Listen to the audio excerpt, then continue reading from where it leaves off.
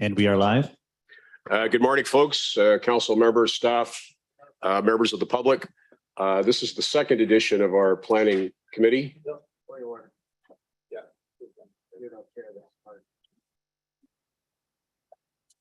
ahead. Yes, thank you very much. Thank you very much. Yes. The mayor will be chairing the statutory hearing. I'll be chairing the rest of the committee meeting. Thank you, Mayor, for putting me off my feed. Yes, no problem. So we have council has decided to begin to hear planning hearings on Thursday mornings, allowing us a more fulsome opportunity for an in-depth discussion by half of the members of council. Our recommendations then go to the full council at the following committee, city council meeting, as we do with some of the other processes that we undertake. Clerk, you have the roll call taken. The roll has been taken. Do any members have a declaration of conflict of interest this morning? I see none. I'm going to ask for a motion to deal with the items that we're going to separate. If I could get a mover and a seconder for that. Thank you, Councillor Carpenter. And thank you, Councillor Sless. Everything that's before us today, with the exception of the minutes, is going to be separated for discussion or delegation. So I'll ask if there are any errors or omissions on the minutes to deal with. And seeing none, we'll go to the vote on the minutes then.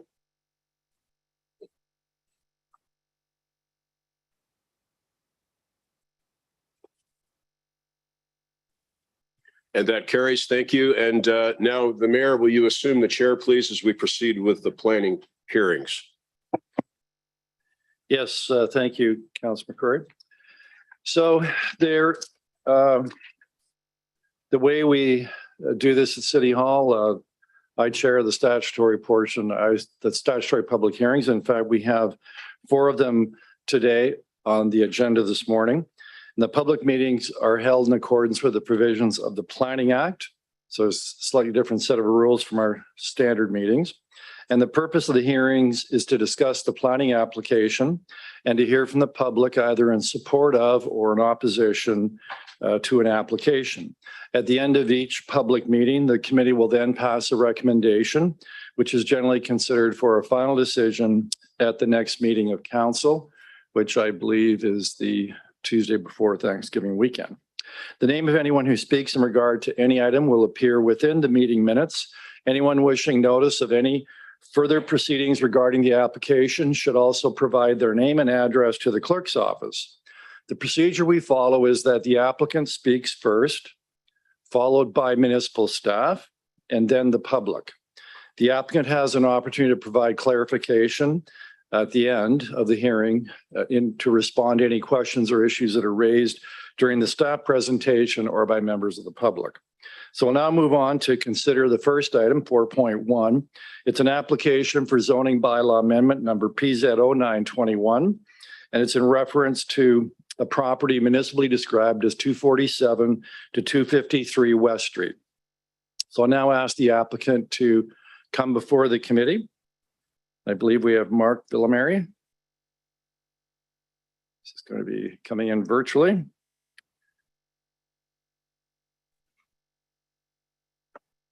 So, Mr. Villamary, if you please identify yourself, who is with you, and then you can proceed to your presentation. Certainly. Thank you very much.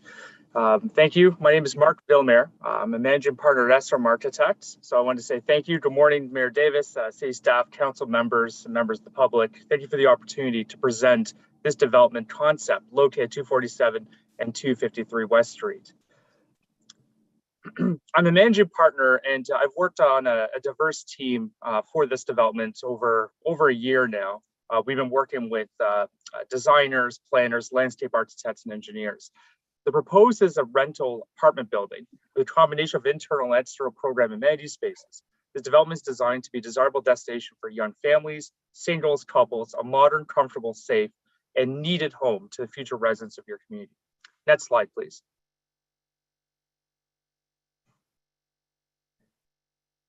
Thank you. Located near mixed-use building nodes and intensification corridor, the proposed development allows a higher density with community that consists of mainly of low-rise residential dwellings and provides a broad range of housing options. Located near multiple parks, a variety of commercial services, public transit stops, and many other amenities, this area is ideal location for a high-rise development, set back from the front facade, flush with the surrounding buildings, consistent street edges maintained, conserving overall appearance of the community. Next slide, please.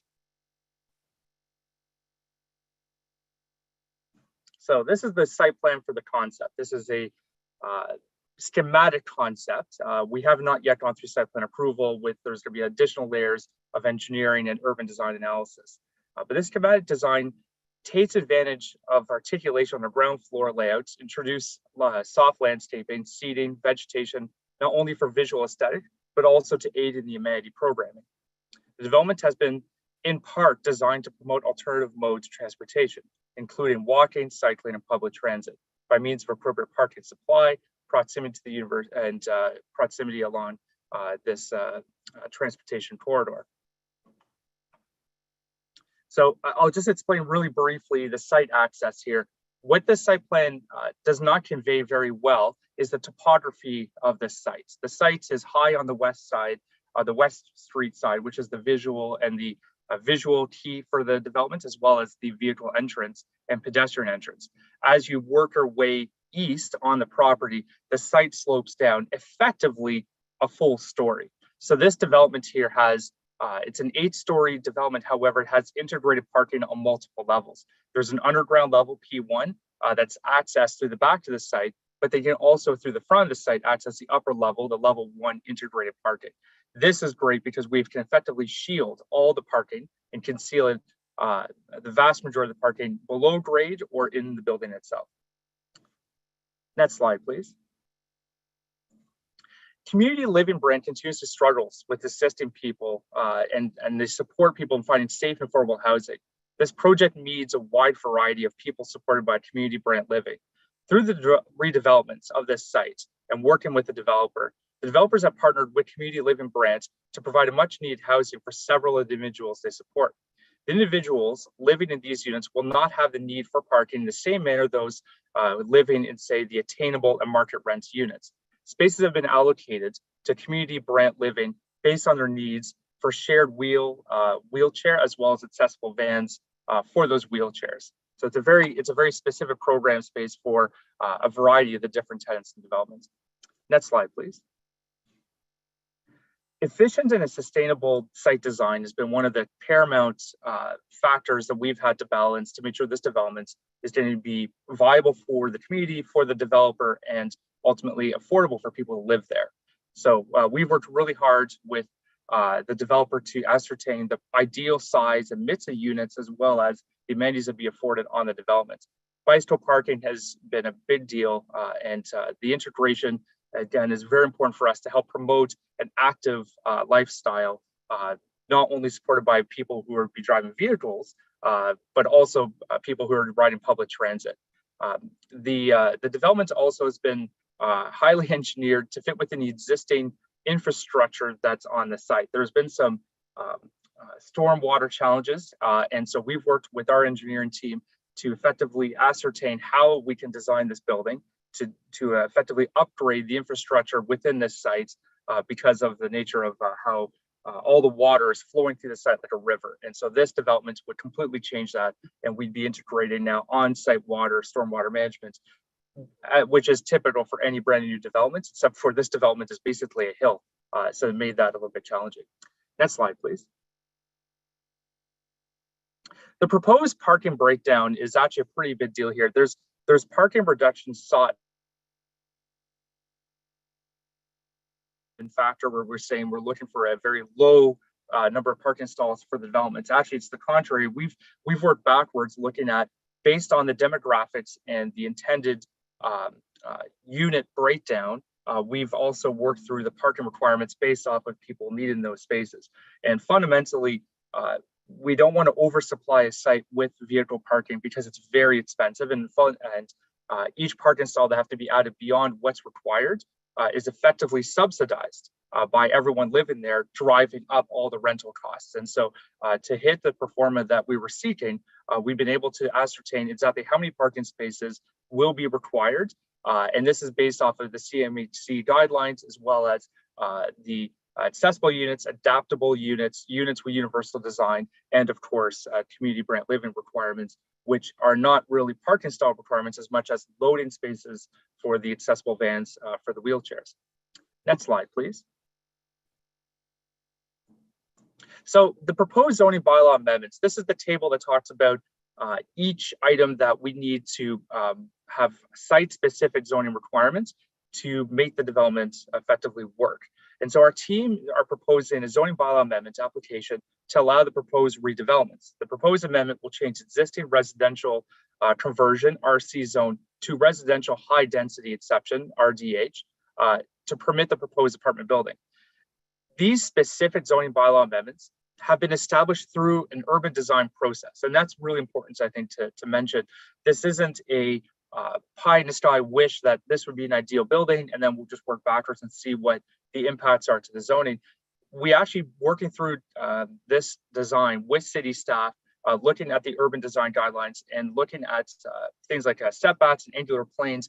That's helped inform this whole design cycle. And so working through design the development from the inside out as well as from the outside in has yielded the development that is viable. And these would be the required proposed amendments to effectively make it work. The sites with its complex topography as well as the atypical geometry of the site, not a rectangle. We've had to be very creative with how we can design the building with a lot of stepping, a lot of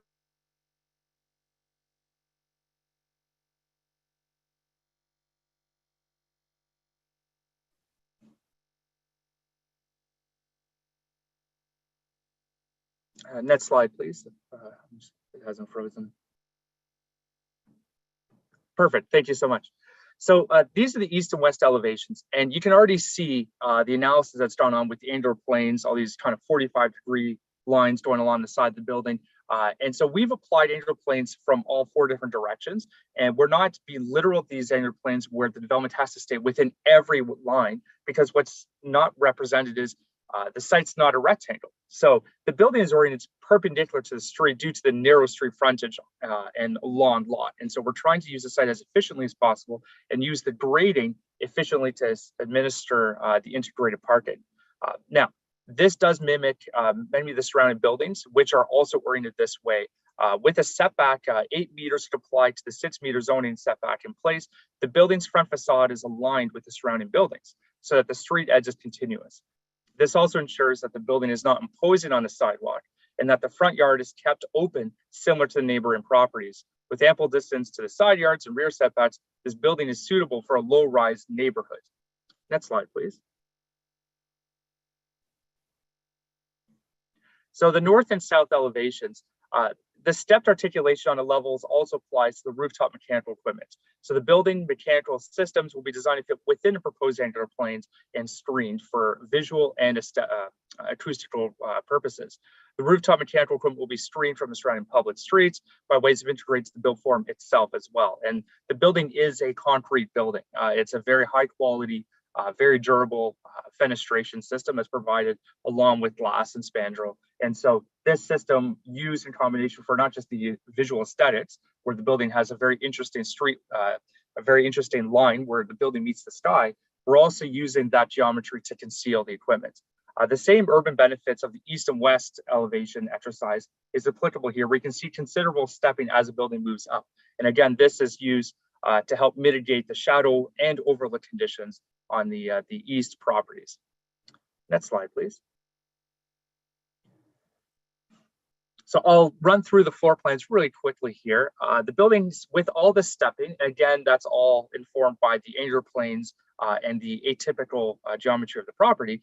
So you have a lot of different shapes of floor plans here. So bear with me here, I'll move quickly. This is a true basement. This basement here is largely used for a combination of amenity, storage, and some general utility and office spaces in the lowest level. The elevators go all the way to the lowest level in the building for storage and for the amenity requirements. Next slide, please. So this is what we're referring to as the parking level P1. And so typically in a lot of developments, a P1 level would be completely below grade. Well, this is only half true. If you were to look at the plan, and if you look at the elevators lobby as well as the stair area, that's pretty much a halfway point through the development where to the left, it's fully below grade, and to the right, it's at grade. And what happens is when you enter the site off West Street, you drive down the property, you have some parking at the back of the site, but you can also drive under the building, and then you have what we refer to as integrated parking. And so this would be the lowest level of parking, accessed at grade, but grade at level P1 because of that, there's so much delta in the elevation from West Street as you work east through the property. Next slide, please. Thank you. So this is what we refer to as the ground level parking. It's also what a lot of people would refer to as the ground floor, the level 1 of the developments. So we had a challenge here where we're trying to integrate as much parking as possible in a development concealed from the streets, but we still need to have a welcoming presence for the pedestrians accessing from whether you're cycling or you're taking public transit. And so you can see the top left corner of the building. This is all glass. This is offices, lobby, the accesses, the elevators, and this would be your principal entrance from a security standpoint to the development if you were not driving a vehicle from a street. If you were driving a vehicle, whether you're at the level P1 or level 1, ground floor here, then you have access to the elevators from inside the parking area. So observing clearly the SEPTED principles, as well as 2 stair boxes. Next slide, please. So this is a typical level residential. And so you'll see it just indicates levels 2 to 3. And that's because as the building goes up, these walls, the building envelope changes. It steps in from almost every direction. And so we've worked really hard to maintain consistent vertical circulation through the development. So your stairs and your elevators all work all nice and straight. And then we have a nice multitude of, variation of units. And that's great because we have a lot of different demographics that are being targeted as end users and effectively neighbors in this development. So this is a typical levels 2 to 3 that consists roughly of 12 units. I say roughly because working through the site plan approval process, some of the exact unit mixes and ratios will be adjusted as we get more detailed engineering on the structural, mechanical, electrical side of things. However, this is I suppose, the most we would ever have. We would never have more than this. If anything, we'd have less or maybe some larger units. But at this time, this seems to meet the requirements from community brand living as well as our developers' own guidelines that they're adhering to on the CMHC front for these rental units. So 12 units on these 2 levels. Next slide, please. So here's an interesting level. So this is level 4. And so this is where there's one of the first big shifts from the base of the developments and the upper levels. And so here now we're down to 10 units. We've reduced the number of units because of the building articulation. There's still units with balconies, and we have terrace opportunities now for the units at this level. Next slide, please. So level 5 is very, very similar, except for now we've gone up 1 story. We don't have the terrace anymore, but now we reintroduced balconies to the units. And so one of the aims are we want to provide not only outdoor amenity and at-grade amenity for this development, but private amenity for the tenants. And so that's done using the balconies. The balconies are also a useful tool from an urban design perspective to ensure that we have a interesting and elegant building, and it's it's just kind to people to give them nice living space. Next slide, please. So level 6, you can see now we have another step again. So the building form now has been further reduced as we're moving up the building. It creates some complexities on the construction side, but it's something that helped inform a really nice quality built form by using the urban design guidelines to get us to this point. And so right now we're down to 5 units on this particular level with a combined outdoor terrace that's directly off of a lobby space in front of the elevators. Next slide, please. And lastly, levels 7 to 8. So these are the same. And so now it's very similar to the level, the plan you saw below, which was level 5 units. Now the big difference is you no longer have that common outdoor terrace opportunity. And now we've introduced again the private balconies to these suites. Next slide, please. The design uses a simple color palette consisting of 3 different patterns and tinted colors. Color blocking on all sides of the building also adds architectural interest, while the base of the building is defined through the use of darker tone precast colors, only broken up by curtain walls located on 3 of the 4 sides. Each elevation includes 3 of the 4 main colors of precast concrete, and have similar aligned windows to the upper levels of the development. The medium and dark tone of the base balances a contrast between the light and dark colors of the upper levels. And so we've spent a lot of time talking about the stepping of the building informed by the inner planes. But beyond that, we also want to use color blocking so that we didn't have a development that looked, say, we want to fight the urge for something like this to look a little bit like a pyramid. And so a lot of ways we can do that is by changing materialities with the stepping, so we can group mass in the way we like to see it. And it yielded a very nice, elegant, contemporary looking building because we want something that's very desirable for people to be proud to live there and want to live there. And we subscribed by the philosophy of the rising tide raises all ships. And we think providing a high quality design only enhances the experience of people living in it and taking pride in where they live. Next slide, please. So this is a shadow study analysis that was conducted. And so what we've done is we did this analysis originally with a more rudimentary built form. And what was interesting was, given the slope of the site, it actually helps mitigate shadows where they're casting. You can see here to the right of the image, depending on the month and day within the image is taken. The analysis has been provided as part of the urban design brief, and that's a certain more documentation there. But what I can say at a high level, the stepping and articulation of the building as we move up, as we reduce the built form, that's mitigated the shadowing at every turn. And so we've effectively aligned ourselves with a skinny shadow that moves fairly quickly through neighboring properties. And it wasn't too much of a challenge to make this work, given the fact that the development is an 8-story development, but the site has a lot of slope and fall to it, which actually helped in our situation.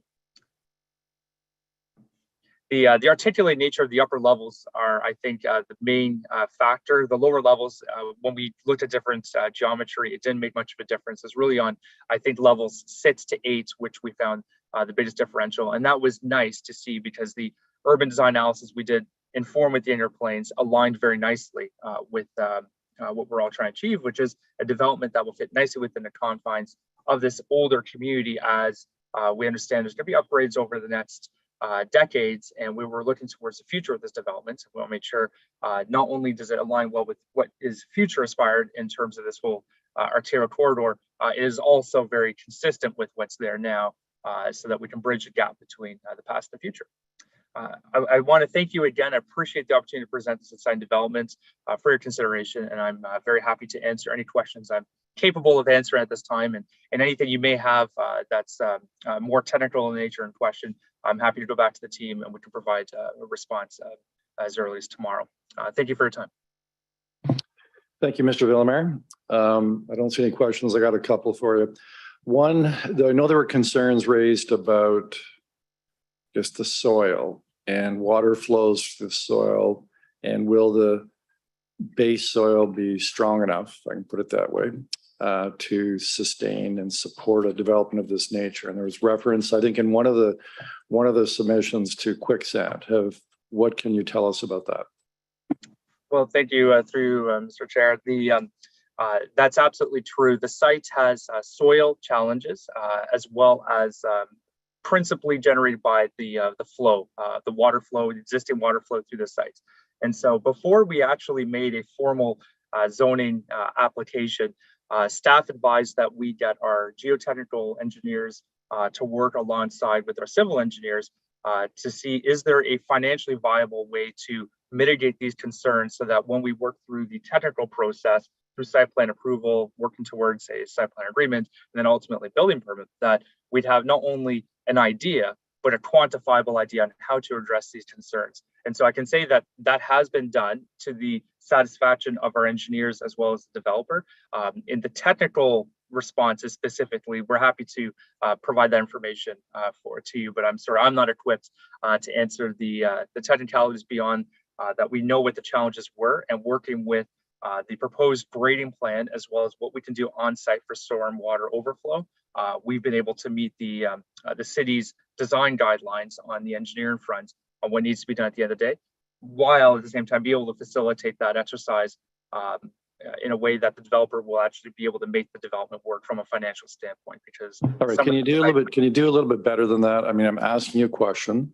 I'd like to know just generally what the concept is to deal with that issue. And you're telling me that we've got it, but I'd like to know, can you give me an overview? I don't need the detailed technical engineering specifications, but just generally, how are you going to deal with that? Certainly. So I apologize. It's simply not my expertise to get into that detail. I assure you we can get our engineers to provide a summary of their brief and their report where they effectively been able to address the concerns. It has to do with what we've been able to do for overflow water capturing on the rooftop terraces of the building, wherever we have roof, we can do flow control, as well as the opportunity to introduce below grade water storage so that the seepage or the rate of flow leaving the site is what the system, the infrastructure of the city has that can support that. And so that, I apologize, I simply can't explain a little bit more succinctly because I simply don't understand it as detailed as our engineers, but I can provide that a summary this afternoon if that helps. Well, Mark, it comes to council before council about a week and a half. So if we could have that information before then, I'd appreciate it. I don't need an answer as if I'm an engineer. I just need an answer as if a layman to understand how you're going to engineer that problem.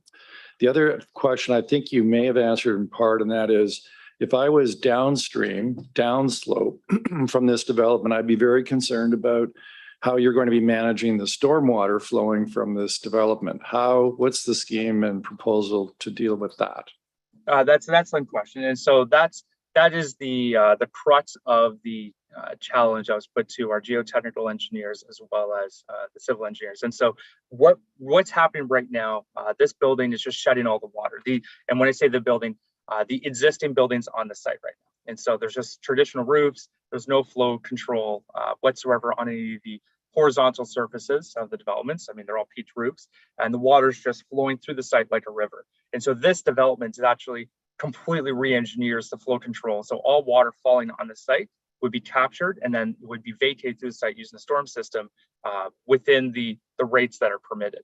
And so that is part and parcel with the summary that we can provide to you, saying this development upgrades the existing issues to the existing guidelines if it was just a flat site. It's a challenging site, so it just puts more pressure on the engineering team and the developer to spend disproportionately more money to address these concerns.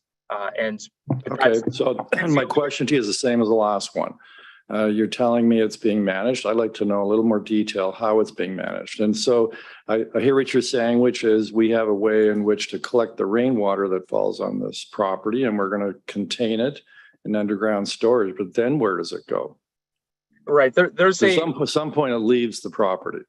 That's right. And it's all about the infiltration rates. And so we've been able, through on-site mitigation, reduce infiltration rate. Well, right now the infiltration rate is, I don't even know what it is. It's just leaving the site. It's just a river. And so now that is completely stopped through new grading as well as capturing water on site. But again, we can, I suppose, if you understand it well enough, you can explain it in simple terms, and clearly I can't explain it in simple terms. So I'll make sure that our engineers provide that summary before it goes to your council. So what's the concept? You said infiltration. Are you then trying to return the water down into the groundwater or subsurface water? No, the water is kept on site. And so what happens is during a storm event where there's a high volume of water, all of a sudden that's captured on site. So then when it leaves the site through the storm systems that we're allowed to tie into, the rate that it's leaving a site is what the adjacent infrastructure can handle. And so we're effectively buying time by dealing with the water on site, so that it's all about, it's not so much a question of volume as much as it is a rate of that volume. And so we reduce and we slow down that rate sufficiently so that when it leaves the site, it's within design guidelines for the engineering department. Yeah. So what is that existing stormwater system? On site existing, there's nothing on site. And so what's proposed is going to be temporary stormwater galleries on rooftop terraces, as well as any flat roof where we do flow control, where we can hold up to 150 mils of height of water. And then that's slowly let through the building and leaves the site, as well as below grade systems where we're dealing with that. And those Well, are Mark, the details. that's what I want to know. How's it leaving the site and where's it going? Sure. And now I'll provide you that summary. Again, I'm sorry, that ties exactly into my a blank spot I have on my knowledge base, exactly on the engineering of the project. Yes, Councillor McCurry. Mayor, thank you. Welcome, Mark. When you say an attainable unit, you mean an affordable unit? Is that your lingo? That is in simple terms, that is correct. And I have to say that because the term affordable is defined differently in different municipalities. And so the term that is referenced as attainable, because if we use the term affordable, we are then prescribed to a very specific definition of affordable, which varies. Okay, so it's a 70% of market. Yes, that's correct. Okay, thank you. That's correct. You made an interesting comment that you indicated that adding additional parking spaces would drive up the monthly rents. Could you indicate what the cost of a parking space is and what the rent increase becomes over the life of the building? That's a wonderful question, Councillor. I don't know. It's a difficult question. Yes, it's a very difficult question. I can say we know from a construction cost perspective for parking stalls, when they were integrated into the development, were used to be about $30,000 to $40,000. Now we're being told it's closer to $80,000 to $90,000 per parking space. What the result is on a month to month, I couldn't tell you. I'm sorry, that's not my. I don't have that information, but I do know a lot of developments there's a lot of concern around with a lot of developments where they're oversupplying parking, and it's putting a lot of the burden on the actual end user of developments. Now, who's concerned about that, Mark? Are you talking about developers? That's correct. The developer's concerned that if they provide too much parking, what they end up having to in turn charge for rent is missing the mark on what people are willing to pay for to live in. Sure. Now, these are all going to be rental units forever? That is my understanding. That is correct. Yes, it's this developer. They just build and they hold on to their units. So is there going to be a dedicated spot on the site for? I presume that the community living folks will have a van on the site to accommodate everybody. Absolutely, that's correct. Yes. Yeah, so it'll live on the site. That's right. Oh, in terms of live, I don't know if it live. I don't know the operation standards of that, but we've certainly designed our spaces dedicated for those vans only. Yeah, okay. Now, you also indicated that two of the buildings, well, there are only two buildings being demolished, I believe. You said they're both on the heritage inventory. When you said the heritage inventory, did you mean our listing? That's correct. They've been listed. They're listed properties. That's correct, not designated. And so our heritage planners, PHC, they've done their analysis and recommendations that they don't believe that those buildings meet the threshold required for designation.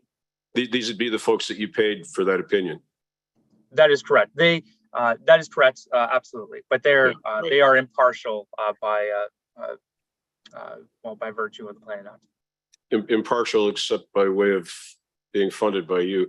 Now, Mark, could you also tell me what your anticipated demographic of your tenants is going to be, aside from the community living folks? That's probably a better question for our developer to answer. What I've been told is they're not necessarily looking for it's not a student market, and it's not necessarily anything beyond just what the markets will want. And so whether that's young professionals or empty nesters, I can say the units are designed very non-focused, so that there's a wide range of people. So aside from the community living space, do you have accessible units? Absolutely, yes. The building code requires accessible units, but we are actually going above that for CMHC guidelines. Okay.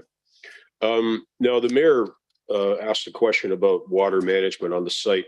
Could you remind me what those underground devices are called to store the water and filter out the granular?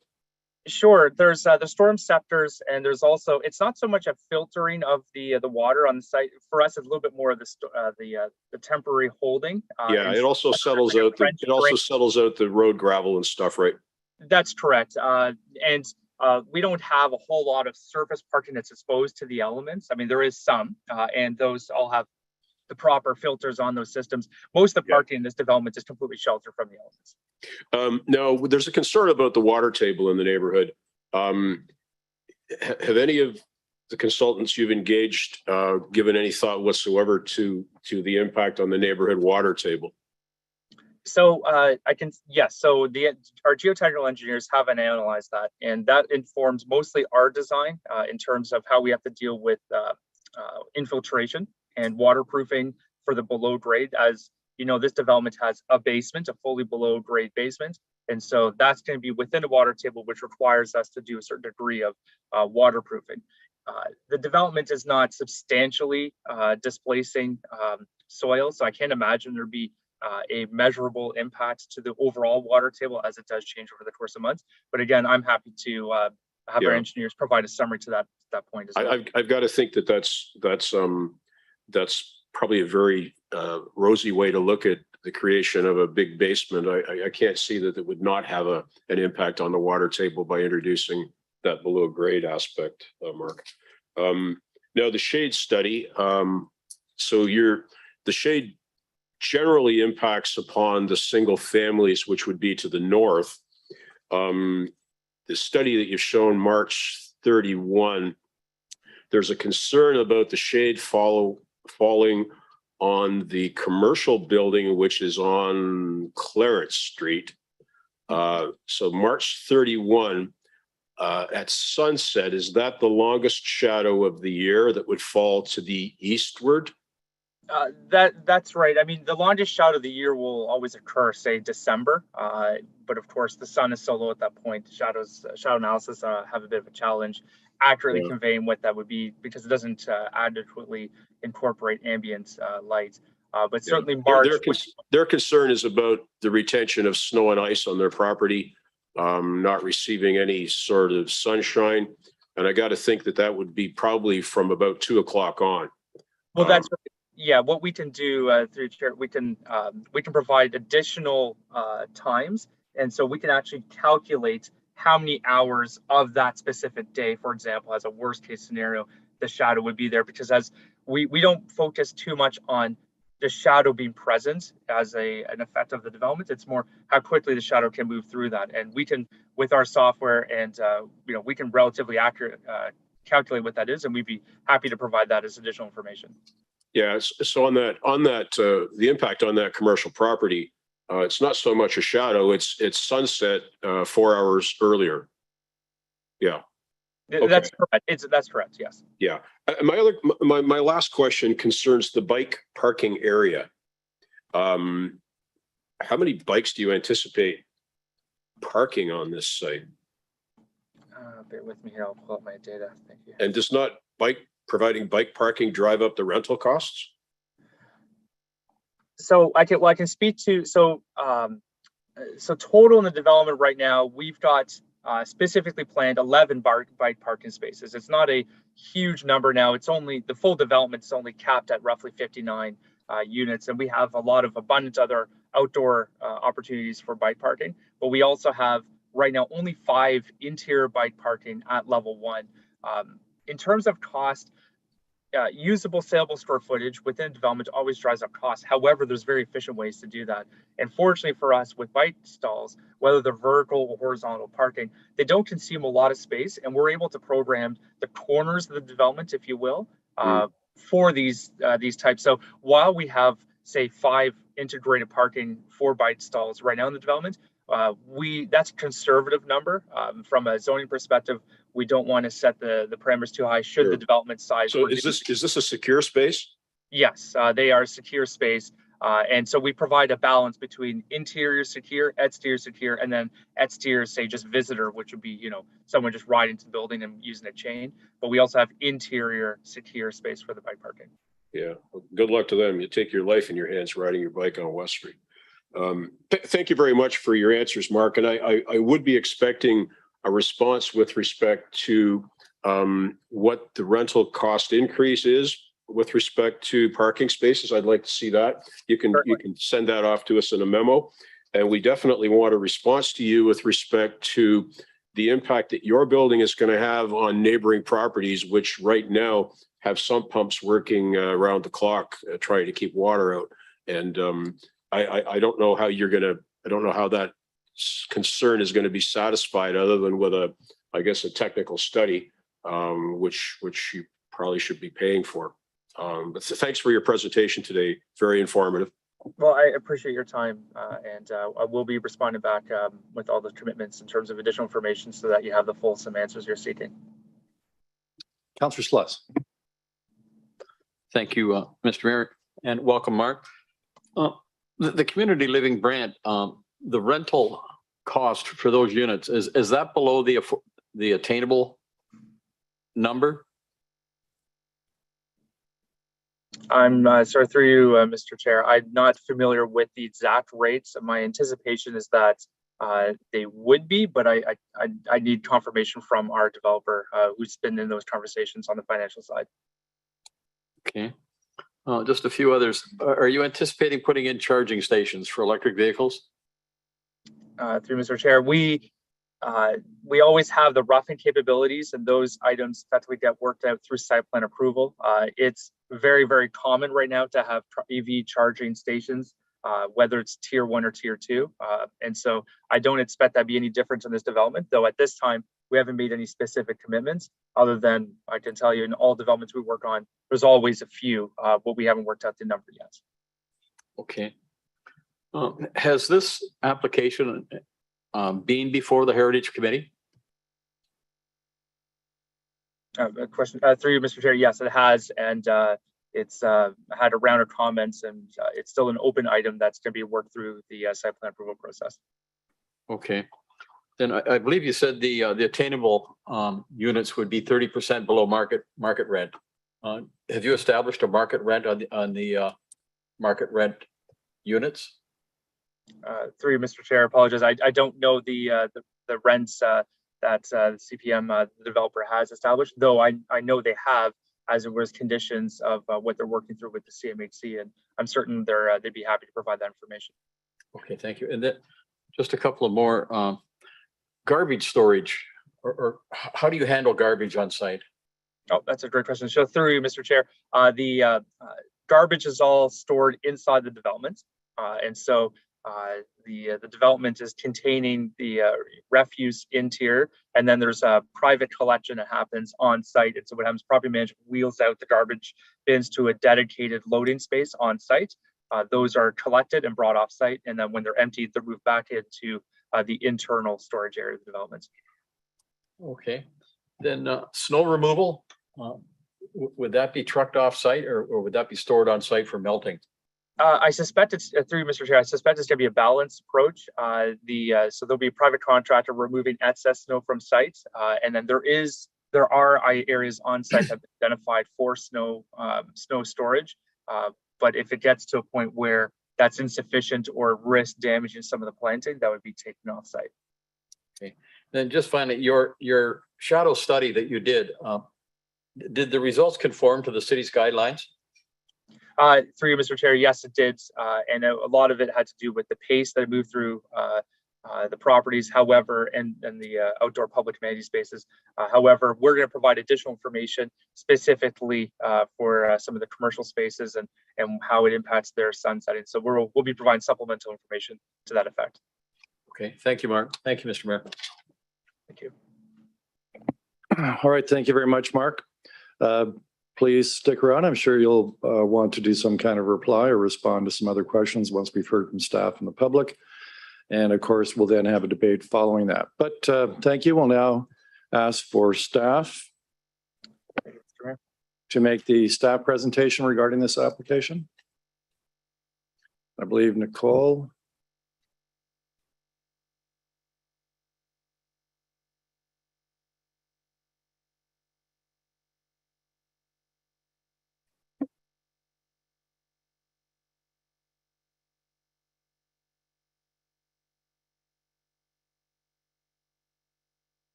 Good morning, and through you, Chair. An application has been received for the lands municipally known as 247, 253 West Street.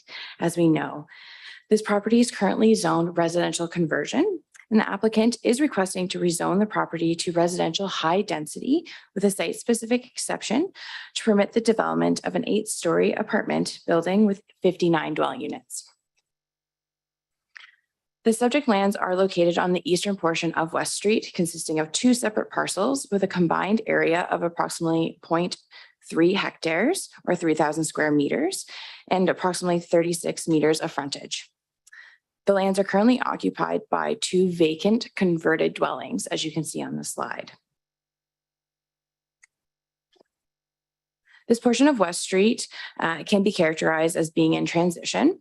It is comprised of a variety of residential, commercial, and some institutional uses of various scales and sizes, including an apartment building of a similar height to what is being proposed just across the street.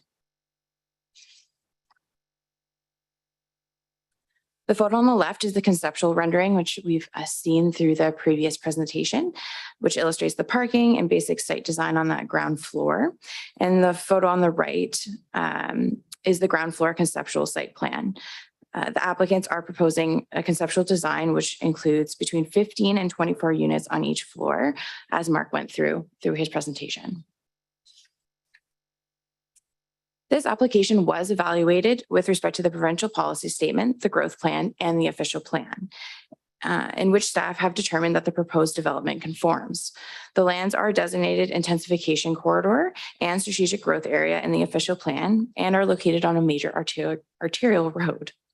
The intensification corridor is intended to function as the connective spine of the city, and it supports a variety of uses, including retail and service commercial uses, office uses, hotels, and of course, residential uses in mid and high-rise forms. In this case, the proposed would fall within that high-rise residential form. So as mentioned, we are looking today at the proposal to go from the residential conversion zone to a high-density residential zone. And to evaluate that, staff reviewed various aspects of the project, which is outlined further in section 9.3 of the report. But important aspects I'll go through now. So a virtual neighborhood was held in regards to this project in September of 2021, and 6 members of the public attended. Written comments were also provided, including comments submitted to the city yesterday, which you all should have received. As well as a circulation of notices was provided to all houses within 120 meters, or structures, I should say, within 120 meters of the subject lands. From the neighborhood meeting discussions, as well as those written comments that have been received, 3 main themes emerged: parking and traffic, landscaping and the natural environment, and compatibility in urban design. Members of the public have expressed some concerns regarding parking and traffic. As a part of the complete application, the applicants did submit a transportation impact study. The report indicates that West Street can accommodate the traffic generated by the proposed development, that the proposed apartment buildings should not cause any operational issues to the roadway, and no road improvements would be required as a result of the development. Transportation staff have reviewed the report and have indicated that they have no concerns with the trip generation associated with the proposed development. In regards to parking, the applicants are requesting an overall parking rate of 0.966 as identified by Mark, resulting in 57 parking spaces. The proposed ratio is a result of the type of housing tenure, which he went into in more depth, as well as the dedicated units, which will be utilized by Community Living Brand. The subject lands are situated within close walking distance to multiple bus stops, including those with access to VIA as well as GO. In terms of active transportation, there are sidewalks existing on both sides of West Street. The site can also benefit from section 7.1P of the official plan, which identifies that the city may consider adjustments to parking requirements for specific housing types, including affordable or assisted housing, retirement homes, and communal and/or special needs housing, where the city is satisfied that adequate parking can be provided or where sufficient transit exists to serve the residents, employees, and visitors. While only a component of the proposed building is proposed to provide accommodations within the community living portfolio, the subject lands are in close proximity to public transportation routes, and parking needs have been confirmed with community living by the applicant as well. Members of the public during the neighborhood meeting also expressed concerns about the natural environment associated with the property, including the removal of trees and impacts on local urban wildlife. Within the submission, the applicant provided an existing trees plan, which identified 19 trees which will be removed. They also submitted with the application a landscape plan, which identifies 62 trees, over 170 shrubs, and over 100 units of perennials and ground cover, which are proposed to be planted, of course, still in its conceptual design. In addition to what's already been submitted, of course, through the site plan process, that would be further confirmed. Another theme which has emerged through the comments as well as through our typical review is always looking to address compatibility in urban design. An urban design brief was submitted to the city to address the compatibility and design of the site. The brief identifies that the proposed development has been conceptualized to be compatible with surrounding neighborhoods through the built form, which was updated from the original design, which was initially proposed, which is intended to be set back from the road to mimic the existing streetscapes. And the design also now includes step backs, as Mark described, to reduce the impacts on the streetscape and surrounding area. These step backs are intended to reduce shadowing impacts from the building on the streetscape and the surrounding properties, while also creating some visual interest, which he went into more depth about. For this development, it is important to keep in mind that the transition in which the official plan sets out for this corridor. The area is designated as an intensification corridor and is specifically identified through the city's urban design manual as well as an area where mid and high-rise residential buildings are envisioned, along with other intensified uses. As I mentioned at the onset of my presentation, the area is in transition, and this proposal is one of the first in the area intentionally proposed to match that new vision set out in the official plan. The subject lands are currently underutilized, which provides a valuable opportunity for infill residential intensification development. It is staff's opinion that the proposed development is compatible and consistent with the surrounding land uses and the neighborhood context. Another development consideration for the site was specific to cultural heritage and specifically the existing structures located at 247 and 253 West Street. Both structures have been considered for the city's heritage register.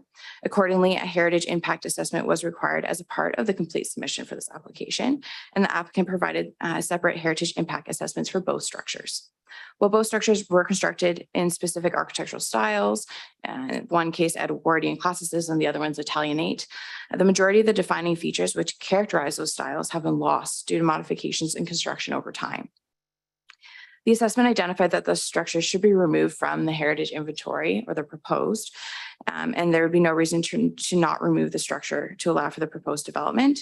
Planning staff accept the evaluation made in the assessments and are in support of making way for the proposed new residential building.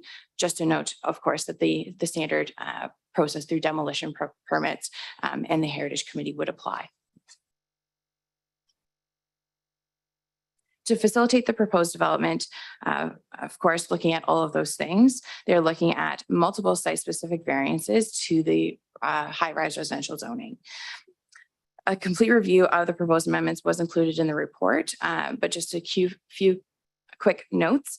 The applicant is requesting an amendment to the required minimum interior side yard and front yard. Rear yard, excuse me. The subject lands are atypical in shape and configuration, resulting in various distances along all of the yards, including that rear. The proposed reductions recognize the shortest distance along the property lines where the proposed structure would be closest. However, the setback for the majority of the building would be larger in distance. The proposed yards still provide sufficient space to include amenity space, access to the parking area, and landscape open space to the rear. Further, as it relates to shadowing and sun exposure concerns in relation to the surrounding buildings, the proposed buildings have incorporated those step backs at the 3rd and 5th floors to reduce the impact of the building on the streetscape and to limit the shadowing created by the building. The applicant is also requesting a reduction in the required front yard landscape open space. It should be noted that the submitted conceptual design includes the full landscaped open space for the overall site. It's just in the proposed design that there isn't sufficient space in the front yard specifically. Staff are of the opinion that the proposed design can still provide an appropriate amount of landscape space in combination with that overall landscaping plan. And that the impact would be minimal and can be monitored again through that site plan process. In regards to parking, the applicants are requesting an overall parking rate of 0.966, resulting in 57 parking spaces, as previously discussed. And staff are also proposing 2 specific provisions to assist with the appropriate development of this site. So one is the inclusion of a maximum height, and the second is a holding provision. So the maximum height in the RHD zone is 12 stories. The applicant is proposing 8, and we're proposing to include a provision to hold that 8. And the intent would be to ensure that obviously shadowing can be a concern at that kind of height. And we want to ensure that a shadow analysis would be provided for any future redevelopment or reincarnation of this conceptual design. Additionally, the holding is to address the required modeling that is still standing for the site for future servicing, as was discussed by the committee. So the intention would be that the holding would be placed on the site until a site plan was provided to the city, along with all the servicing issues, financial and otherwise, being addressed. We did provide a land calculation, and the proposed development will consume less land to achieve the safe number of units as opposed to a single detached dwelling, I think to no surprise. Planning staff support the application to rezone the property from a residential conversion zone to a site-specific residential high density with a holding, and recommend that this application be approved. The proposed 8-story residential development is considered to be consistent and compatible with the surrounding development and will facilitate the development of residential housing, which will assist in meeting the minimum intensification and density targets in the growth plan. As previously noted, the application was evaluated with respect to the PPS, the growth plan, and the official plan, in which staff have determined that the proposed development conforms. That concludes my presentation, and I'm happy to answer any questions. Councillor Sluss. Thank you, Mr. Mayor. Just one regarding landscaping. Do we have the ability to insist on native species and pollinator-friendly landscaping? Through the chair. So through the site plan process, we do have a list in our urban design manual, I believe in the site plan manual, of encouraged species, which are those native species. And through that process, in our review with our landscape reviewer, we would be looking at promoting those exactly. I think you said suggesting and promoting. Do we have the ability to dictate? Through the process, yes, we could require that. Thank you. Councillor McCurry. Thank you, Nicole. With respect to the heritage, cultural heritage aspects, primarily regarding the Italianate building, could you tell me when that report was given to the Brantford Heritage Committee? The HIA, just to clarify. Yes. Let me just confirm my notes. Sure.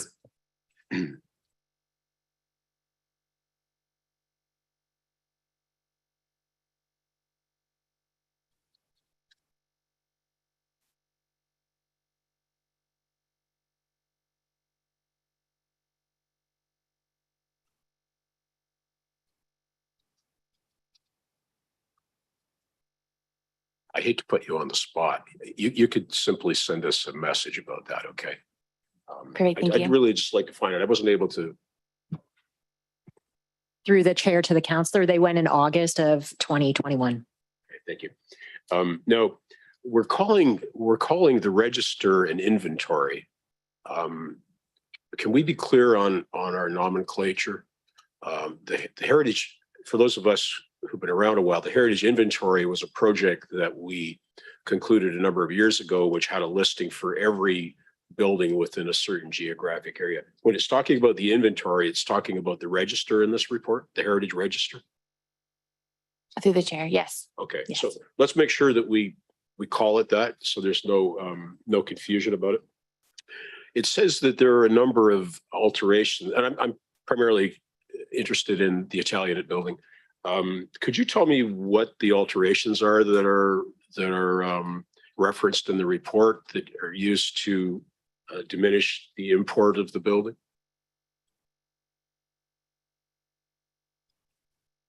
Some of the windows have been sealed up. That's a quick fix. The brackets have probably been removed from beneath the overhang, which again is a quick fix and wouldn't prejudice its designation. But I'm just wondering what the decision point was with respect to a significant change in the building. Through the chair, so through the HIA did identify that a lot of the interior configurations were altered from the original kind of standard design within an Italian 8. And as you mentioned, the bracketing and things on the exterior had been removed. And just the additions, I think, on the rear and sides as well. And I can provide a couple more of the elements in just a second. And as we all know, the heritage aspects of a building are not at all concerned with interior, and that the Mayor, are you having a spasm? Oh, okay. Thank you. Thank you. Yes, thank you. Thank you. I sympathize with you. Yes. And of course, the addition of rear additions is neither here nor there with respect to the heritage and part of the building as well.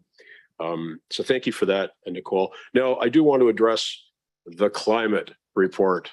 And God bless us for having a climate report on everything we do now since we've declared a climate emergency. So in the report, it references the mayor's favorite bugaboo, which is the mathematics about how much land would be consumed if, in fact, we were trying to house people in single family dwellings, which has nothing to do with the report before us, of course. But I don't see any reference to the addition of parking, impermeable parking, and what that impact is on climate. I don't see any reference to the removal of trees and the resulting loss of air exchange. And I know I know you guys go to another department to get the climate info, but I think we gild the lily somewhat with respect to talking about. Councilor McCreary, we're at the question stage part of a statutory hearing, not the argument. Would you please come to the question? Thank you. Mayor, I frame it in the form of a question by raising my voice at the end. No, you're making a statement. Would you please move along and ask your question? Yes, I will. Could we in fact get some commentary with respect to the other climate issues on the site and look at the pluses and the minuses?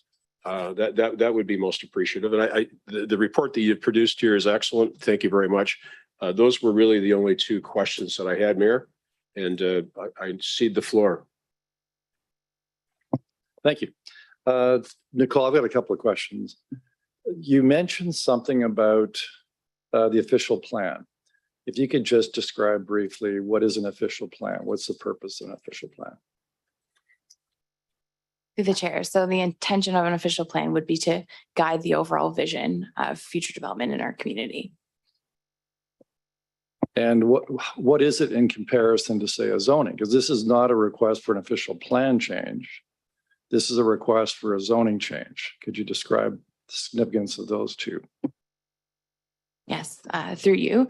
So the official plan provides the overall conceptual, where the zoning provides the specifics. So the specific provisions, getting more into the numerical values and kind of the typically more of the specific uses and even kind of the specifications on the overall form.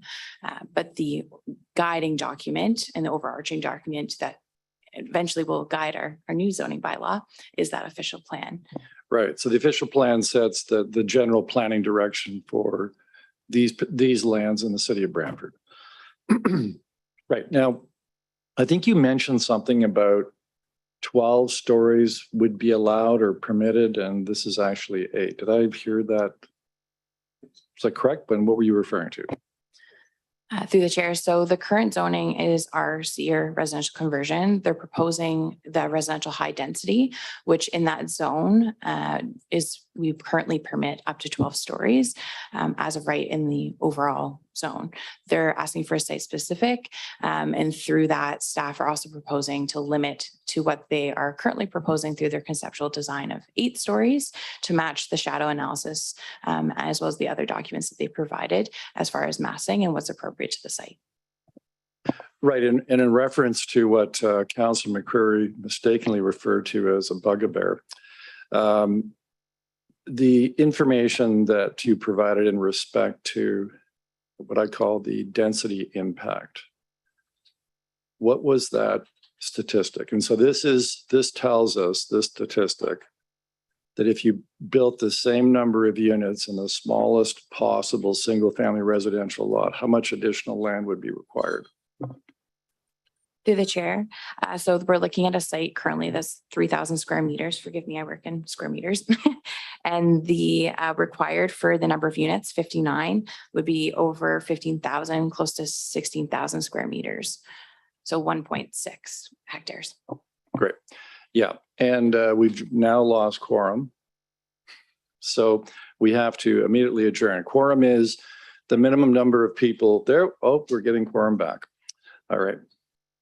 Councillor Carpenter, go ahead. Thank you, Mr. Mayor. Was there a hydrological study done on this property for the water flow? Through the chair, I believe so.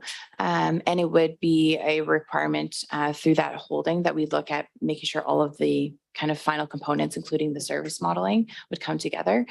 And Gary Peaver, the manager of development engineering, is also here to support the answer. Through the chair to you, Councillor Carpenter, Gary Peaver, manager of development engineering. Yes, there was a hydrological study provided in a brief. However, there are still outstanding comments on that report. And to Nicole's point, that's why a holding for servicing is still on that property. So what we'd be looking for, so that increase in that study, the other questions that you're saying we're looking for, we would ensure that this would not create a water problem on neighboring property by raising the water table, for example, by the open space that's in the ground. Through the chair to you, Councillor Carpenter, that is correct. Okay, and on the zoning matter, the official plan, is this an intensification corridor? Through the chair, yes. So the plan all the way along here is high-rise development all the way up this corridor. Through the chair, yes, In the some form of official plan. intensification. Yeah. Okay, now when we finish our official plan policies, would that include making those changes to the actual land use so that then you wouldn't have to see zoning applications? Through the chair, so through the ongoing update to the zoning bylaw, we would likely see that the zoning would be changed or altered in this case to mirror what has been proposed through the official plan. Something similar probably to what we would see with a high density residential. Yes. So this time next year, if the plan, if all the policies are updated to match the official plan, that whole area would be intensification corridor and wouldn't need zoning applications because they'd be already as part of the official plan. Is that how I'm hearing that? Through the chair, in some fashion, yes. All right, thank you. Thank you very much, Nicole. Oh, sorry, Councillor Sluts. Thank you, Mr. Mayor. I think I heard conflicting things, and I'd just like to clarify it in my own mind. I think you indicated that because these 2 properties that are going to be removed were on the Heritage Registry, there had to be a heritage impact study done. Is that correct? Through the chair, so to provide clarification, I believe one was identified to potentially have heritage interest, and the other, which I believe is the Italianate, has been proposed to be put on the register.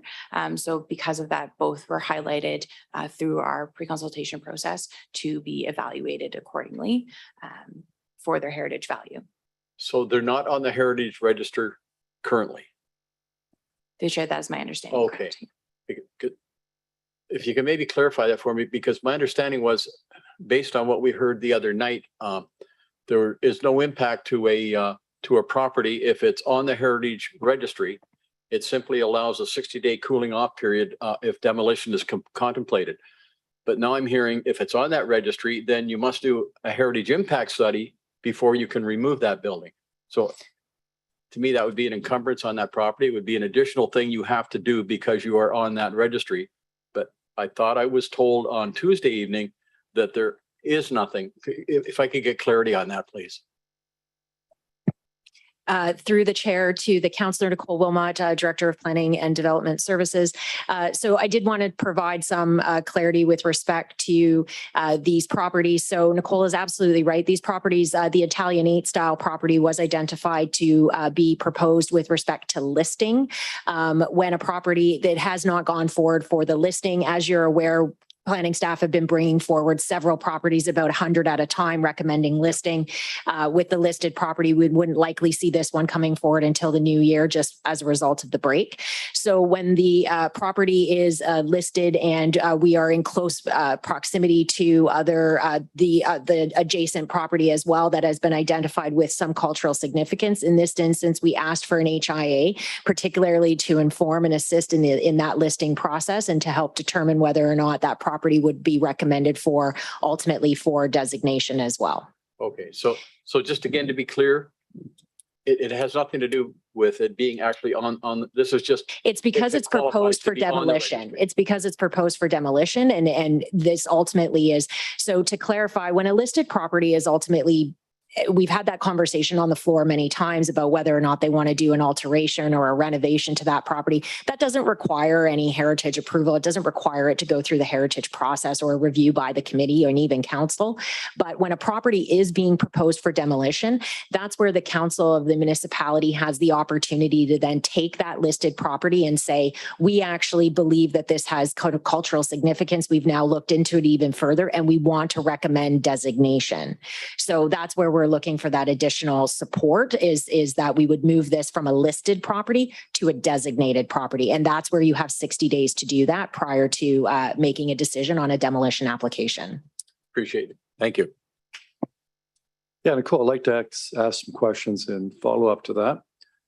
So if this property was not on the registered list, would you be asking for this report? The property has been recommended for the listing. Previously, I'm giving you a hypothetical. Assume it wasn't recommended for anything. So what would you be asking for the same report that you're asking? if there was no heritage aspects or elements identified, then no, we wouldn't be asking for an HIA. However, the property is still subject to demolition control provisions as it is the loss of housing stock, the potential loss of housing stock, and it is within the demolition control area. Right. And if one were asking for a demolition permit and was not on the list, then you wouldn't be asking for the heritage impact study. Correct. Okay. Any other questions then? Seeing none. Thank you very much, Nicole.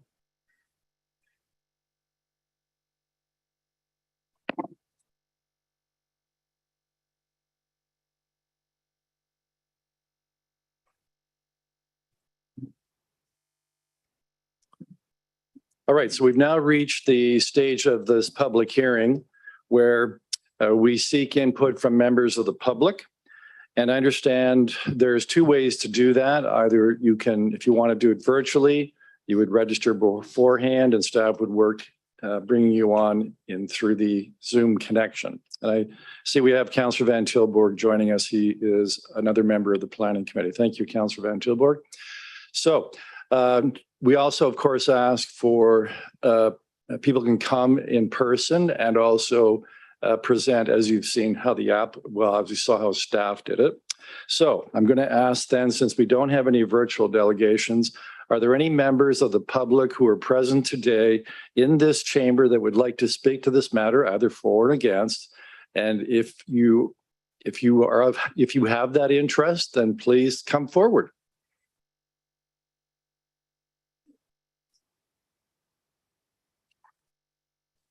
So what you do is you come forward to the delegate B there, that's right. And then when you're prepared to speak, you just push, and you can sit or stand as you like. And so what I'd ask you to do, a couple of things, okay? You push the button there and you'll see the red light come on. There you go. And so you have to tell us your name and your address. Okay, my name's Jenny Hill. I live at 241. 241 West Street. Obviously, this is an emotional issue for me as well, not just something about planning. I previously, honorable council members, I just like to say, I previously submitted a letter for you to read on September the 15th of 2021, when I first found out about the proposed building.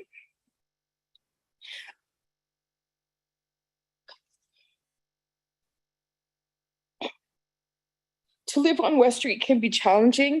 We live close to a busy intersection. My front door is a mere 19 feet away from the edge of one of 4 traffic lanes, which are rightly labeled high density. I've lived here for 16 years and we've seen a definite increase of traffic and duration of daily traffic. Our street typically sees steady, constant traffic from 6 a.m. to 10 p.m. The flow of traffic will undoubtedly continue to increase in coming years. The sounds can be described as roaring engines, some as rattling trailers. Traffic volumes does decrease substantially overnight, yet is such that we must keep our bedroom windows closed at night as the sounds of cars, trucks, motorcycles persist 24 hours a day. Many sounds can still not be blocked by the new or double pane windows. Combined with the excessive speeds of some vehicles, particularly at night, my bedroom shakes when large trucks and trailers are driven past the house. Vibration felt from the passing trains are more subtle. I would like to comment about the city planning lady saying that our street can accommodate these volumes. I would like to disagree that when these trucks and trailers hit these pits in the street, of which I know I have at least 2 right in front of my house, it impacts the vibrations felt on my house. And I see that the West Street itself is also needing some smoother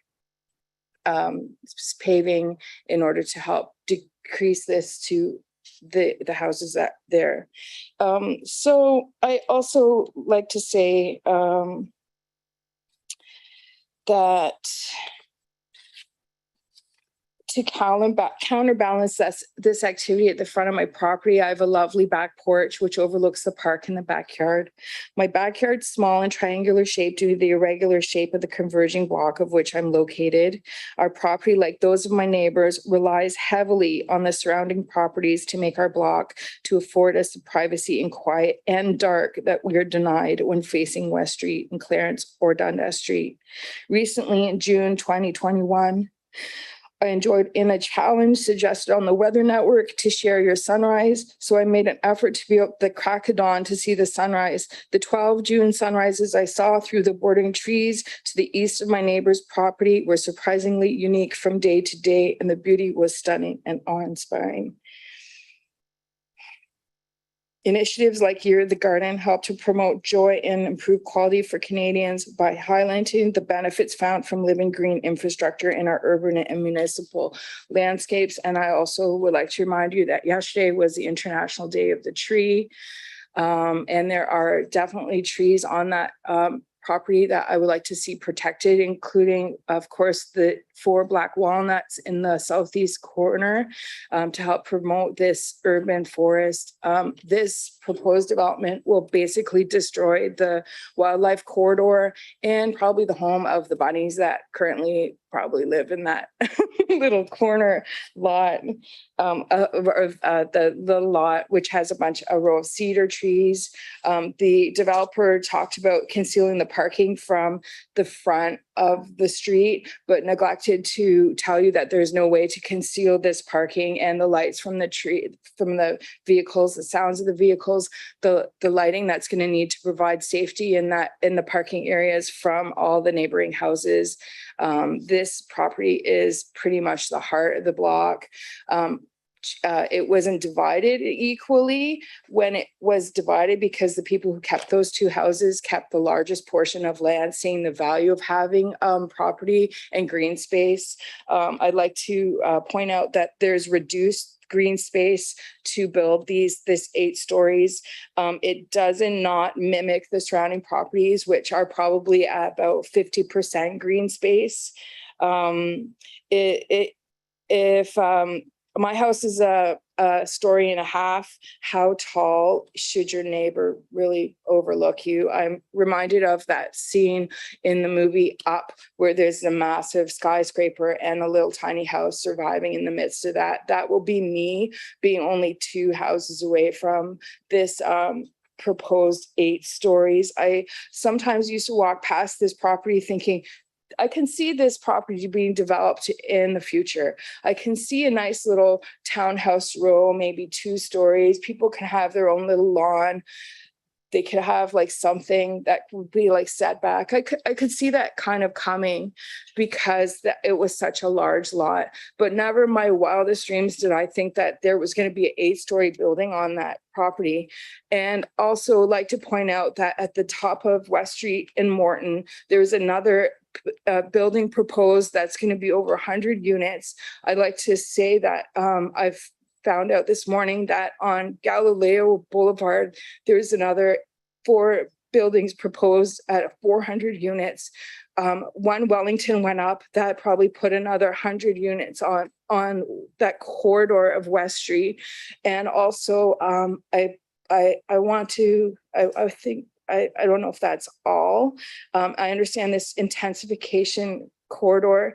I'd invite you to come and sit on my front porch, to come to Greenwood Park at different times of the day to see how that need for green space and that need to perhaps really look at how traffic is going to be affected in the coming years. 10 more years with 500 more units going up and down that stretch of a kilometer is gonna completely, like, you want to talk about a corridor for traffic. It's already a nightmare some days when it on those busy days. It sometimes takes me 5 minutes to get out of my driveway on those really busy days. Of course, it's when you're trying to hurry to get the kids off to school on time.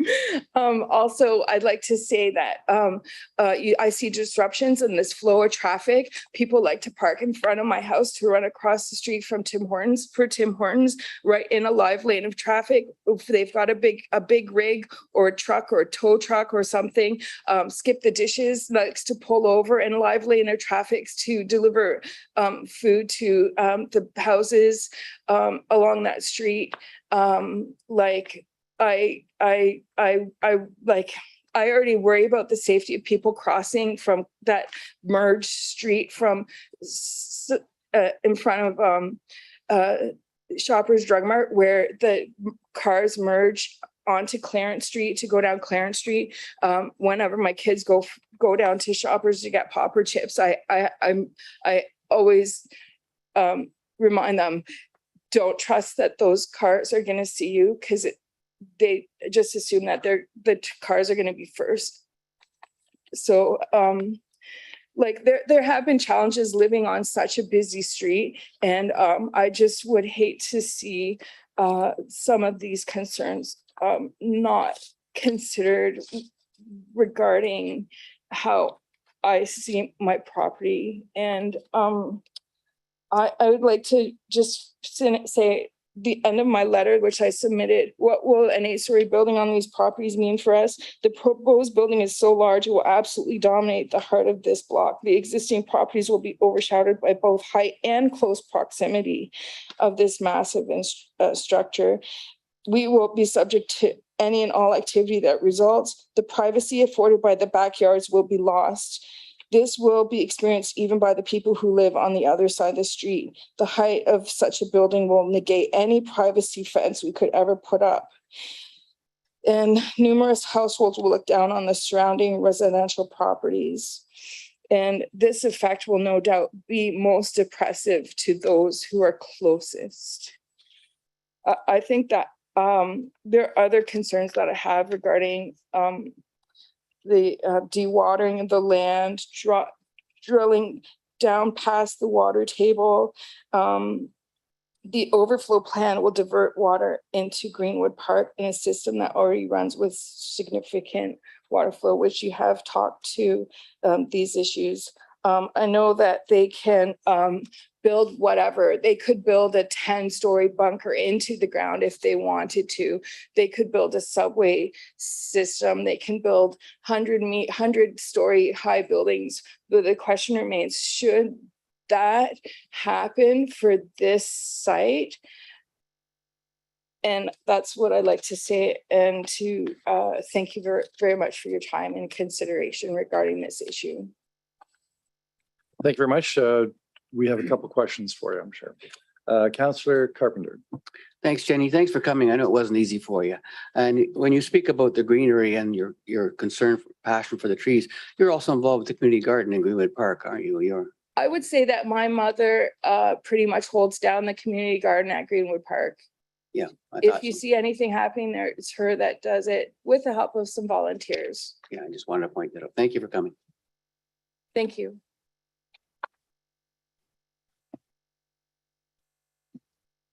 Yes, thank you, Jenny. I realize that was hard to do, but I think you did a great job. I had a question. So, oh, sorry, Councillor Van Tilburg. Sorry, It's Jenny, do okay. you mind coming Nope. back up? Thank you. Thank you very much. Go ahead, Councillor Van Tilburg. Hi. Thank you for your presentation. Can you tell me how big the apartment building across the road from you is? How many floors? It is, I believe, 7 stories high. I'd like to point out that it has a much larger land area and is also supported by the green space of the park, which is actually a dump covered over. That's why they can't build there. And I did go and check out how their building compares to ours. Exactly.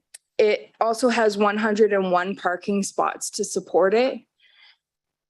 I believe if I counted right, it's 7 stories tall, including the ground floor.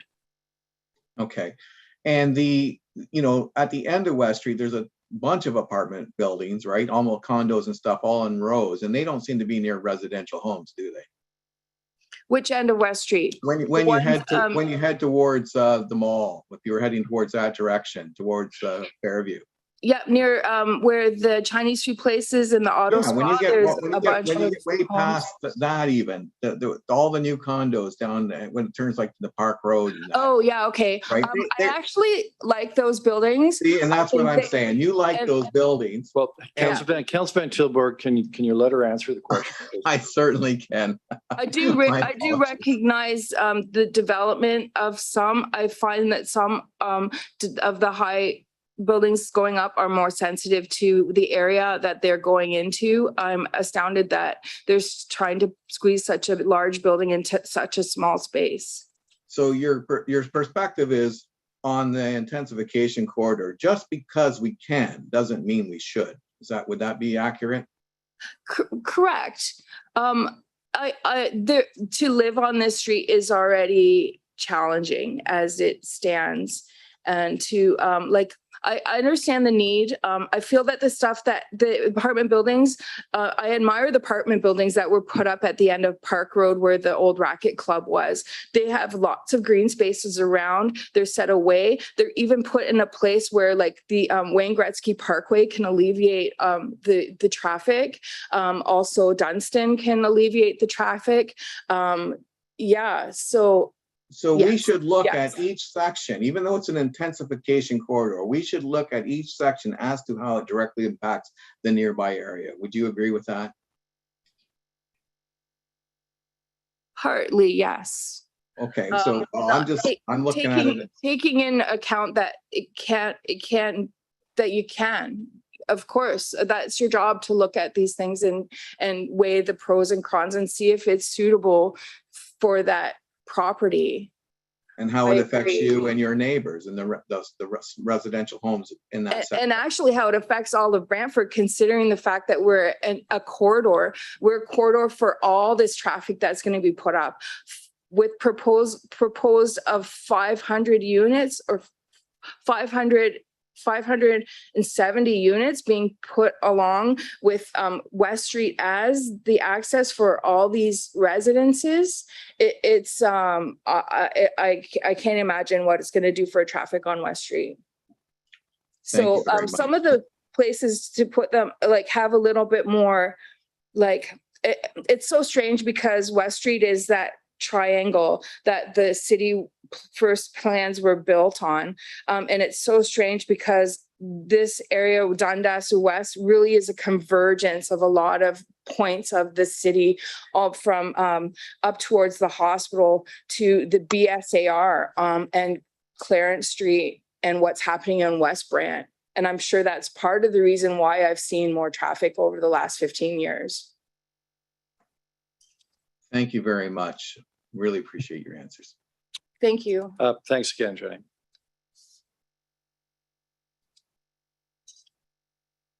So I'll ask then, or excuse me. Is there any other member of the public who's present in the chamber who would either like to speak for or against this application? And if so, please come forward, kind of following the same routine as Jenny. So you come up and you push the button on the, there you go. And first, please state your name and your address, and then you can proceed to provide us with your input. My name is Terry Dethridge. I am the president of Dethridge Holdings, which owns the property at 224, 226, 228, and 230 Clarence Street, now known as 228 Clarence Street. We've been there since 1947. It's been in the family since then. And I'm here to address the amendments that you're asking for. Mainly, the first one will be the setback, which is been now reduced to 23 feet from our property and 7.1 meters, I think. And it's supposed to be 49 is in the bylaw. So that's one setback, and that's going to bring the building really close to our property. The next one will be the parking spaces allowable. They're reduced quite a bit, like it's 0.909 or 0.96 instead of 1.5 per unit. And that's a big drop. And what about the people that I know that some may not have cars, but some may have two cars, especially the 2-bedroom apartments. So that'll be like another 30. I think they're about 30 short right now. So that's our big concern about that. And then I don't think the water was actually one of the concerns, but it is a concern. We put an addition on in 1999, 98, 99.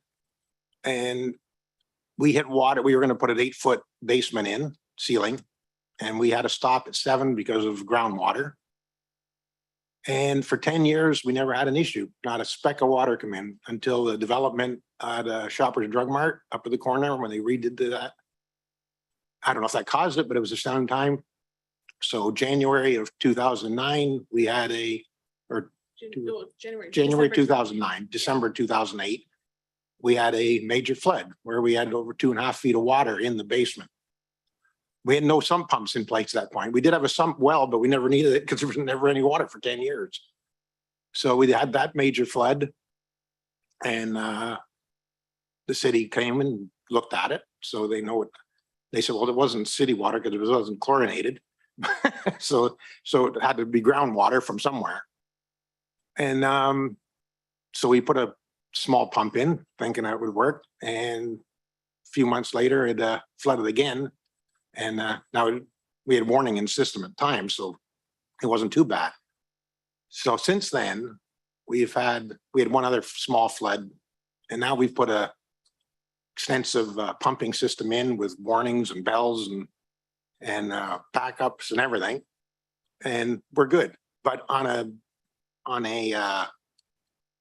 busy day or a bad day of water, we're pumping out 118 liters per minute. And that'll go anywhere from, that's usually in February, January, February, March. But right now there's no water coming as of today, but that usually it stops between July and October. We we might have just a trickle of water coming in. Then it'll start as we get, but in the wintertime, once the snow melt starts melting, that pump is going. And we have two pumps, so they're alternating, got a fancy alternating switches. So it's pumping water out constantly. That pump's going constantly. In fact, it burns out the pumps. It's quite expensive. We're replacing pumps all the time. So that's our main concern. Like, where are they going to pump the water to? They said they're going to put it onto the property, which is basically just going to increase our level. And I think their measurement's wrong. I think it said their water table's at 3 something meters, and basically we're at 2.5 meters. We've got it documented. I do a measure every day. I go down and check the pump to make sure it's working.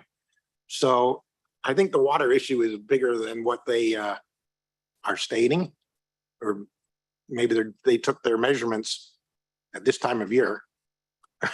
And that's not indicative of what's happening really through the rest of the year. What was the other one? Hi, I'm Tara Deathridge, also from the bicycle shop portion of the property. Just listening to the amendments related to this as a tenant at 228 Clarence Street.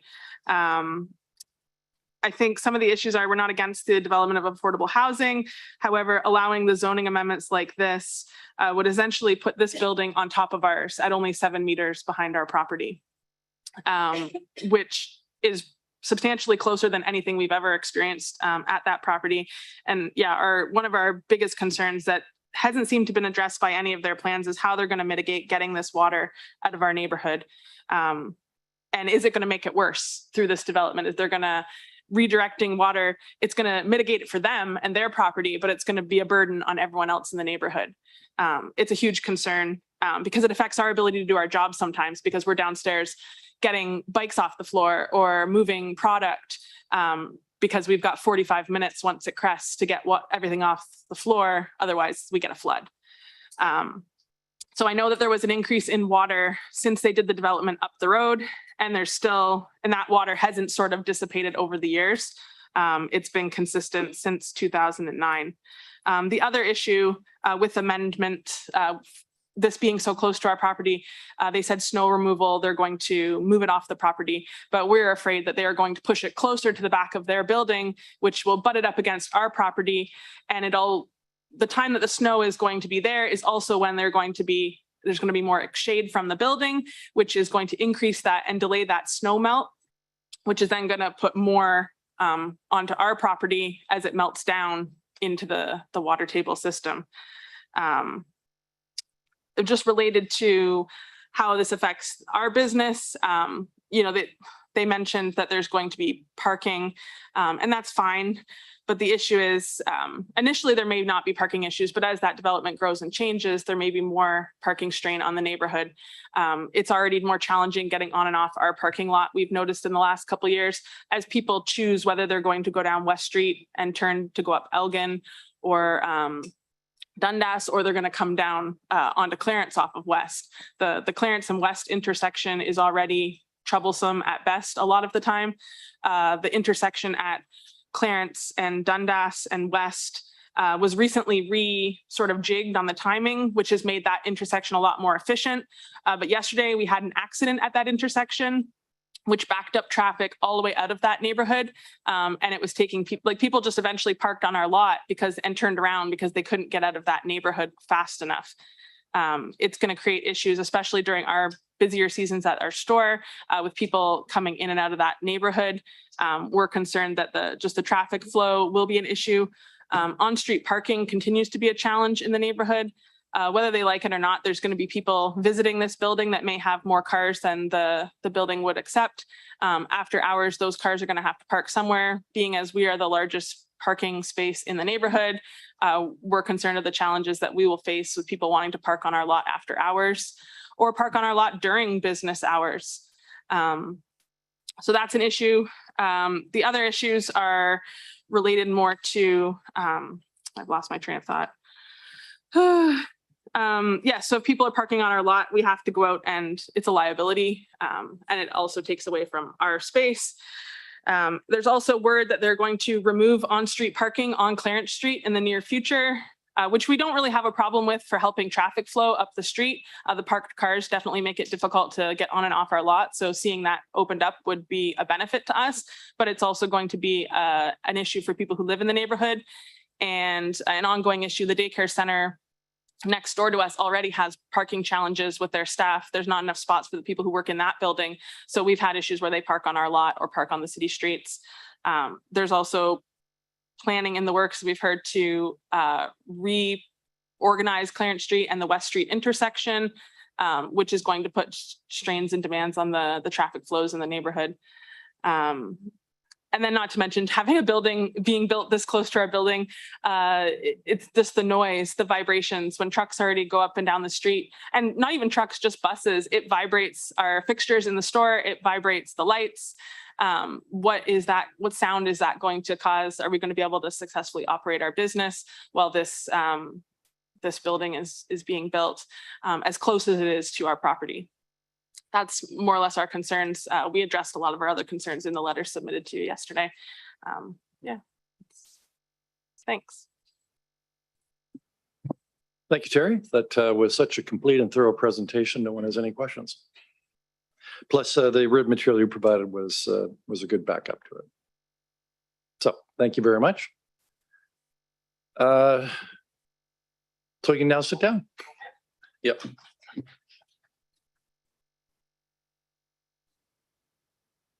Yes, can I tell members of the audience, I appreciate your passion, enthusiasm, but this is a statutory hearing and generally clapping and that sort of thing. Although you would see that at a, maybe perhaps at a typical open meeting, this is actually a hearing under the Statutory Hearings Act. And I appreciate your passion, enthusiasm, but I'd ask if you would please respect the fact this is a public hearing. All right, so is there any other member of the public who's present here today? Yes, please come forward, ma'am.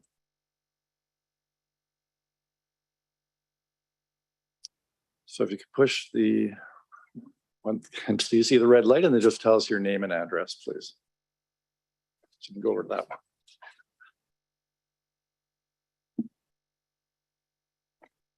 Hello, my name is Lorraine Lopez Guerrero. I live at 234 Clarence Street, just a house over from the bike shop.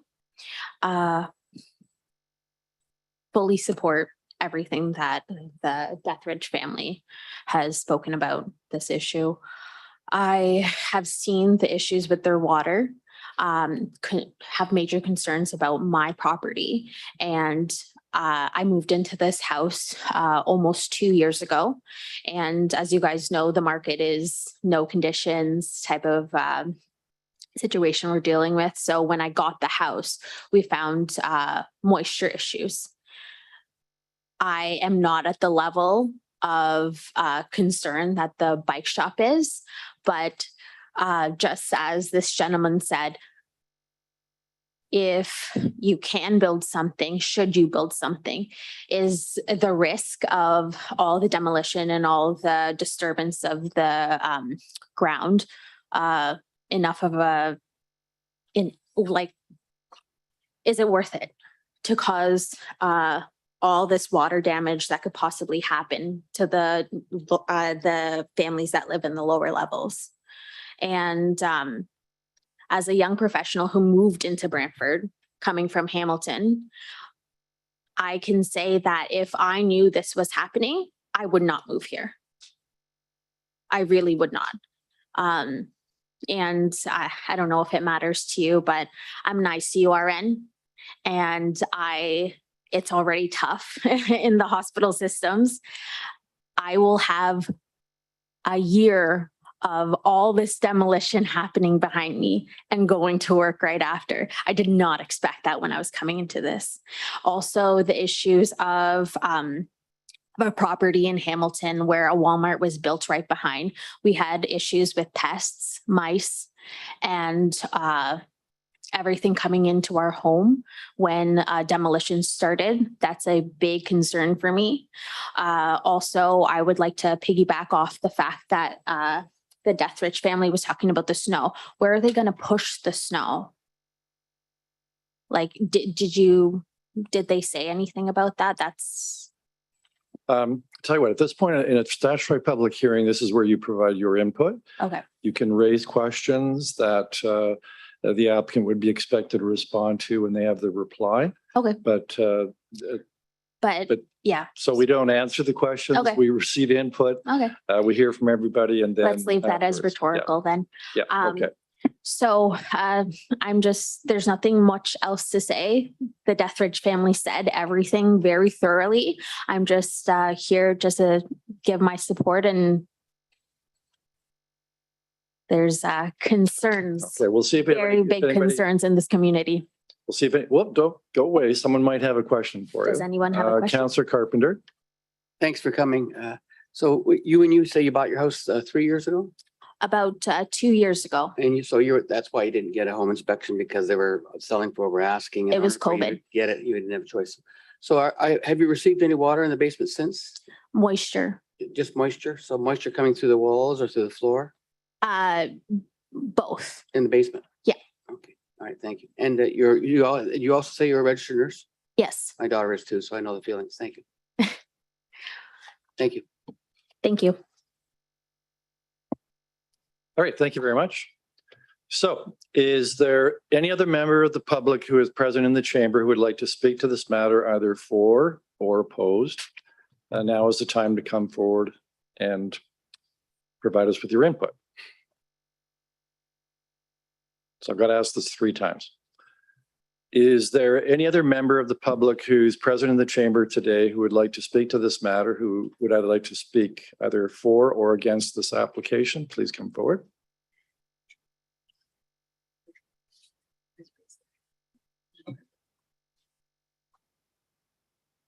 Yeah. Is there any other member of the public present in the chamber who would like to speak to this matter either for or against the application?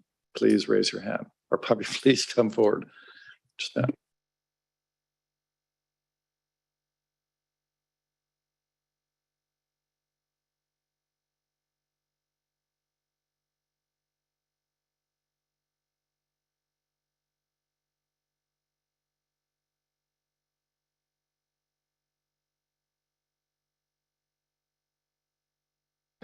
Seems we may have somebody that has come in virtually.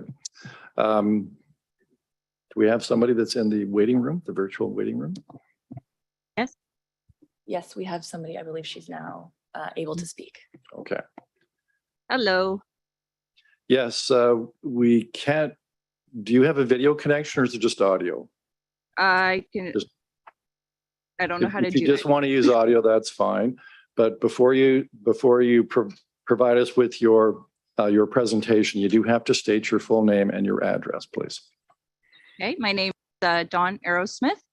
I live at 41 Galileo Boulevard. I am a board member of the West Glen Co-op at 47 Galileo Boulevard. Sorry, Don, if I can interrupt you for a second. Okay. I assume you're probably here in respect to the other item that's further up West Street? Yes, am I allowed to speak twice though? Well, if what you want to say is really in reference to that particular application, we'd ask that you remain engaged and present to us at that stage.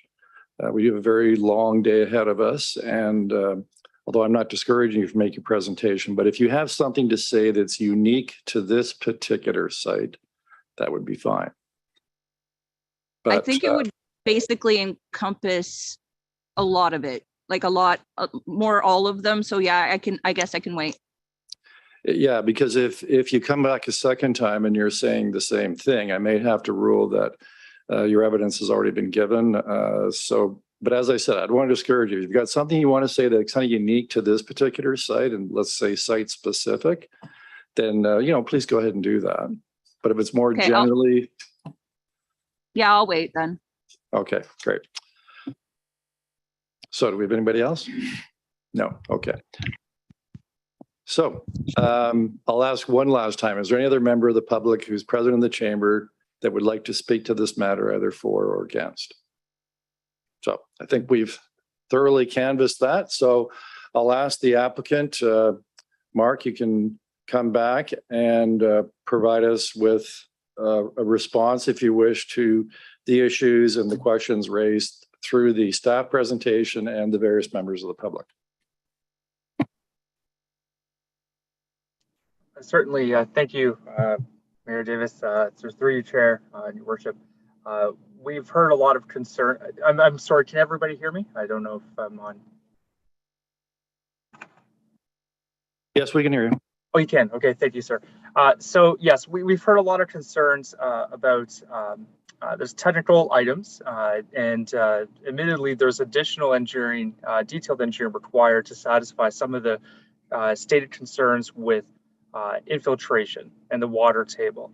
And so we'll provide more detailed information to assist in alleviating some of those concerns. However, this development at this stage has not gone through site plan approval, where there's going to be a lot of additional architecture and engineering work done to satisfy those concerns.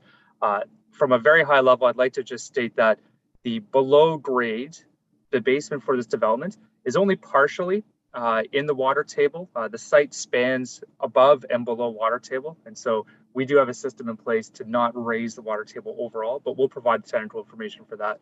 With respect, there's also concerns about just overall intensification and additional traffic. And we're very cognizant of that. And that's why one of our methods with the prescribed parking that's proposed for this development is to effectively limit the parking to discourage additional vehicle traffic to this site. And so we understand there's a lot of concerns with that, and that's in part the strategy that's employed here. From a demolition perspective and a disruption in terms of noise and vibration, we also have additional studies that will be conducted so that these are parameters that the developers and the constructors that eventually seek those permissions will be following those requirements, so that we're doing everything we can to mitigate disruptions on the site. That is typical with any construction. I think the last point I'd like to make, these two buildings on this site are, I won't say in a state of disrepair. I think anything can be repaired. However, they are constantly prone to vandalism. And I know the developer is going to sites weekly to reboard up windows and discourage people from entering this building.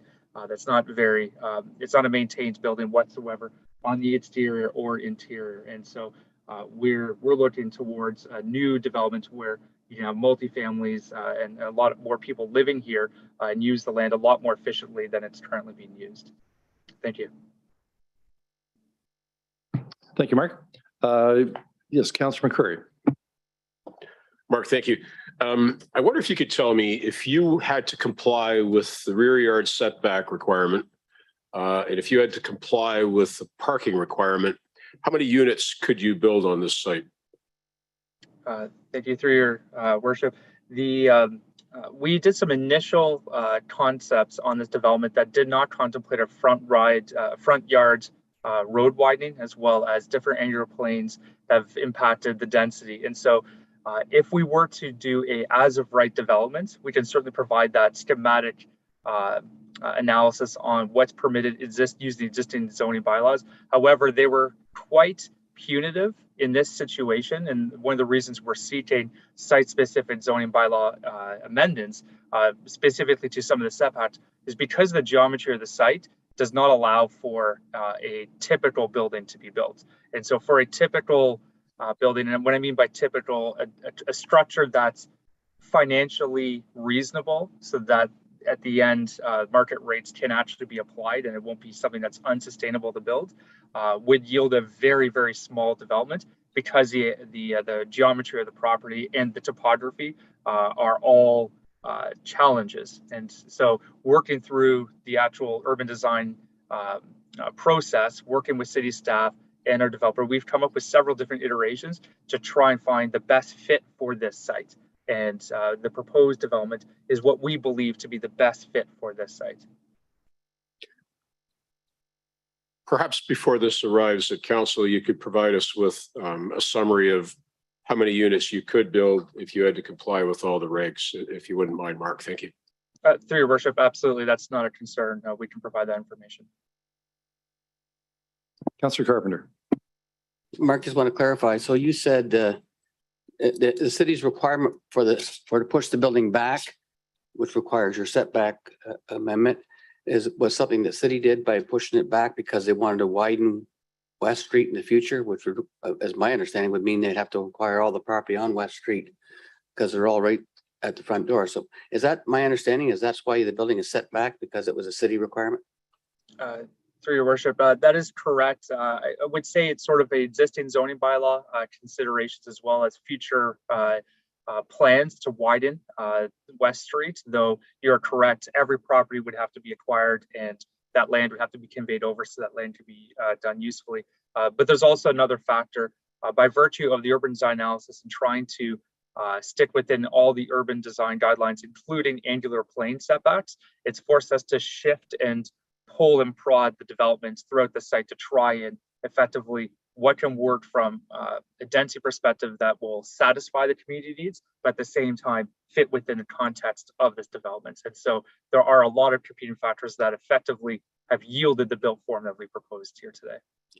And having heard from the public about the flooding that they've experienced in their buildings and their properties, would this development itself include some kind of a pumping system for water table that rises especially in the spring from the snow melt?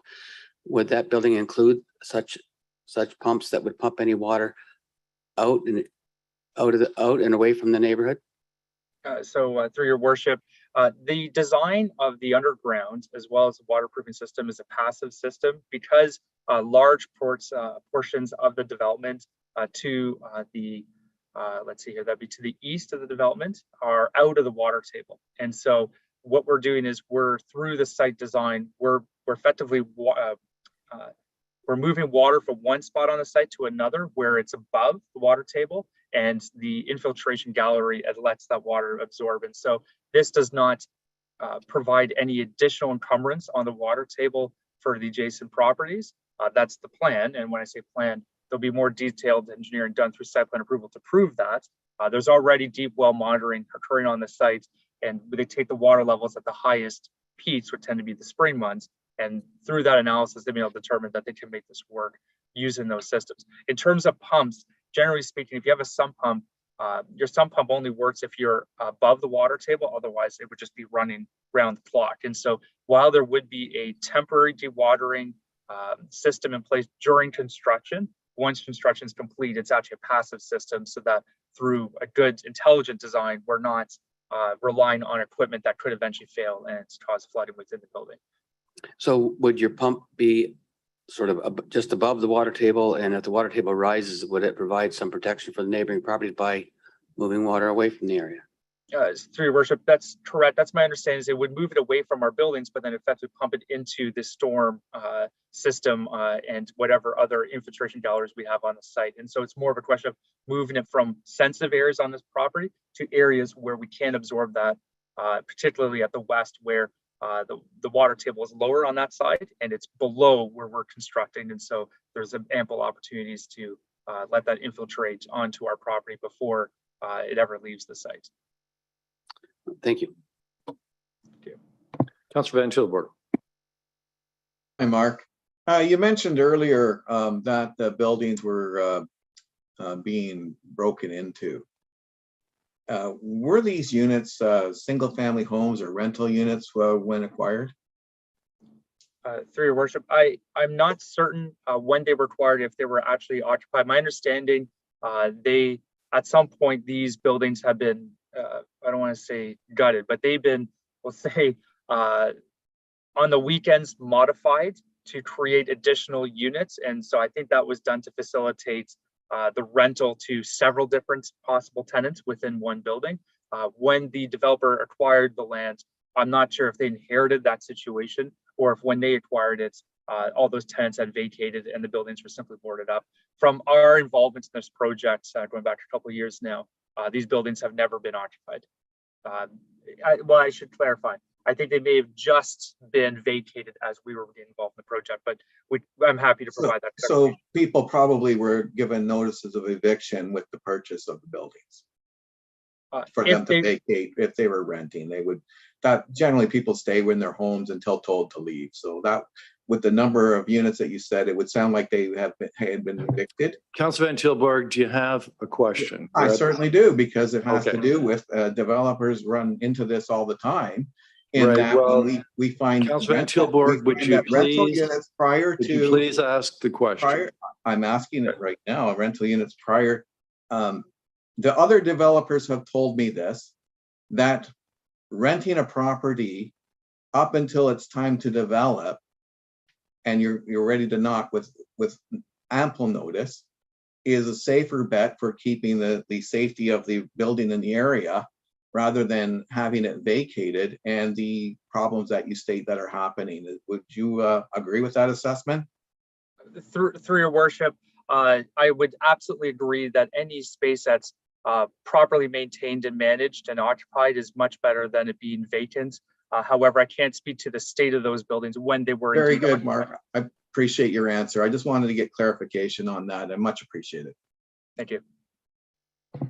Councilor McCreary. Mark, one final question. Are you aware of what the depth will be of the footings for the building? Through your worship, so yes, we schematically worked out depth of the development. For instance, I have some information here. I'll pull it up, so I don't have to just off memory here and get something wrong. So bear with me here. At this time of the developments, we did that analysis working with our geotechnical engineers at CVD to establish the lowest point in the development. Though it has not been fully engineered from a structural standpoint, we've anticipated our lowest point of excavation in the whole development is likely any structure associated with the elevator pits. As I mentioned, the elevator does go to the lowest level. The lowest level of this development is about roughly 208.35 meters above ocean level.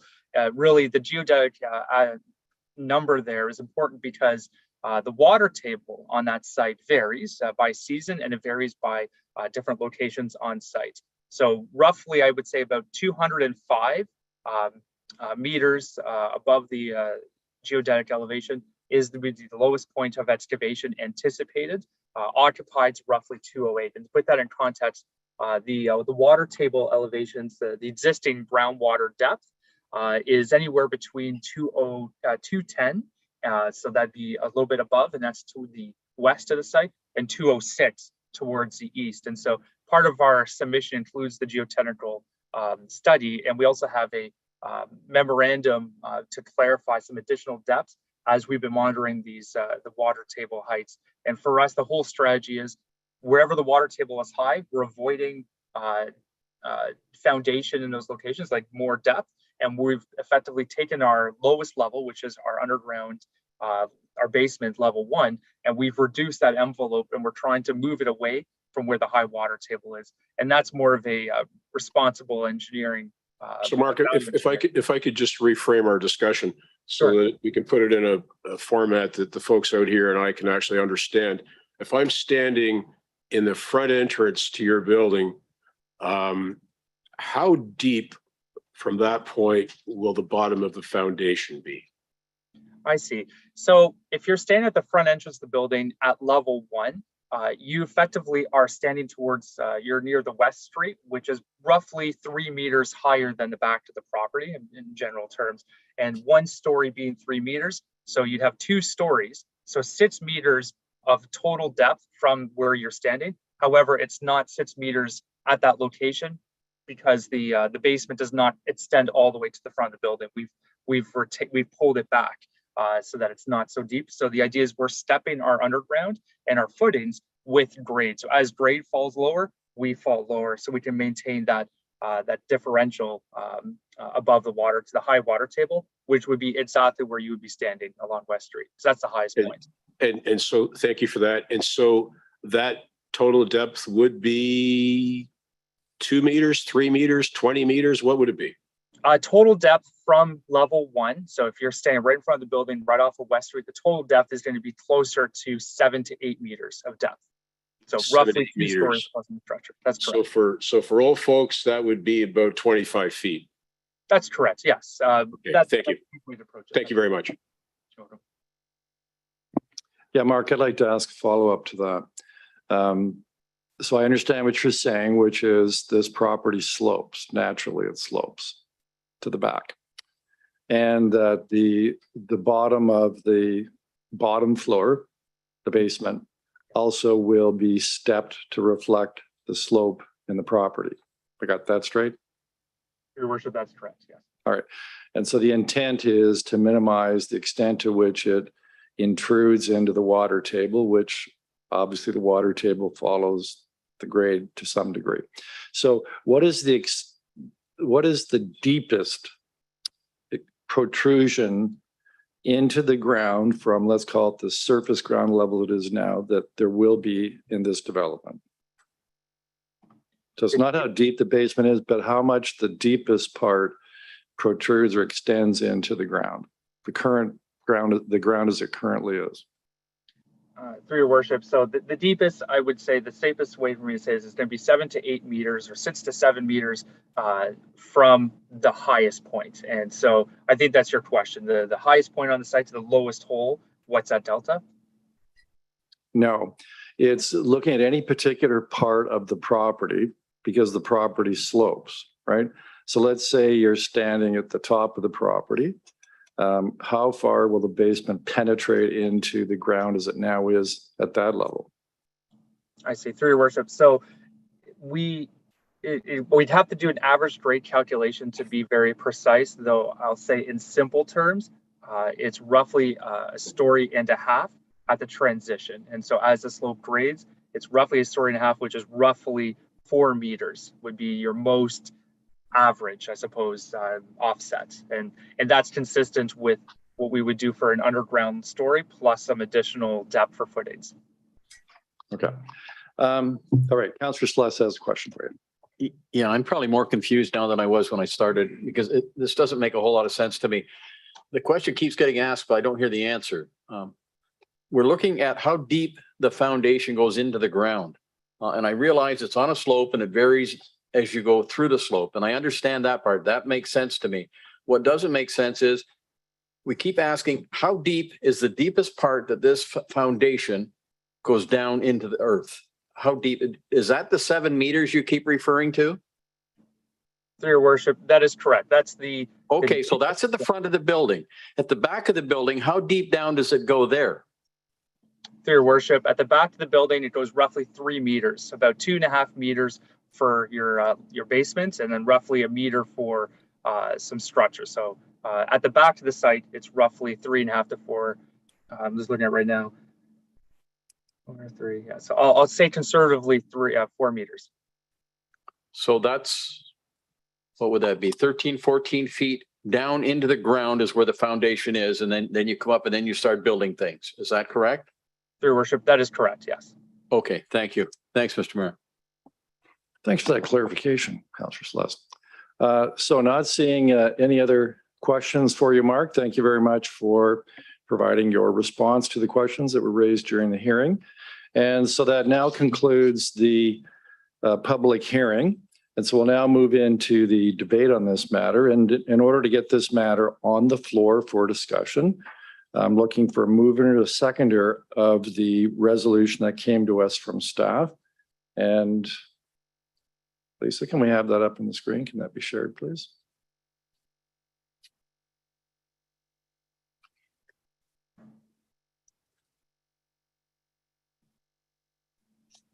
So if I can get a mover and seconder again to get this on the floor for discussion.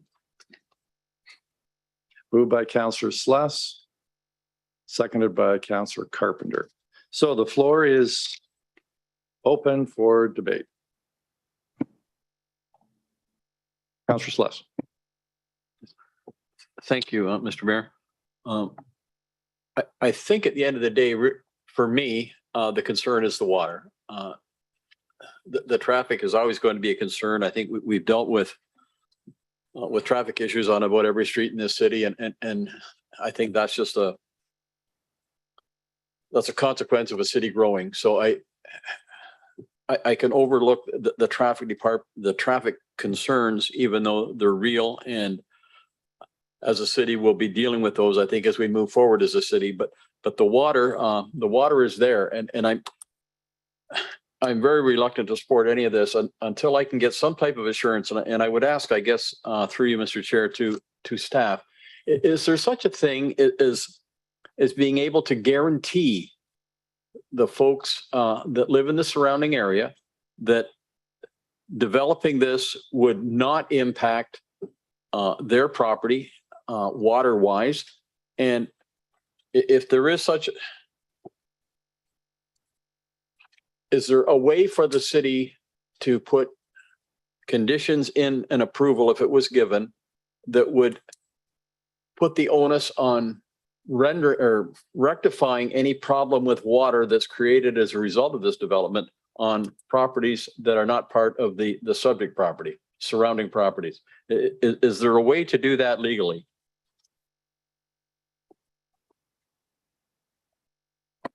Through the chair to Councillor. So we are proposing a holding on this application, and the intent would be to deal with the site servicing. So that would include issues with storm sewer as well as water and wastewater. So we are including a holding and essentially would act as a condition.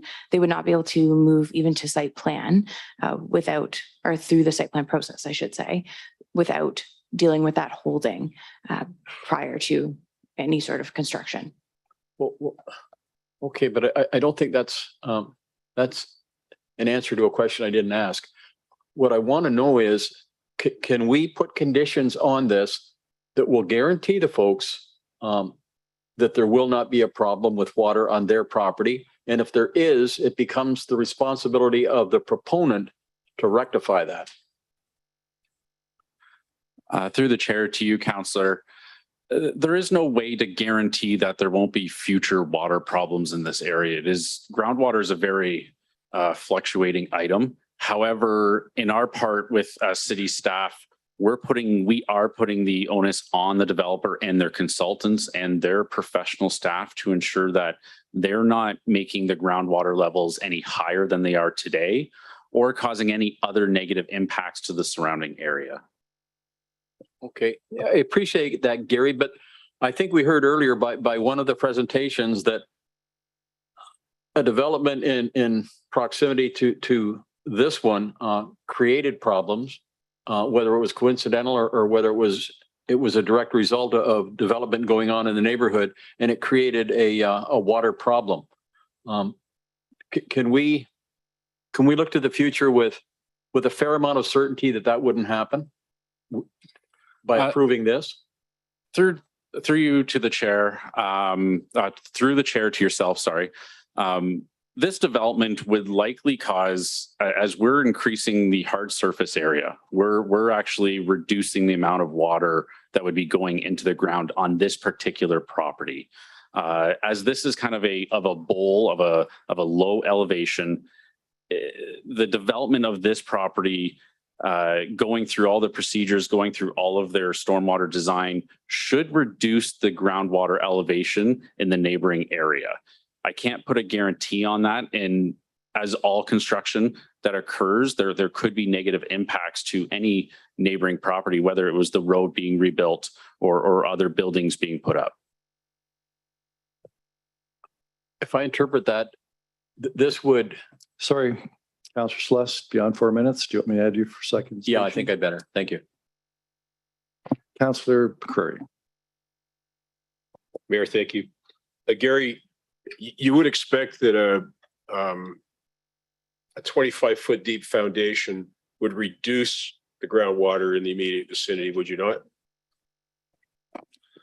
Through the chair, if that foundation had a drainage system attached to it, yes. And that would depress the groundwater in the immediate area as well? Through the chair, generally, yes. Okay. Now, Councillor Celeste asked about a condition that we could attach. So the city of Brantford generally seeks deposits for work like this, right? And we hold the deposit for a period of time? Through the chair, yes. We will require securities as part of a site plan agreement. So as part of the site plan agreement, could the securities speak specifically to resulting costs to neighbors for the period the deposit is held? Or is that a question for another staff member who's absent? Through the chair, Karen Markley, legal counsel. If we want to get into the obligations between private landowners and the city, that is probably a discussion that's best taken in camera or deferred to a later date in a legal memo provided to you. I don't know that it affects the security of the municipality, and it doesn't affect an identifiable person. It's simply looking at whether or not we can attach that condition. And if that requires a little research, that's another matter. But is that the case? It's going to take a little bit of thought to answer that question. What I'm saying is that would constitute legal advice to give you information on like how we would wade into the obligations between a developer and landowners. Let us have that then in a memo.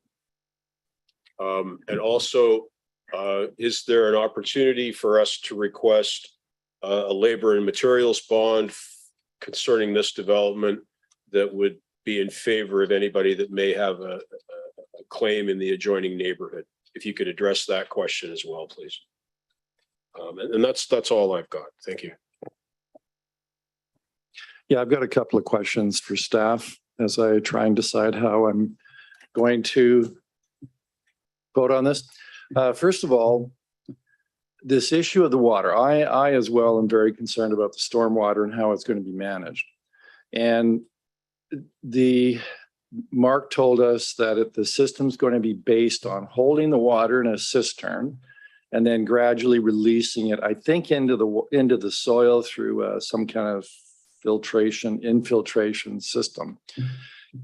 As an alternative to that, can you insist that the owner take the water that's collected into the cistern and instead pump it into the city stormwater system directly? Through the chair to yourself, the proponent has proposed a connection into a storm system along the neighboring park. The city does have a 750 millimeter trunk sewer that they are proposing to connect into. So through detailed design, we'll be getting through those requirements, and also hence why a holding has been provided to come back to council with what that solution ultimately looks like. So is it possible then, Gary, that depending on how that is designed and if it's held and collected and goes into the city stormwater system, that in fact it may improve the stormwater drainage and and the pattern of that in this particular neighborhood, like actually make it better for the surrounding landowners? Through the chair, that is correct. Okay. Now the question I have, given that we have, and no one can deny it, a housing crisis, and in particular in rental buildings, it's a desperate situation. Many people looking for rental accommodation. And the problem is, we're not questioning this as debate, Councillor McCreary. And so the issue is that there have really been very few rental buildings constructed. So I would like to know, my question to you is, what is the current vacancy rate?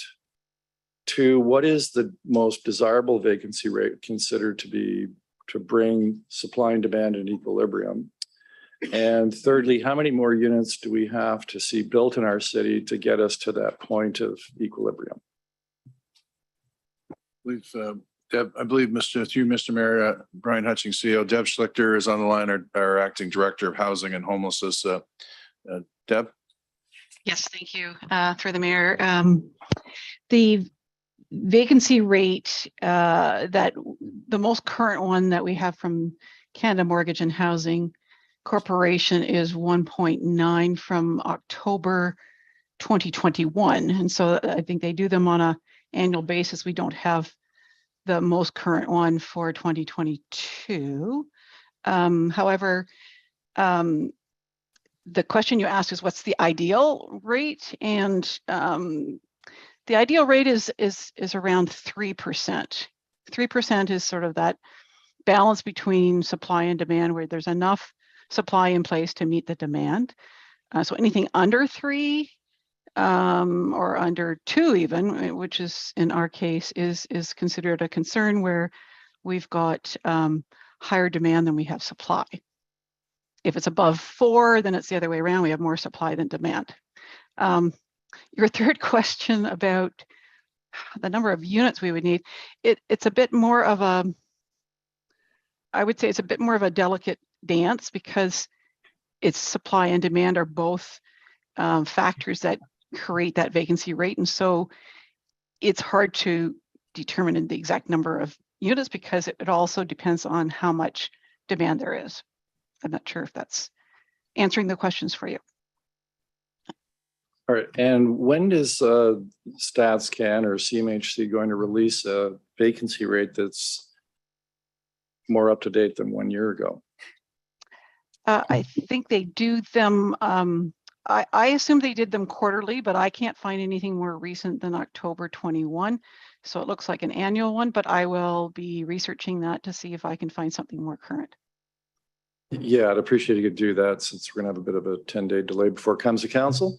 So Councillor Celeste, so I've hit my 4 minutes. Did you want to go again? Yeah, thank you. No, and I think maybe you got the answer I was looking for you asked the question I was looking for.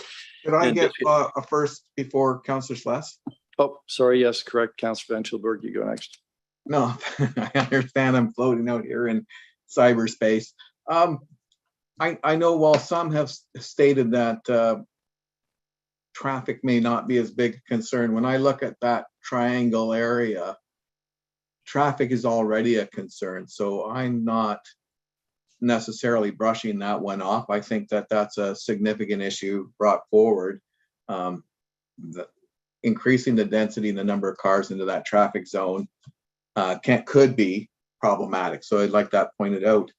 We've mentioned about housing units, and what I find interesting about housing units, this topic was brought up, is that a lot of people I find have their homes purchased, landlords change, and then they're being evicted from rentals of $650 to $850 to $950, and then we're providing affordable housing over $1,000 in some of the units that are applying for that.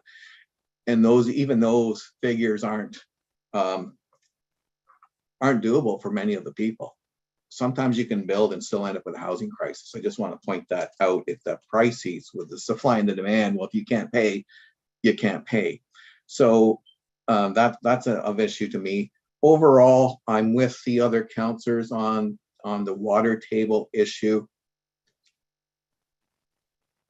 We don't have the plan that's obviously forthcoming, but to think that any of that water in any capacity coming below the ground or above the ground is going to run off onto the neighbors, where there's already an identified problem, I do find that also problematic. So I have significant hesitations on when you put a foundation in, and it looks like it's going into, is it going right through the depth of the water table, or was it 1/3? I'm not exactly sure, but that water is it goes everywhere and anywhere.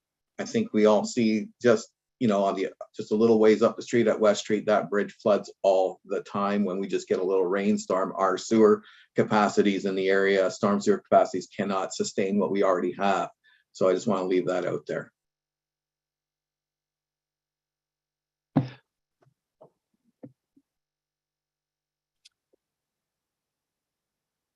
Councillor Celeste. Thank you, Mr. Mayor. I wasn't going to, but if we just circle back to traffic, it was considered adding 400+ units onto King George Road would have no impact. That was stated on Tuesday night. So we're putting 59 units here. It's going to impact, I agree, but I don't think to an extent that's going to be noticeable from my perspective. But what I would say is, and I think, Mr. Mayor, you got the answer, but I'll confirm it with Gary. Just to be clear, you're indicating, Mr. Peaver, that this development would make the water situation in that immediate area, the surrounding area, better than it currently is. Is that correct? Through the chair to yourself, Councillor Celeste, through detailed site plan review, that would be the goal of the stormwater management infrastructure that they would be installing. Okay. All right, because I guess, Mr. Mayor, I'm looking for some kind of reassurance here, because I would really like to support this, because I think it's been stated here today. This is the type of thing that we need. Brant Community Living, the affordable housing units, and rental units in general at market rent are still very badly needed in this community. So given all of that, I'm prepared to support this today, and I will reserve my right to disagree with my decision today at council pending the information we've requested and being able to review that as from the legal perspective and all of the information that we've requested in memo today. So when this comes to council at that time, I will certainly be guided by the information we receive between now and then. But I have enough comfort level today to support it today. Thank you. Councilor McCrory. My thinking is just the opposite, actually. As Councillor Celeste said, I'd like to be able to support this because it's it looks like a decent proposal. It does cross all the right boxes. However, there are some outstanding items that I would like to be able to have in hand before I make a positive choice on this. One is the opinion that will be coming from our legal staff about whether or not we can attach conditions that favor the financial interests of the surrounding neighborhood. The developer also indicated that they would be more than willing to provide us with an indication of how they could develop this site while meeting all the requirements with respect to setback and parking. We'll have that in hand before council as well. It's an intensification corridor. Intensification corridors sound pretty darn good until you start adjudicating each of these projects on its merits. And then it doesn't look quite so attractive because there's always a negative impact on the neighborhood. And we're hearing from folks today about what that impact's going to be for them. You've got a property owner that wants to develop to the highest and best use, and a property owner who wants to maximize their ability to take profit from the site. And in some cases, those are not compatible. And in this case, it's not quite compatible. So I won't support this today. I'd like to be able to do that when it comes back to us, and that I think hopefully that'll put a little bit of onus on the developer to maybe answer some of our questions and maybe give a little more thought to this when next we see it. Thank you, Mayor. Councilor Carpenter. I think it has been stated, these intensification corridors that we've established throughout the city and through our official plan, every one of them is going to be difficult to put forward because they're all going to make significant changes to neighborhoods. And in this particular corridor, it's going to make a significant change to this corridor, to this triangle-shaped residential properties. A lot of the owners I spoke to along there, they expect that to happen, but they're not thrilled with it happening, as would no one would be. So just to staff, when the zoning bylaw comes forward, what would be allowed on this site as an intensification corridor when the zoning bylaw matches this official plan?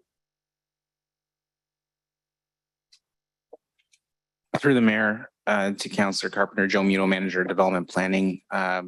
As you know, Councillor Carpenter, the comprehensive zoning bylaw project is well underway, but particular zones have not been identified for the various designations in the new official plan, but the plan is that they would match what the designation is going forward with that project. And what is the designation in the official plan for this area? What height limits? Is there height limits or is there intensification numbers? Through the mayor to Councillor Carpenter, there are no specific height limits within the official plan. It just identifies various criteria. But as mentioned, when the project is finalized for the new zoning bylaw, they will specify the number of stories or the maximum heights for various zones. Okay, thank you. Yeah, I'm of a similar view actually as Councillors McCrory and Councillor Celeste, in the sense that my final decision on this will depend very much on the answers to the questions that have been asked today. But generally speaking, I think we have to be mindful of what's happening in our community when we make these kinds of decisions. And what's happening is in many ways a housing crisis. And that's combined and exacerbated in our community by really a shortage of land on which to build housing units. And the end result is, and we also are being required by the provincial government and many agencies and those that are environmentally sensitive and propose and advocate for environmental issues, that cities in the next 50 years are going to have to do more growing up than growing out. And that means intensification. And that's why our official plan was changed to recognize that we're not going to put apartment buildings anywhere. They will go in corridors where there's a major artery, and this is one of them. And so the decision is to confine this kind of intensification to the major traffic routes in this community, which is very typical of many cities across Ontario. And so within that context, we have received very few applications for rental building construction. What we've been seeing is a lot of construction projects that are condo projects, and that's a fairly limited market to a certain particular socioeconomic portion of our community. And there is especially since we have so many students coming into our community, there is a need to expand the rental stock. And so when we have applications that come to us in intensification corridors that in particular are for rental buildings, they deserve support, provided that the impact on surrounding landowners is mitigated to the best extent possible. And that's why my final decision on this at council will depend in part on the information that comes to us over the next 2 weeks. But given that context that I've just talked about, the overall housing crisis, and the only way to solve it is to build more units. And this would be part of that. And especially when some of these units are directed through community living, and some of them would be affordable. So it's a very attractive proposal in terms of looking at our housing crisis and trying to encourage projects that will assist in dealing with that crisis. So my vote will be yes today, but it could change depending on the information that we get. No other comments, raised hands? Lisa, would you please take the vote on this?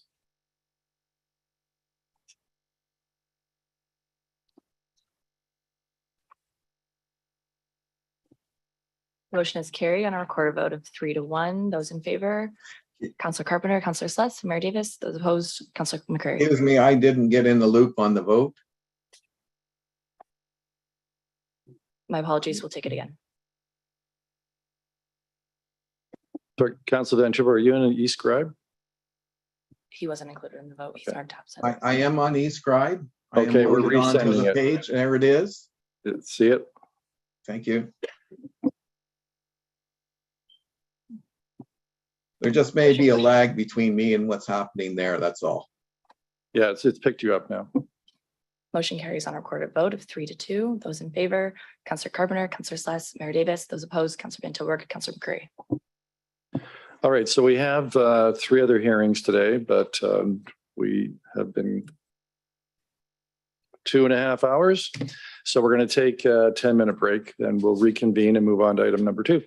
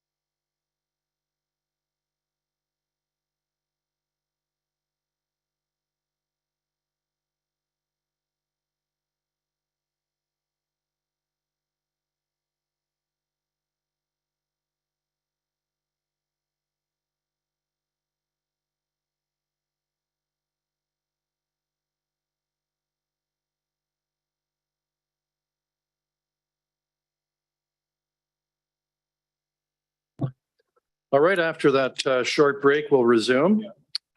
And we're now going to move on to item 4.2. It's a zoning bylaw amendment, PZ 1721. It's in reference to 352, 354 West Street, vacant lands on Galileo Boulevard and 190 Charing Cross Street. And so we have the applicant group, I believe Nancy Friday is present from the GSP group. So Nancy, please come forward, provide us with your name and address, and then present your application.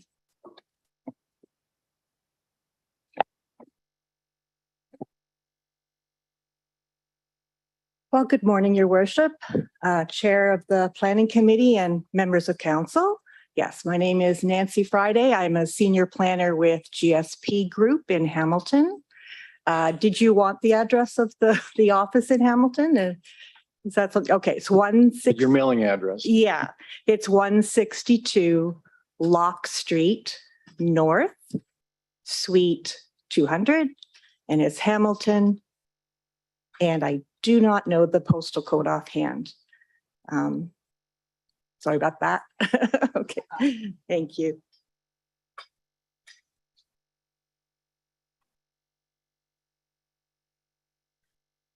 So as was mentioned, the property that you're looking at right now is 3 properties combined. It's owned by West Street Apartment Inc. And today there are 2 representatives of the ownership here today, as well as traffic consultant Julia Salvini. She's joining virtually. I don't know if this is the correct time to have her come on, but she is available to answer any questions that may come up about traffic, transportation, and parking. Well, have her available, let's say, to answer any questions, unless you want to make it part of your initial presentation. Whatever suits you, Your Worship. Well, fine it's your later. presentation. Okay. You decide what you'd like to do, but obviously there may be questions about traffic. So at the very least, I'd have her available. Okay, maybe we should have Julia as part of this presentation then. Okay. So similar to the last public hearing, this property does have frontage on West Street, and it is just south of Charing Cross or Charing Cross. I'm not sure how you pronounce it in Brantford, and Galileo Boulevard.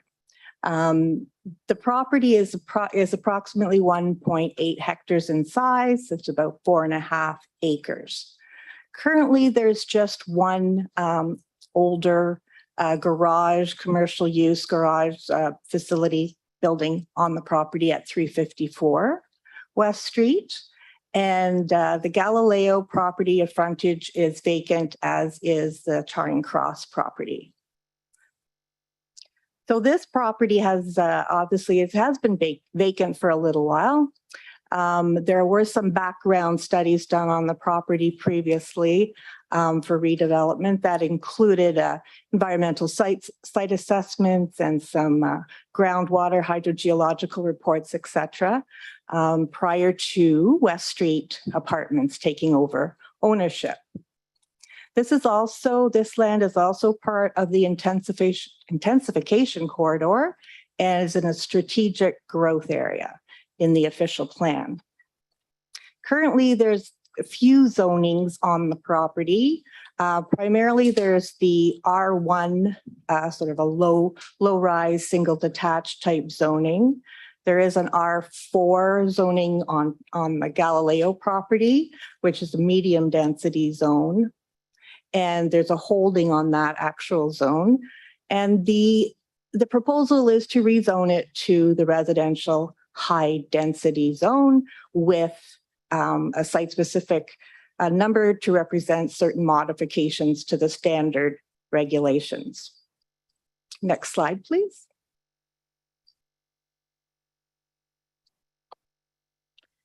Little bit difficult to see, but I put on the right-hand side of this slide where West Street is, and then on the left-hand side is Galileo Boulevard.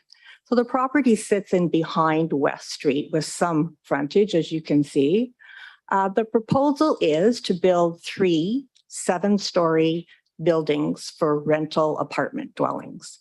The 3 buildings would have a total of 408 rental units, and the breakdown is there in terms of the number per building.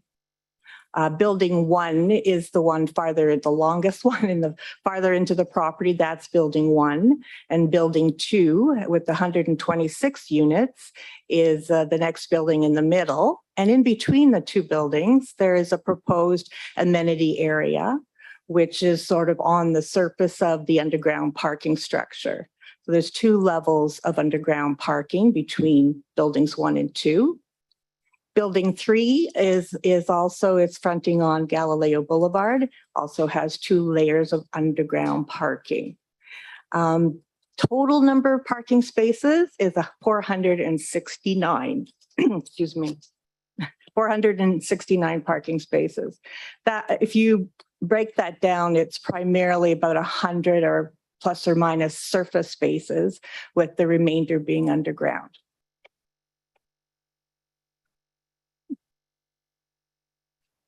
So I've mentioned here that on this slide that there's also 174 bicycle parking spaces being provided.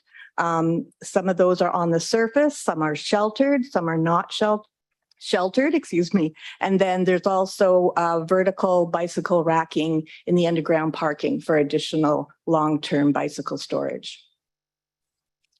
Next slide, please.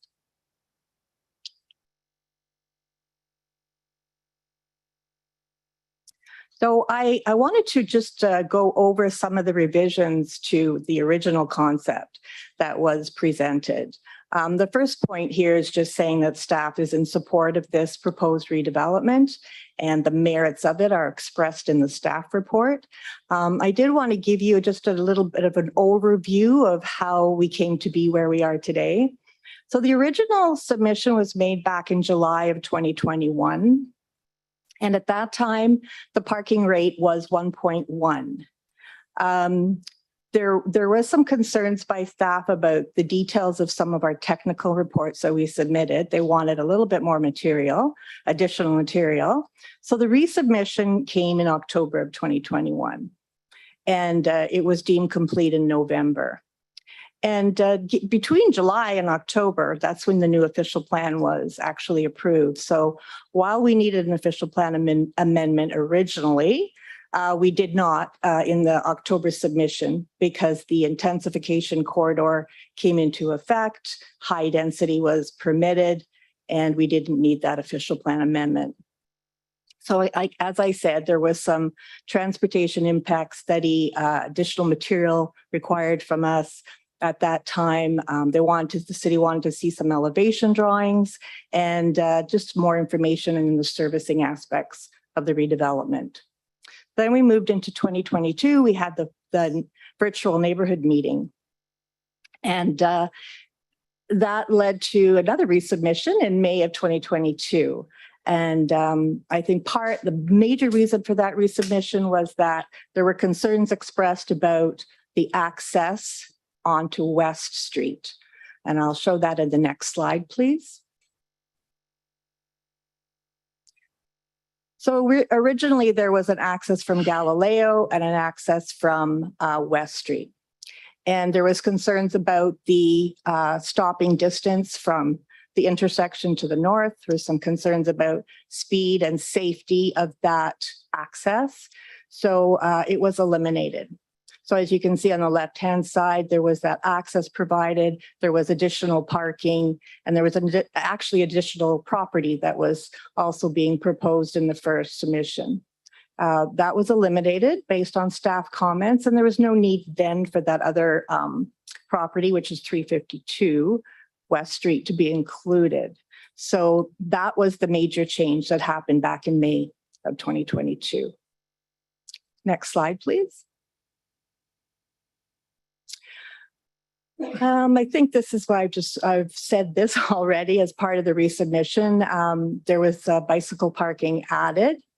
The zoning bylaw right now doesn't have any requirement for parking, but the site plan guidelines state on average it should be 10% of what your required parking is.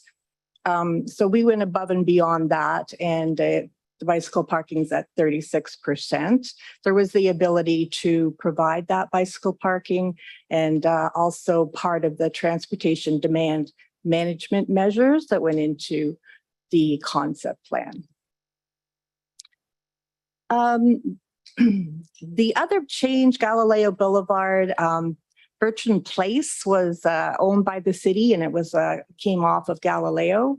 That small triangular piece of property was purchased by the developer, and then that was enabled Galileo access to be straightened out a little bit. It was quite had a curve that was not as efficient as it could be, so that was also straightened out. And then additionally, in June of this year, there was a few revisions to the concept plan to add 20 more parking spaces from the 449 to 469.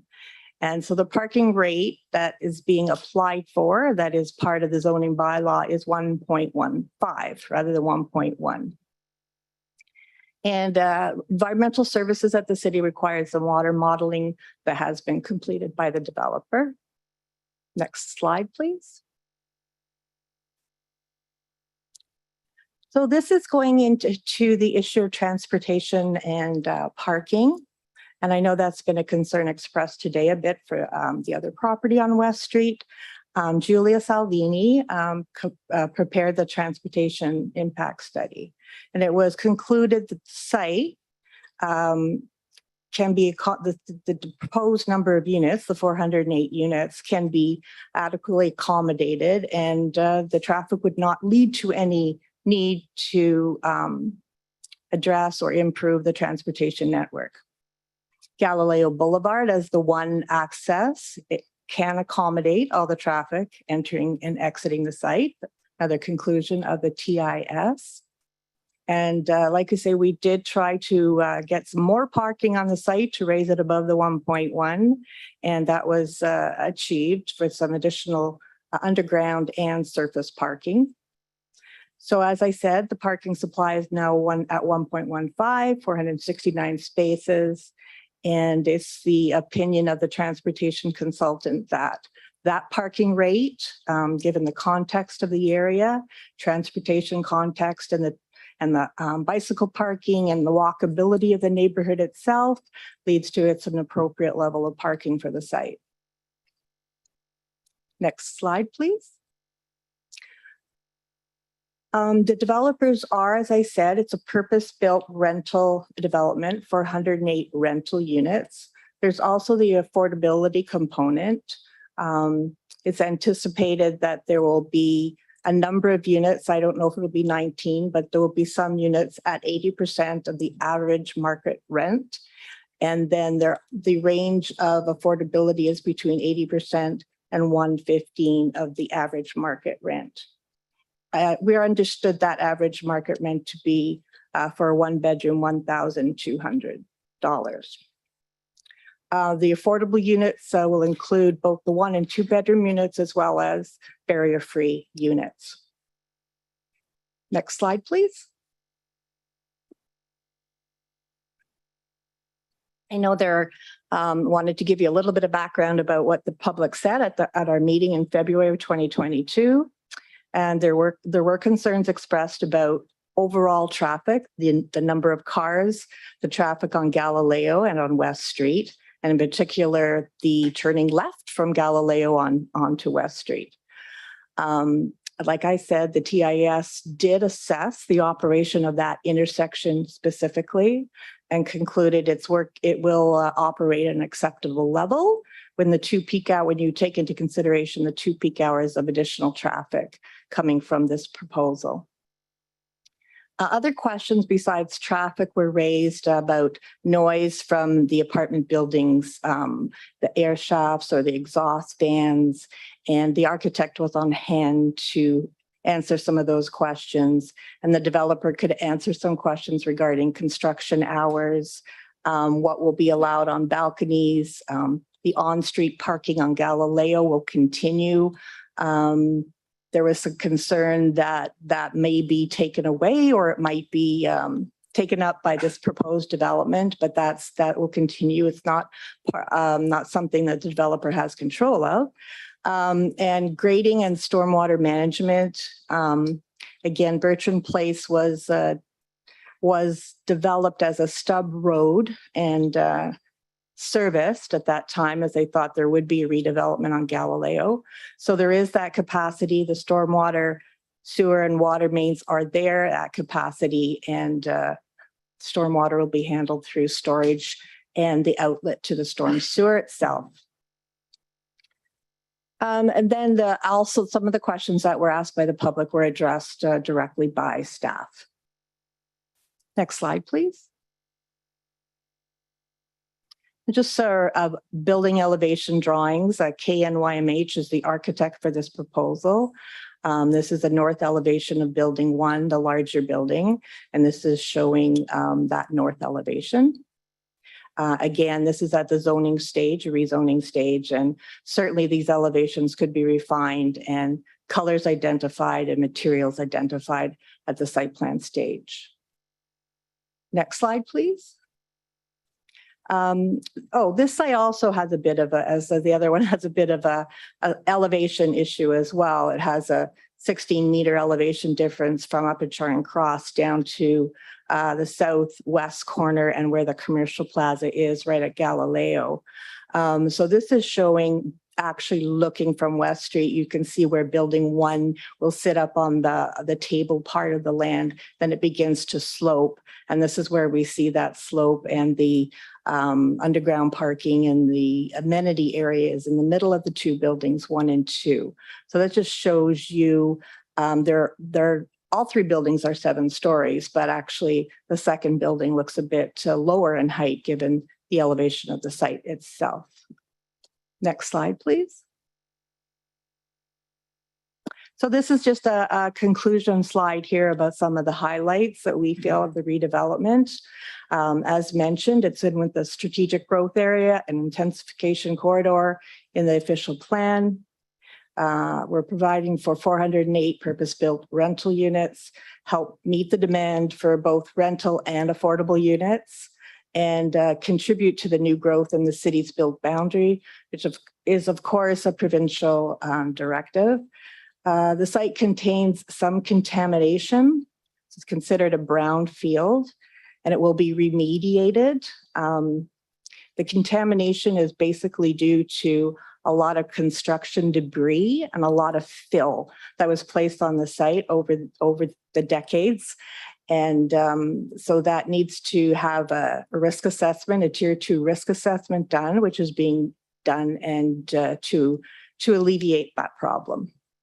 The official plan, it does encourage within the intensification corridor, mid-rise and high-rise, and high-rise is 6 stories up.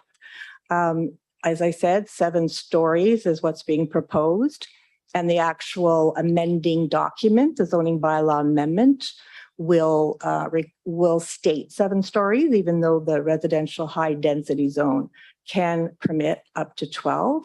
It will be limited to 7 stories. We have the shadow impact study was done, and just generally very high level summary of that is that the residents on the opposite side of Galileo Boulevard, they will be in a bit of shadow in the early morning in the June 21st day between 7 and 8 a.m. And then shadows completely move away from their properties and mostly contained on the site itself. There is a bit of an impact then moving north in December, just part of the rear yards of the yards on Charing Cross. So most of the shadow impact done by the architect illustrates that the shadows are contained mostly on the subject land itself. We've seen no objections from staff or other circulated agencies regarding this rezoning. And some of the minor modifications that are required to the standard zone regulations are a little bit due to the fact that it's a bit of a irregular shaped parcel. The modifications, there's at least 3 or 4 where the staff have decided to put in the zoning bylaw the increase. So for example, building 1 is set back considerably greater than what is required in the zoning bylaw, which is about, I think 15, 18 meters, and they have a 23.4 meter setback. That would be the rear yard. So the rear yard, the front lot line is considered West Street. The rear yard is facing Arctic Park and the vacant land to the north. So there's a couple of provisions in there that are going to be increased through the modifications, as well as the decrease in the height. And then the other modification, of course, is to the parking rate from 1.5 required to 1.15 is being requested. I believe that's the last slide. Next slide, please. Yes, thank you very much for your time and attention, and certainly do welcome any questions. So any questions the committee members have for Nancy? Councilor McCreary. Welcome and thank you for your presentation. The one question I want to ask you before I forget, it's not planning related whatsoever. The properties owned by your client have become home to vagrants. It's very secluded. It violates every septet principle. And the folks in the neighborhood are plagued with thefts of things. And we had some guy acting out earlier this week while kids were going to school. Could you undertake to have that site cleared of underbrush for us? I would leave that to the developer to answer, but certainly if it's Up to about the 8-foot height?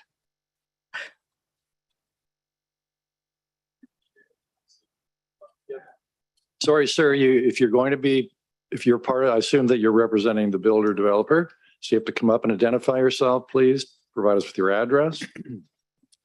Thank you. Edward John. I work on behalf of the developer at 1419 Ontario Street, Burlington. And through the chair to the councillor, absolutely, property management of that site is ongoing, but we can actually look to evaluate how best to deal with the existing flora and fauna on site for the purposes of better surveillance and obviously reduce permeability of the site as well. That would be excellent if you could do that. And of course, the sooner the better. Absolutely. Thank you so much for that. Thank you very much. So let me ask another question now. I don't know if you folks are aware of this or if it's actually on the public agenda yet, but there is a development which is going to be happening right next to yours, which will have an entrance off of Cloverdale, I believe, is what's in the agenda now. Is there any opportunity?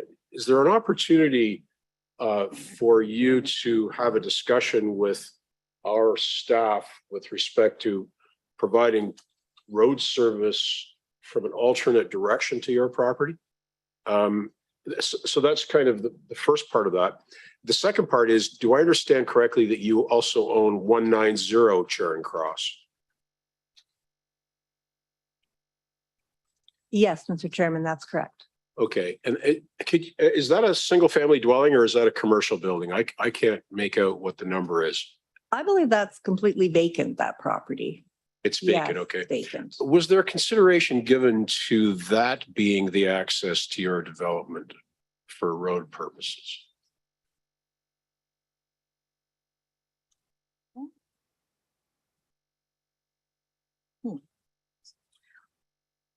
Mr. Chairman, I can answer that. No, no, there was never considered that would be the access. Is that something that could be examined? Are you speaking of through Cloverdale, like coming off of? Two circumstances. If you own 190, could that become your access to the development directly off Charing Cross? The other point I'm sorry to have confused you with the other thing, but there is a development that will be happening right next to you, which would be to the west of your westerly boundary. And I'm just wondering if there's an opportunity for a road access that would traverse both those developments and perhaps come out on Cloverdale. Mr. Chairman, I suppose there is a possibility if there was some easements granted and that developer was amenable to that could be a possibility. Yeah. But a lot of ifs there, Mr. Yeah, Chairman. you are aware that there is some trepidation about your access coming onto Galileo. And that and you're aware that there's some concern about maybe a deficit of parking that's going to impact on the plaza beside, I guess. But those really are, you probably also know that really is the extent of the objection to what's before us. Otherwise, I think people, as you know, probably think it's pretty good. So is there an opportunity to consider some of those things? Through the chair to the councillor, absolutely. We would have to obviously discuss with our traffic consultant in terms of what those access issues would be with sharing that. We'll endeavor to do that and obviously provide some information back to you. And I'm sure if you probably would be aware also that our planning department can probably share some sort of information with you with respect to what's proposed next door. Yeah. Thank you. That's all the questions I have now, Mayor. Yeah, I've got a question. This comes out of another application we dealt with in another part of the city. And the issue of charging for parking came up in that development. Do you intend to charge tenants for parking? To the chair, to the mayor. Just to clarify the question. So are you asking, is parking included in the rent or excluded for the rent? All the parking on site will be for the residents of the property and visitor parking. That's precisely the question. Will tenants in the 3 buildings, will they be assigned a parking lot? Will they have to pay for a parking spot? What will the arrangement be? So to you, Mr. Mayor, the discussions have taken place. Typically from a TDM perspective, the general indication is to separate those two so that parking costs are actually associated with vehicle ownership as opposed to unit ownership. However, we will entertain the ability of what that will mean for this development to include that in the rent. The one interesting factor of this is we are providing affordable units, and we do want to ensure that those units meet the required depth of affordability, not only for Brampton, but also for our process with CMHC and the rental finance and construction. So a long-winded answer to say, yes, we will likely include that in the rent. Yeah, and we're Brantford, not Brampton. I want to make that perfectly clear. Are you sure it's not my accent? I apologize. And we're not Bradford either. Ford, Joseph Brant Ford. Sorry about that. But the reason why I'm asking is because in other parts of the city where that's happened, and it's actually, that was a CMHC building, it was 100% CMHC. And tenants were charged for parking, and they ended up parking all the streets in the neighborhood, creating quite a problem between the building and the neighborhood. So are you prepared to include that as a condition that that tenants will not be charged for parking? In other words, included in the rent? Yes, I can confirm that. Thank you. Councillor Sluss, you have a question. Thank you. It seems like you've got a tremendous amount of bicycle parking. I don't know what a bicycle parking spot looks like. Can you describe it to me? Are you just talking about a thing that you can chain your bike to? I don't know what you're talking about. Yes, through you, Chairman, to the councillor. Yeah, they can come in all different forms, but basically bicycle racks. Some bicycle racks that would actually have a shelter over top of them, some will not. And then in underground garages, they're more of a vertical stacking system for bicycles that are efficiently, don't take up too much space, but you kind of put them vertical. Okay. So, yes. I just wondered, that seems like an awful lot of parking spots for bicycles, 174. That just sounds like, I can't quite picture that in my mind, like it would be like a field. That I'm just wondering, would that space, some of that space, be better served as vehicle parking? Through you, Mr. Chairman, to the councillor, I think the actual bicycle parking, it's not the space it takes up on the concept plan as a whole would not translate into 1 or 2 additional parking spaces. Oh, okay. I mean, that's something that we could potentially look at. I think the surface bicycle parking is good to have visitors come or friends come and bicycle to the apartment units. And then underground, I don't believe that there would be much potential there to gain vehicle parking spaces by eliminating. But we can certainly look at that with the architect. I would spend a lot of time on that. Right. It's just, it's something that kind of jumped out at me. It just seemed like an inordinate amount of bicycle parking. I thought, it would look like a Walmart shopping plaza, but anyway, I appreciate your answer. Yeah, the pay for parking, I think the mayor spoke to, and I guess the opportunity to speak with an adjacent development, and you seem very receptive to that, having that discussion. Would that be something that would happen prior to this coming to back to city council in about 10 days? Would you be able to have preliminary talks to have some type of opinion as far as direction that you might be heading down prior to this coming to council for formal approval? Through the chair to the council, we'd absolutely endeavor to do that as quickly as we can if we can get those contact details. For our own purposes, we are looking hopefully to get a decision as soon as possible because we do have that rental financing contingent on some of those processes and timelines for these units. But if they demonstrate that they are interested in some similar approach and using that driveway, we'll absolutely explore that and certainly be able to deliver that at site plan stage. Terrific. Thanks very much. All right, I've got a question about, Councillor Van Tilburg. Thank you, Mayor Davis. I was not available earlier at the time to declare conflict of interest, and I need to declare conflict of interest on this piece of property. All right, did you want to state the nature of your conflict? Yes, I have a relative that owns adjacent properties. Good, it's duly noted. Thank you, Councillor Van Tilburg, for doing that. Councillor Carpenter. Thank you. Just a question was raised earlier. So you own 190 Charing Cross Street. So are you just using the back of 190 Charing Cross Street? Is it going to be severed? Through the chairman to you, Councillor. I think 190 is, as far as I can tell, is kind of a landlocked vacant piece. I don't think it has direct access onto surrounding roadways. Oh, okay, well, that clarifies my Yeah. question. I was going to look for an pedestrian access point, but that's not possible. Thank you. Yeah, I have a question about following on Councillor McCreary's questions and also Councillor Sluss's. So some of the requests that have been made of you, I'm not sure you could actually do in 10 days. And you also mentioned you have these agreements. I assume they're agreements with CMHC? Through the chair, correct. Right. And those agreements are in reference to how you're funding the 20% of the units that will be attainable rent.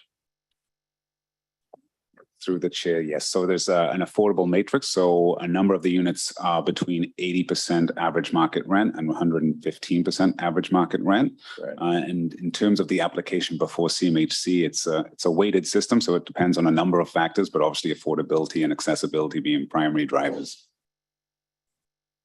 And it was probably in your presentation, but if you could remind me, please, of the 408 units. They're all rental units, correct? That's a yes. They're shaking their head. Correct. And how many are 1 bedroom and how many are 2 bedroom? Through the chair, the majority are 1 bedrooms. We have 1 bedrooms, 2 bedrooms, 2 bedroom plus dens, and a number of 3 bedrooms. I believe it's almost 42% are 1 bedrooms, and then between the balance of that, between the 3 other offerings. The smallest component is the 3 bedrooms.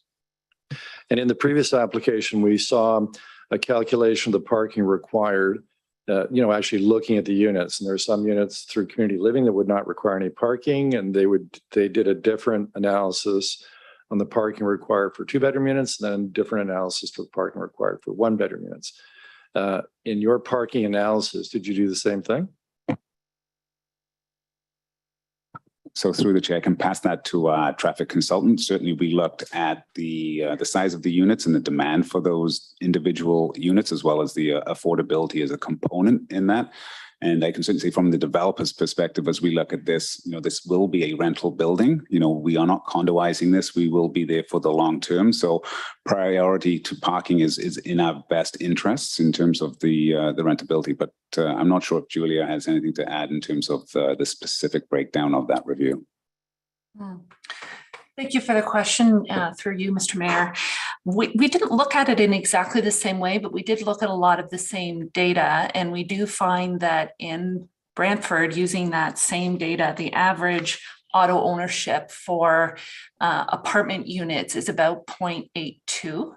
So 0.82 spaces per unit, which tells us that for different types of units, we see the need for 0 parking spaces, 1, 2, or 3.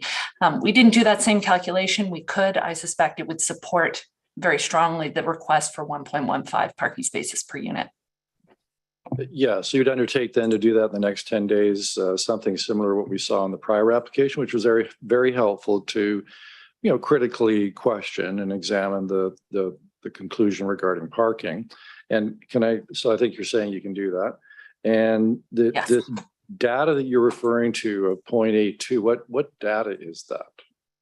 Oh, thank you for that question. It's from something called the Transportation Tomorrow Survey that's run by the University of Toronto, and municipalities locally support the collection of they support financially this survey, and it collects all kinds of data related to the way that people travel and things like auto ownership.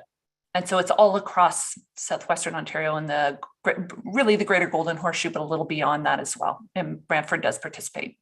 Yeah, does it distinguish between communities that have, say, light rapid transit or subways and those that rely more on a standard bus transit system? It collects all kinds of data for all different municipalities. The data that we pulled was specific to Brantford. So reflects the auto ownership in Brantford only. Okay, those are the questions I have. Councilor McCurry. Thank you. It's a question that I had asked previously when we met. It's going to sound like contrary to what municipalities like, but your provision of open space on the site is quite generous, given that you have a little park in between building 1 and 2, and quite a what would appear to be a landscaped area on the north edge of the property. Could you have another look at the opportunity to add a little bit more parking? Maybe sort of a more creative solution on the north that would allow you to do a little bit better. Mr. Chair, yes, the landscape open space is at 30%, and that is what the actual zoning bylaw requires. So if we get a little more parking here or there, it would maybe result in a bit of a minor modification to the landscape of open space, but certainly definitely look at that as a possibility. If you were a frequent watcher of these meetings, you'd realize that you're probably the only proponent that's ever come and not asked for anything like that. But anyway, if you could just do that, because that is, as you've heard from the neighbors, that is one of their concerns, is that there's like spillover opportunity. Okay. All right. Thank you very much, Nancy. Thank you very much. Please remain in the chambers. You may want to present again when you have the opportunity to reply on behalf of your client. So we'll now look to for the staff input and the staff report regarding this application. And is Nicole, is Jeff coming up for this? Yes, Jeff's coming up. Jeff Medeiros. Come on up, Jeff.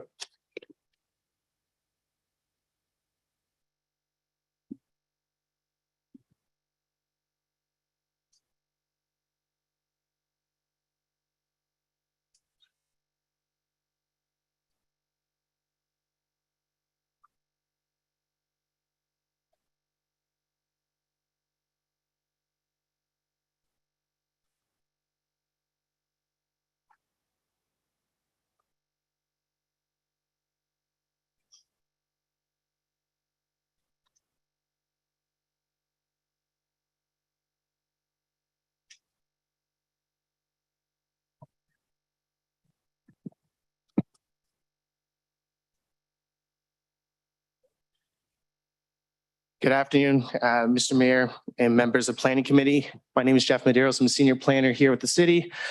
And I'm here before you this afternoon to present file PZ 17-2021.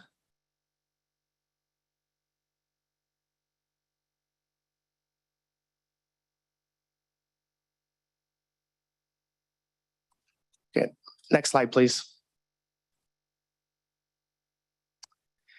It's a rezoning application. It's to facilitate the construction of the 3 7-story apartment buildings, total of 408 residential units. Next slide, please. So just to provide some context back to this property, you know, historically what it was, what it is today. So it consists of 4 separate parcels of land. One contains a house facing West Street. The other one contains a former mechanic shop with formerly, they had an outdoor storage area at the back. You can sort of see it on the air photos. It was a fenced-in area. And then the balance of the property is vacant. And, you know, going back to the 1960s, for those that may or may not know, portions of this property had the former Arctic Arena, which was demolished around that time frame. It also contains spring-fed ponds, which were essentially filled in with the debris from the construction or the demolition of the former arena, which today is no longer here.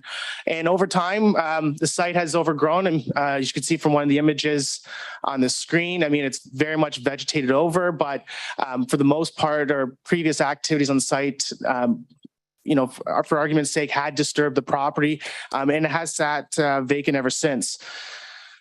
Majority of the frontage of this property is on Galileo. That includes the former Bertrand Place on an open road allowance, which was recently acquired by the landowner, and then the portion of their frontage along West Street with the single family home and then the mechanic shop. In terms of the composition of the neighborhood, for the most part, is residential. There's residential properties that buy in this property, but there's also commercial properties. There's a large plaza in the southeast corner. There's some commercial uses along Charing Cross, and further along, there's a shopping plaza. There's government offices, lawyers' offices. You know, I'd like to use the word complete community in planning. This is what I would call complete community in the sense that there's different residential densities. There's mixing of uses. There's a cemetery just to the north. There's green space. So very much in line from that standpoint. Next slide, please. I'm not going to go into all the specifics of the proposal. The applicant did a great job. 3 apartment buildings, 408 units. Most of the parking is below grade or in a parking structure with some of the parking at grade. One feature of the site that I don't think was fully touched on is the parking structure that's shared between building 1 and 2 functions as an outdoor amenity space. And you can see that on the screen. Next slide, please. So just to provide context, and I'm going to take committee back to what the old official plan said for this property, because the applicant alluded to it. There was an official plan amendment that was applied for initially with this file under the old official plan. That was actually only required for the 2 properties that are on West Street. The back of the property was previously designated high density residential. So it was always envisioned that there would be some level of density on this site, whether it be in the form of an apartment building or a mixed use building. But obviously the previous designation lend itself to support what I'm going to call more of a higher density built form. Today, new official plan, which was adopted last year, it is an intensification corridor similar to the previous proposal that was presented earlier today. Apartment buildings are very much a permitted uses, are very much a permitted use in this location. That is the built form that very much is envisioned for these sort of areas in the city under the new official plan. And just to know, a small portion of the former Bertrand Place site is designated as parks and open space. That's to reflect the park next door. There's no development occurring in that general area. It's just for access purposes. So there was no requirement for an official plan amendment. Next slide, please. So seeing that there's 4 separate properties or 4 separate parcels, there's actually 4 separate zones in this property that are proposed to be amended. They range from an R1B to an R1B-1 zone. The R1 or the -1 in that particular property is for the mechanic shop. The balance of the majority of the property is in the R4A zone, which is medium density, doesn't permit apartment buildings. It does permit townhouses and similar type uses. And then there's the portion in the former road allowance of Bertrand Place open space. They're proposing, or the applicant's proposing to go to a site-specific RHD zone, and that's where you'd find apartment buildings as a permitted use. Next slide, please. Next slide. So just to highlight some of the site-specific provisions that have been requested by the applicant, one, it's to permit an apartment building under the RHD zone. That's a permitted use. Specific provisions for lot area and lot width. Lot width is an existing condition, and it's just a minor reduction to what's required. Lot area, a specific minimum lot area for the buildings. And then as the applicant and agent had indicated earlier, there's a specific request in for a parking ratio of 1.15 spaces per unit. Next slide, please. This slide here just highlights some of the general areas in terms of the specific setbacks, primarily interior side yards, rear yards, and then an exterior side yard are some of the specifics that are requested, and those are built into the implementing bylaw that would come before council at a later date. Next slide, please. And then just to, back one slide. Just to hone in on a few things, these are staff recommendations. They are noted in the staff report. One being the building height. So the RHD zone does permit up to 12 stories. Based on the analysis that's been done to date, the applicant has demonstrated that the proposed 7 stories is appropriate for this site. And as such, staff are recommending that the bylaw hold that, or this concept to that particular height. Even though 12 is permitted, staff are recommending that the building height be capped at 7 stories. With an old bylaw in Brantford, the RHD zone doesn't have specific numerical values for height.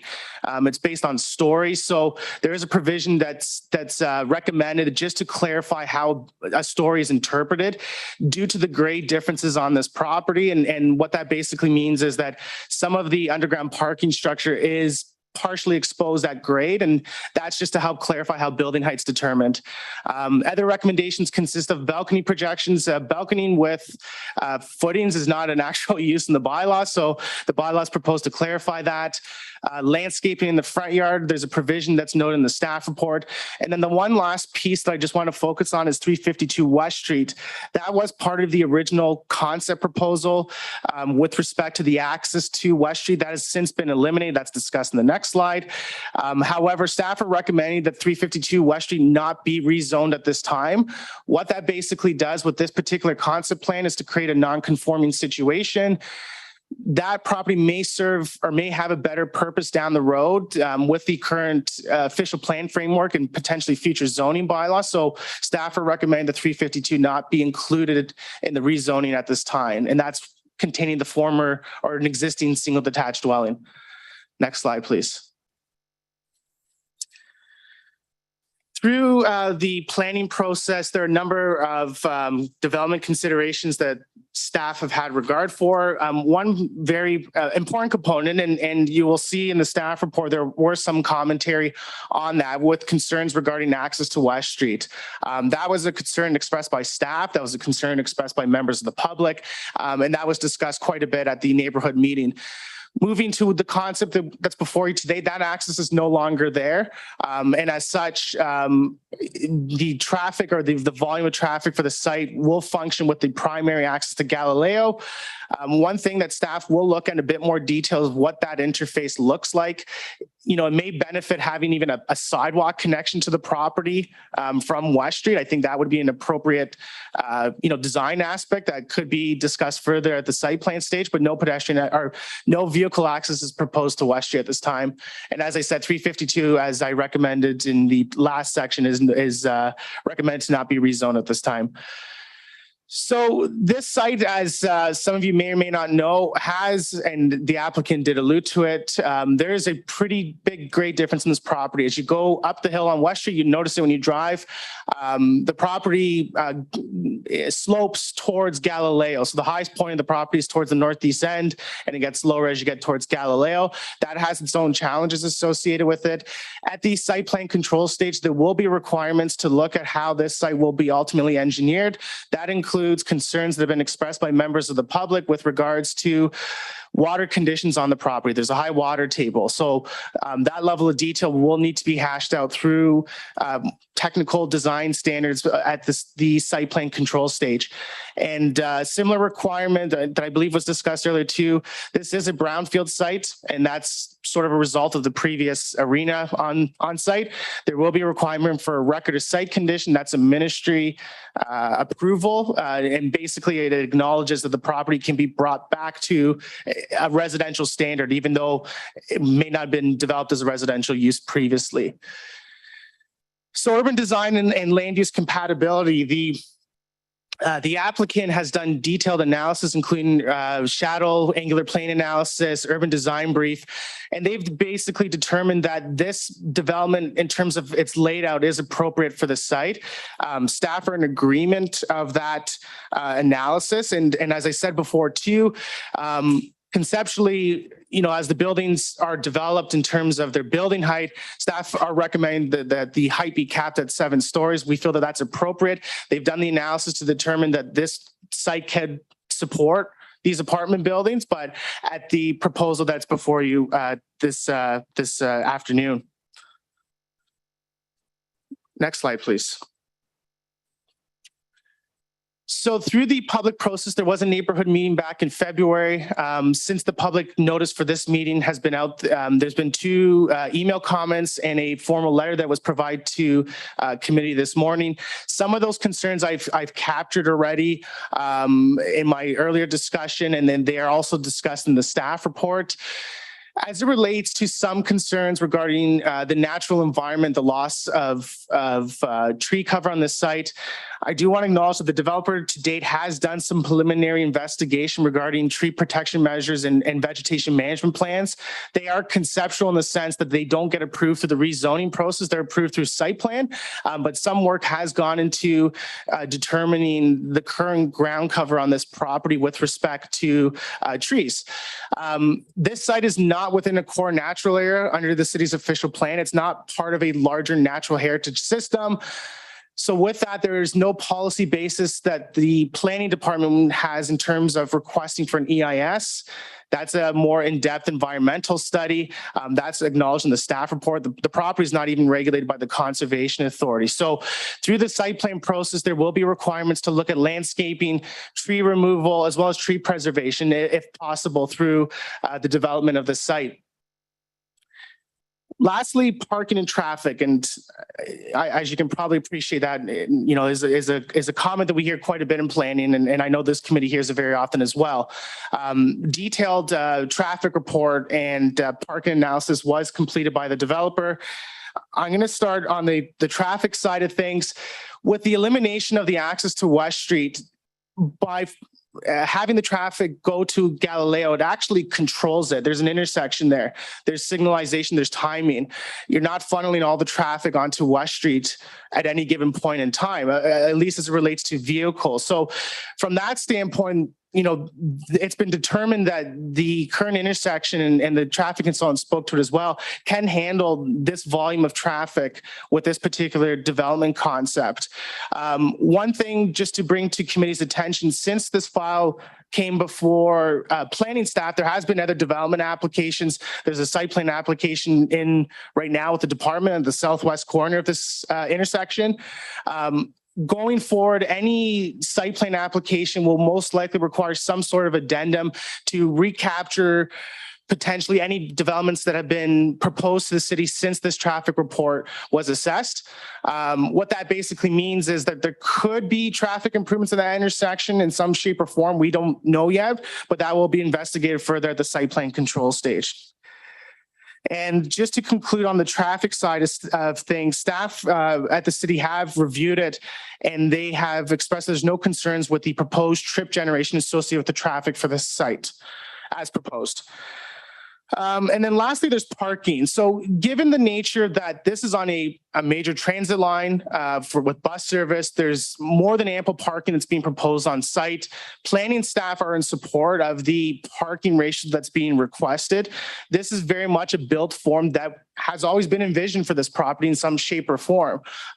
So with that regard, there are measures that the developer is proposing to mitigate parking issues, whether it be through the fact that it's an intensification corridor, it's very much in a walkable area, but also with the ample on-site bicycle parking that's proposed for the development. And as I said too, I mean, there is a mixing of uses. There's areas that, you know, individuals can easily walk to in terms of place of work. And the site is just a little bit north of the downtown, where you have the Via Rail station and the downtown bus terminal. So with that regard, staff don't have any concerns regarding the parking ratio that's proposed. Next slide, please. So just to sort of wrap up the land calculation and to bring committee's attention to the screen, a development of this nature with a number of units that propose would require a lot more land than what is currently there today. I calculate, just looking at these base numbers, you're looking at about 9.2 hectares of additional land if this were built as singles, which is about 22 acres, give or take. So not quite the size of you know, traditional greenfield subdivision, but getting closer in terms of, you know, allowing or facilitating 408 units in terms of the amount of land that would be required. Next slide, please. So in conclusion, the development is consistent with the provincial policy growth plan, city's official plan. It does represent intensification within the built boundary on an underutilized vacant property that has been regarded as a brownfield site. It will provide additional housing options in terms of rental apartment units. And just to conclude, staff are recommending approval of the zoning bylaw amendment. Next slide. And with that, if there's any questions, comments, I'd be more than happy to answer them. Thank you. Yeah, Councillor Sluss. Thank you, Mr. Mayor. Jeff, the height was capped at 12 stories, or pardon me, at 7 stories, but the zoning would allow 12. What was the rationale? Was it, what determined that it should be 7 stories and capped at that level? Through you, Mr. Mayor, to Councillor Sluss. So the zoning, so as of right, the RHD zone allows for 12 stories. The applicants come in with a concept with 7 stories, and all of the work that's gone into their submission, whether it be their engineering reports, their shadow analysis, have determined that 7 stories is appropriate for this site. So on that basis, staff feel that it's appropriate to hold the building height to 7 stories without the need to amend the bylaw. So in the event that the applicant, let's say, gets to the site plan stage and decides they want to build 12 stories, that proposal will be back before this committee to ask for a higher building height. So from staff's perspective, we feel that 7 stories is appropriate for the site, and the bylaw should hold it at that. Okay, I guess, why did staff deem that was appropriate? That's what I was trying to get to, Jeff. Like, what is it about this development that said it should be 7? It's based on the studies that have been completed.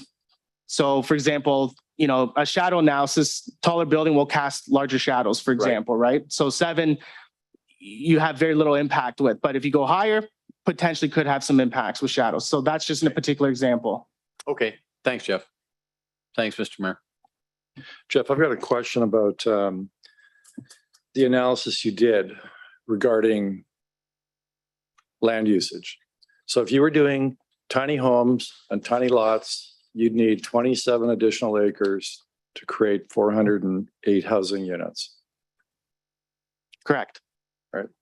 And Glenhurst is about 17 acres. So it's almost double the size of Glenhurst. Right. That's pretty dramatic. All right. In terms of parking data, we heard from the applicant, I believe Nancy said that there's this study done by University of Waterloo, I think, that has actually analyzed the parking requirements for a city like Brantford? Does that exist? Because I've been asking for the last 6 months, where is the hard data on the experience in Brantford as to how many parking spaces are actually in reality used?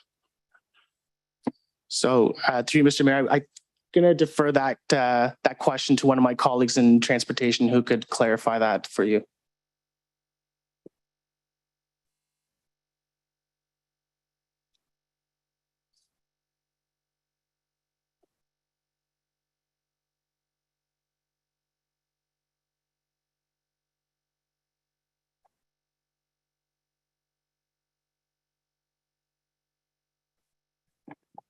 Through the chair, Jeff Cordwell, Project Manager, Development Transportation. As part of the traffic study, the consultant looked at another property this developer owned in Brantford. It was much smaller. And they did a study overnight to see what the parking usage was and determined that it was under 1 space per unit. And that was the parking study that they referred to in the traffic study. And so I've been asking for that information for 6 months. I understand it's being done as part of the comprehensive zoning bylaw because we have a number of buildings. We have a number on West, Fairview, Memorial, North Park Street, Simpatico, and Ward 4. We have the buildings just down the street here, Centennial Towers, that are all very similar, 7 to 12 stories, different types of tenants.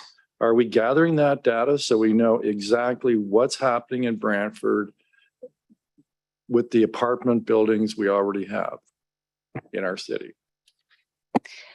Good afternoon, Nicole Wilmot, Director of Planning and Development Services. Yes, we are. So since direction was provided through the new zoning bylaw task force to undertake that sort of on the ground analysis, we have been working in Planning and Development Services to collect that data. So we do have some, we're not complete as of yet, and we will be reporting back through that task force and to council when we have all of the data. But what we are finding right now, based on the information that we have, that there are several instances that have come in where the parking is not being fully utilized based on the amount of spaces that have been provided. That's not a complete analysis at this time, but that is the trend that we are seeing so far, and we'll report fully on that through the new zoning bylaw project. Right, and that'll vary depending on the location of the building and the type of tenants. But in reference to parking in this development, when I asked the builder, they said, yes, the tenants will not be charged a separate fee for parking. It'll be part of the rent. How do we assure that and guarantee that, in fact, will happen? What's the tool to enforce that?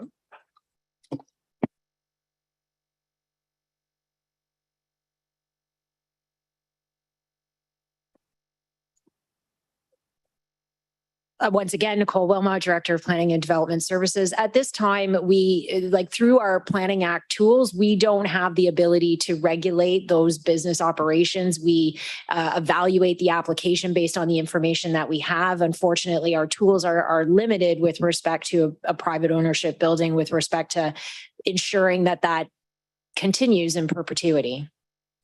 Well, can they enter into an agreement of some type? They could enter into an agreement through a separate process. We would have to establish what that agreement would look like, but it may be rather challenging to tie that back to the planning process. But we can review it. I think it would be worth the challenge. It would be worth the time spent. All right, Councillor McCurry.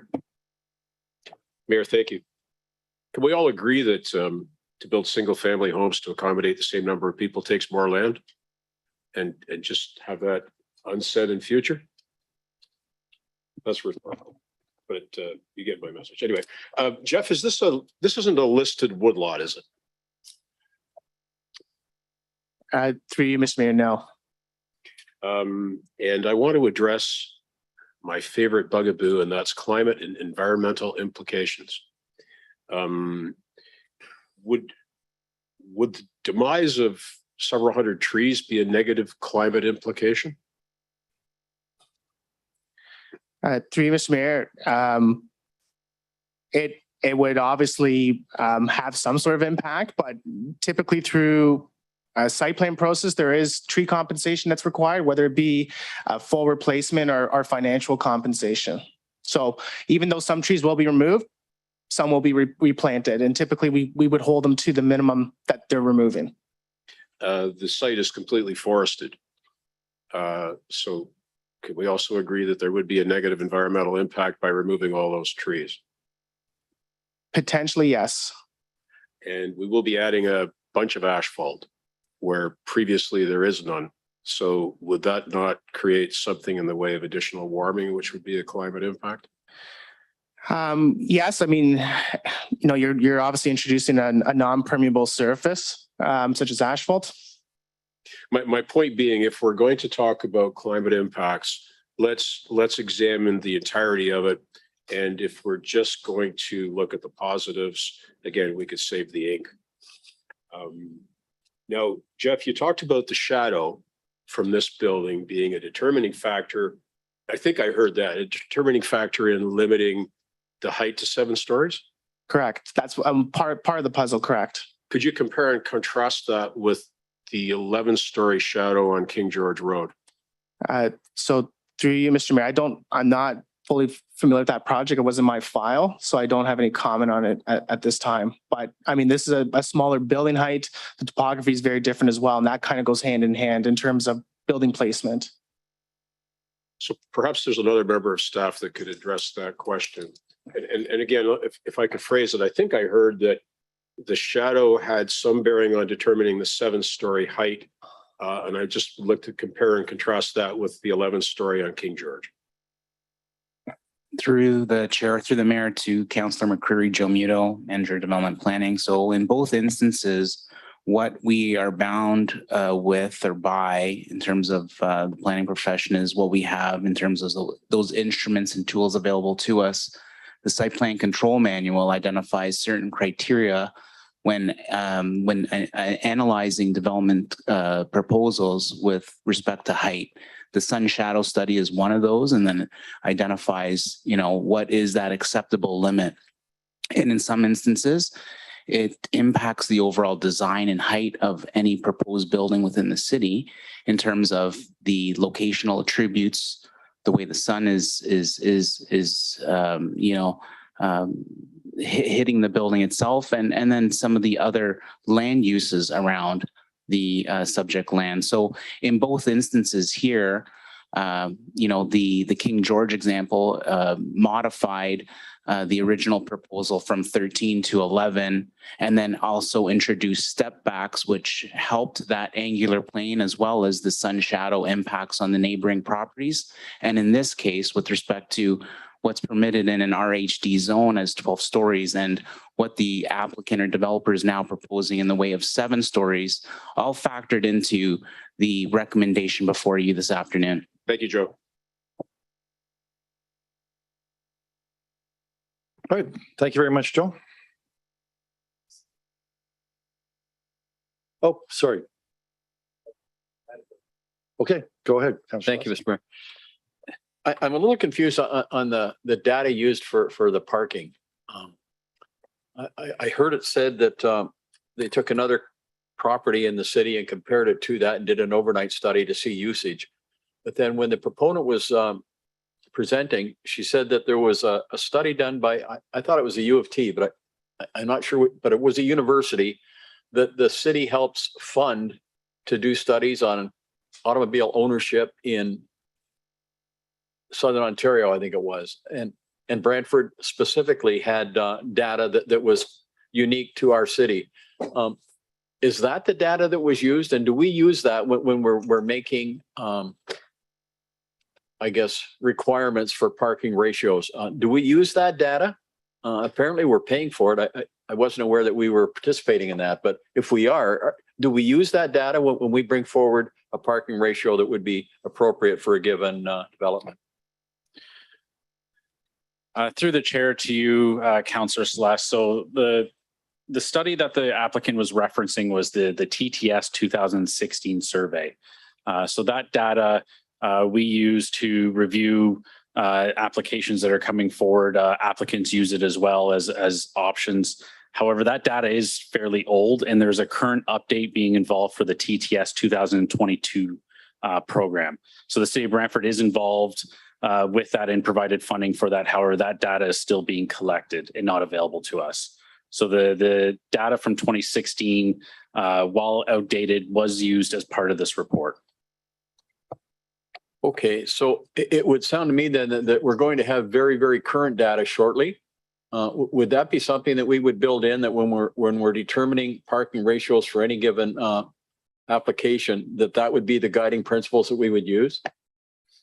Through the chair to the applicant.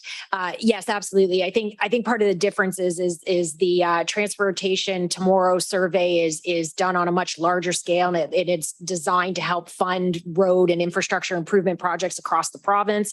What we're looking at is very on the ground, concrete examples of parking usage in apartment buildings of similar size and scale, so that we can take that information and apply it to zoning applications coming forward. So very, very specific data to Brantford versus larger scale sort of overlook of transportation demand and network and the infrastructure and planning improvements that go into that.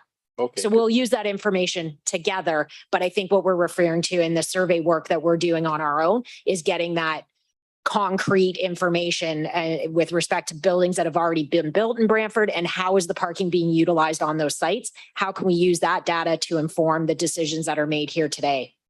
Okay, no, I appreciate that, Nicole, because I think it was stated by the proponent that the data that they were using was specific to Brantford. It was that when they did that survey that the university did, that we helped fund, it was specific to each participating community. So I think the data would be, it wasn't general, it was specific, I thought, to Brantford, as I understood it. Go ahead.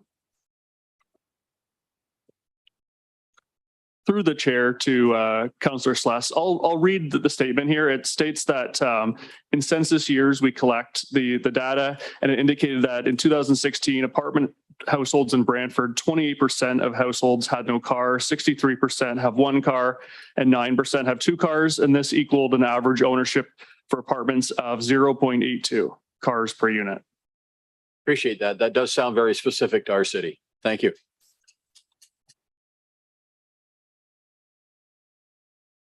All right, that's it, Jeff. Thank you.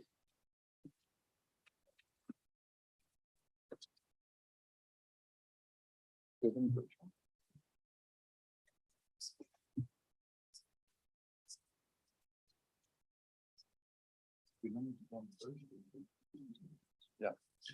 All right, so this is the portion of the public hearing where we obtain input from members of the public who either support the application or opposed. Normally, we first go to those who registered, who wish to come in virtually through our hybrid format. And we do have at least one and perhaps two. And actually, we heard from this individual earlier, and she has stayed on the phone, and that's Dawn Arrowsmith. Dawn, are you still there? Yes, I am. Good. So if you just please repeat, please, your name and your address. Sorry. Thank you for allowing me to speak.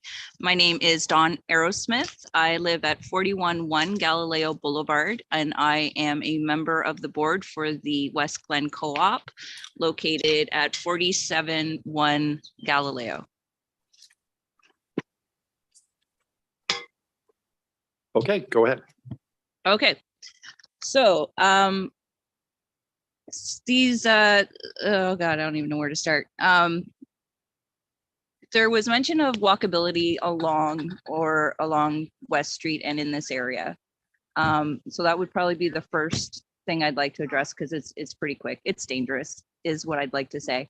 I've probably fallen several times almost into traffic. And as far as the turns and the lights and everything else and all the intersections, the one that goes from the Galileo West Street that goes right into the government building, where that plaza is there's chiropractors and everything else. And that's pretty busy coming in and out as well. and the speed that comes along West Street from down the hill. I've almost been hit a few times now where people don't stop at that intersection period. They're just going too fast down that street. So the entrance and exit for the proposed site would increase that traffic here. It would cause backlogs to the residents that are already here. We have at least 5 school buses that come in. That's going to affect them. It's going to affect the students that do walk. Going up, like there's only one way in and out of here, and that's down the street to West Street. The high schools, pretty much you all have to go up that hill. And that's not very walkable. It's a pretty steep hill for the most part. I don't see how bicycles would be able to get up and down that street. There is no bike path. And unless there's some major infrastructure development for the traffic, I don't see how a bike path would be able to accommodate that corridor. So I'm looking at this as if the parking is going to be relying on public transit and bicycles. I don't see that as a great idea because the buses themselves run every half hour. They're already filled to capacity, as far as my kids have told me, when they're going back and forth to school. Unless the city plans on, again, increasing some infrastructure and busing and widening the road and the sidewalks, the foot traffic, the transportation, and all of that other sort of traffic related, pedestrian related, isn't going to be enough. It's just too high of a capacity for this area. The second point I would like to comment on is probably this is where my heart is right now. It's the environmental. There is a protected area around here. It surrounds the co-op complex. There are cottonwood trees, I believe, in here, and that's why it's protected, I think. We also have a very large, like incredibly large variety of bird species and some migrating birds that come in here. Not just to the co-op, they're in the trees surrounding. They also go into that vacant lot as it is now. We have red-tailed hawks, a few different varieties of woodpeckers, warblers. I'm trying to increase myself with the bluebirds. There's a bunch of different kinds of finches and things like that, all of which will be affected by any major development in that area, especially during the construction process to start, and then again, eliminating their habitat. There are many, I think I counted like about 16 that I could see, milkweed plants that's just lining the sidewalk right now. And as you may or may not know, the monarch butterfly was just put on the endangered species list.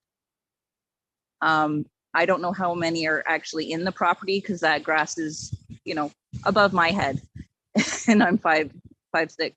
So it's pretty tall. So I don't know how much more milkweed is in there, but I'm gonna guess it's a pretty substantial amount. There's a lot of pollinators in the area, hummingbirds and bees of all sorts, you name it, they're there. They're in there. That's a pretty decent sized lot for that. The trees that are aligning the surrounding proposed area, a lot of those will be cut down. There is a bit of a, it's like a stream. It goes into the sewer area. There is I guess a drain sewer that's right there that goes into the sewer system. there is a lot of, because it is a hill, and that rainwater will, I don't know what's going to happen to it. Like once this building is up, what's going to happen to that? Is it going to affect the structure of the stability of the land? And as far as I know, last thing I saw on it was that there is shale underneath the proposed lot, and a pretty large portion of groundwater as well. There's already some minor flooding that comes along on Galileo. It's not that bad right now, but once the ground is paved over, I can see that becoming a bigger issue. What else we got here? Yeah, the traffic, the environment. So I was really concerned about that EIS. I was really hoping that that could be done for the environmental assessment, because even though it's not marked off or needed exactly, there are a lot of things that go on around here as far as the wildlife and the flora, the fauna, all of that nobody really knows about because nobody ever comes down here. Some people do to check out some of the birds and stuff. I have seen people walking through, and I do it. And there's some other members in the co-op who do it as well. There's the concern about, I guess this is my next point, concern about safety for the kids that are here, and the families that are already here. The 3 buildings, 7 stories high, with over another 400 people in them, and a tiny little park. So even though the building itself would have its own green space, we do have Arctic Park here, and it is the tiniest little thing. It's up for, I guess, the improvement, I think, next year. But it is really small and kind of dangerous at the moment. And then you'd have all these other people coming, plus that's going to increase the amount of students that are going to be going to the schools, more school bus traffic as well, and then an increase in the local zoned schools that we have. They're already pretty well overpopulated and overcrowded. And it's just going to make it that much worse trying to get them in and out of here. I don't know what else.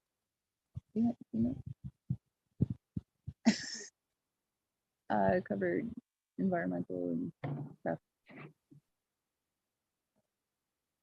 Yeah. So is that it? Yeah, Is that it, Don? Yeah, I think so. I think that Okay. that covers So, it. so I'll now ask the members that are present if they have any questions for you, Don. Do any of the members present have any questions? Yes, Councilor McCurry. Don, it's Dan McCurry. Could you get in touch with me later if there's still some outstanding safety issues in the park, and we'll get that looked after? Okay, thank you. So Don, we don't have any other member that would like to ask you questions. So I want to thank you very much for being very patient and waiting hours on that appreciate audio it. Thank you. connection. We appreciate that, and we thank you for doing that. Thank you so much. Okay. So we have nobody else virtually. So I will ask then if there's any member of the public who is present in the chamber today that would like to speak to this matter, either for or against, please come forward.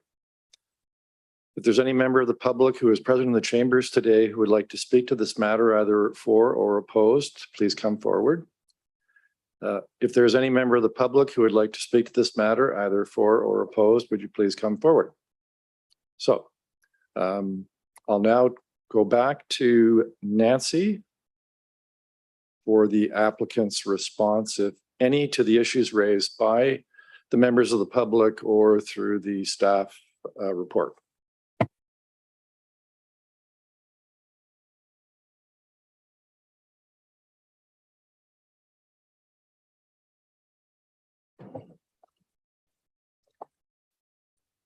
Thank you, Mr. Mayor, Chairman, and members of council. I'm just, the most recent comment was made by Dawn about the environment.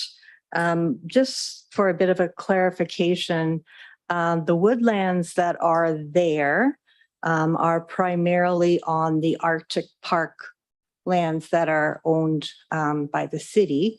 There is a small clearing on Galileo where there's some playground equipment, but the bulk of that Arctic Park is trees, and it will remain trees as far as I can tell, unless the little park area is expanded a little bit. So as part of the background to the official plan, new official plan, there was a natural heritage study done, and that woodlot was not identified as something that would be qualifying as a core area. Nevertheless, I do appreciate the concerns of the public. So the actual number of trees or that would be removed from the subject site for the construction is approximately 100, and 50 would be retained. So yes, there are trees that have to come down because of the building footprint, but we've done that vegetation study, and the perimeter trees have been retained as much as possible, as well as trees that are on the adjacent property, being the city's property or the property that we were speaking about earlier that's seeing a development application associated with it. So I think there is an opportunity to still maintain that natural area and ensure that any species that are living there will continue to live there as part of this redevelopment.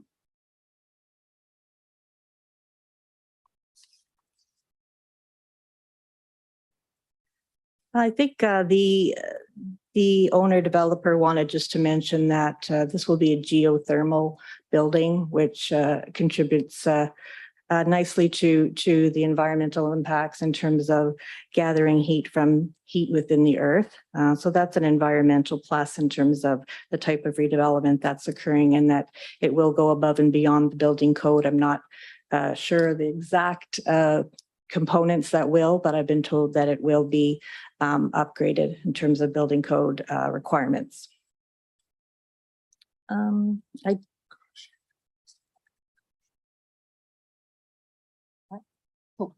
Sorry, my apologies. Through the chair, and just one more piece to add. I did hear obviously the parking being an issue, and on this site we are looking at spots for electric vehicle car share. So we understand that it is an important component for those transitioning from car ownership, and to make sure that that transition can be more palatable, we are deep in those negotiations as of today. So what is that? Through the chair to the mayor, that would be essentially the use for those residents within the building of a car that is, electric, and like any other car share program, they would be able to book times for that usage. And obviously, depending on demand for this location, we would entertain even increasing the amount of cars. We're in those discussions. Councilor Curry. Mayor, thank you. With respect to your natural heritage study, was there any attention given to species that live there? Mr. Chair, that was the natural heritage study was done on behalf of the city as part of the official plan update by Plan B Natural Heritage. I don't have at my fingertips what exactly they looked at in terms of that particular woodlot, but I do know the outcome of the study was not to designate it green or designate it core natural area. Sure. We were faced with a situation a number of years ago. Are you aware that we were faced with a situation a number of years ago where it was necessary to recreate a habitat for the western meadowlark or the Midwestern meadowlark at a considerable expense? You have no obligations such as that, and your study wouldn't have looked at that detail. Is that correct? Yes, that's correct. And can you state unequivocally that you have no western meadowlarks in that property? I cannot. I'm just kidding. I cannot. But you heard I think we all heard the concern of the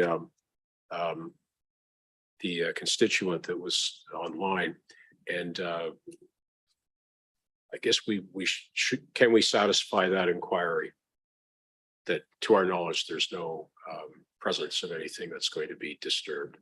Well, through Mr. Chairman, that would require the city to require us to do an environmental impact study, and that doesn't really relate, or it's not required as part of the designation in the official plan.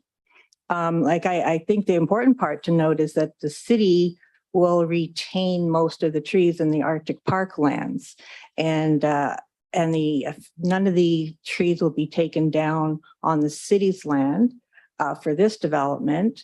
And we're trying to retain those perimeter trees as much as we can.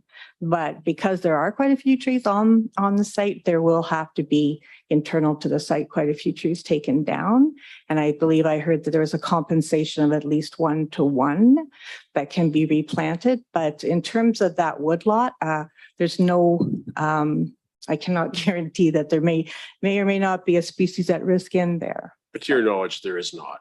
To my knowledge, at this point, there is not, no. Thank you. All right, thank you very much. That now concludes the public hearing in item 4.2. Ask a member of the committee move and another member second the resolution so we can get on the floor for discussion, and Leith, if you share it for us. And I think Councillor Carpenter, you're saying that you're going to move it, and Councillor Sless is going to second it. And before we debate it, I'd like for us to actually see it. I mean, we've seen it in our notes, but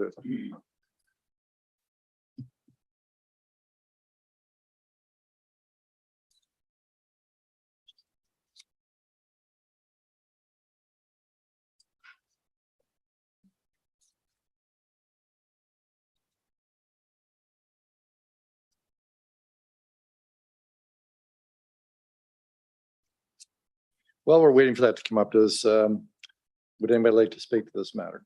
Councillor McCurry. Mayor, thank you. I'll reiterate some of what I said earlier. I think it's pretty good development. The developer certainly is responsive to the community. They certainly could have made this development a lot more dense, but I think they're respectful of what we're liking to see here. I do have concerns as I represent my constituents who are worried that there's something of a deficit in parking and who are worried about the access coming out onto Galileo. Excuse me. And we've asked a number of questions of the developer to come back to us and look at other options with respect to site egress and with respect to perhaps adding a little bit more parking. So as I said with the earlier application, I won't be supporting this today, but I hope to be able to do that when it comes back to us at a later date. And I hope that the concerns of the neighborhood can be completely realized.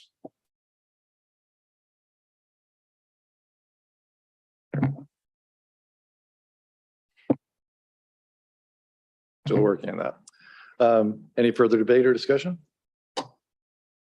Seeing none.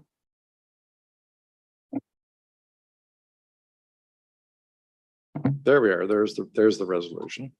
It's on the floor. All right, so I'll call the vote then on this item.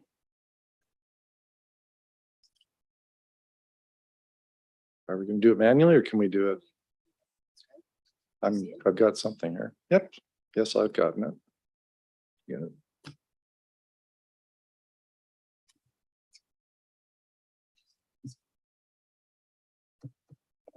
Item 4.2 carries on a recorded vote of 3-1. Those voting in favor, Councillor Sless, Councillor Carpenter, Mayor Davis. Those opposed, Councillor McCrary. All right, so that concludes 2 matters, and we have 2 more items, 2 more public hearings, and it's now close to 2 o'clock now. It's close to 1:30. So we're going to take a little lunch break and come back at 1:40, 20 minutes.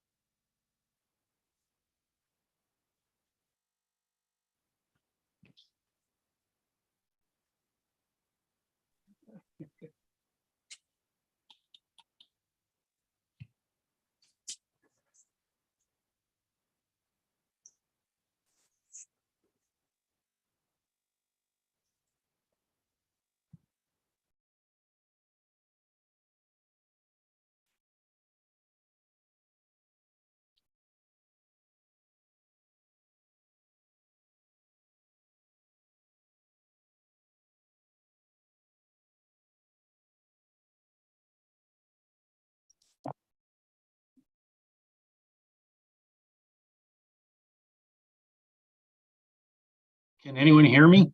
Yeah, we can. Yes, we can hear you now, Bob. If you would please state your full name and your address and then proceed with your presentation. Okay, sorry about that. Bob Phillips from J.H. Cahoon Engineering Limited, representing Usman Khan on his application at 161 Fifth Ave. It's on the south side of Fifth Ave, just east of the intersection of Fifth Ave and Erie. The proposal is to develop the site as a 6-unit street townhouse development that ultimately will be severed into freeholds.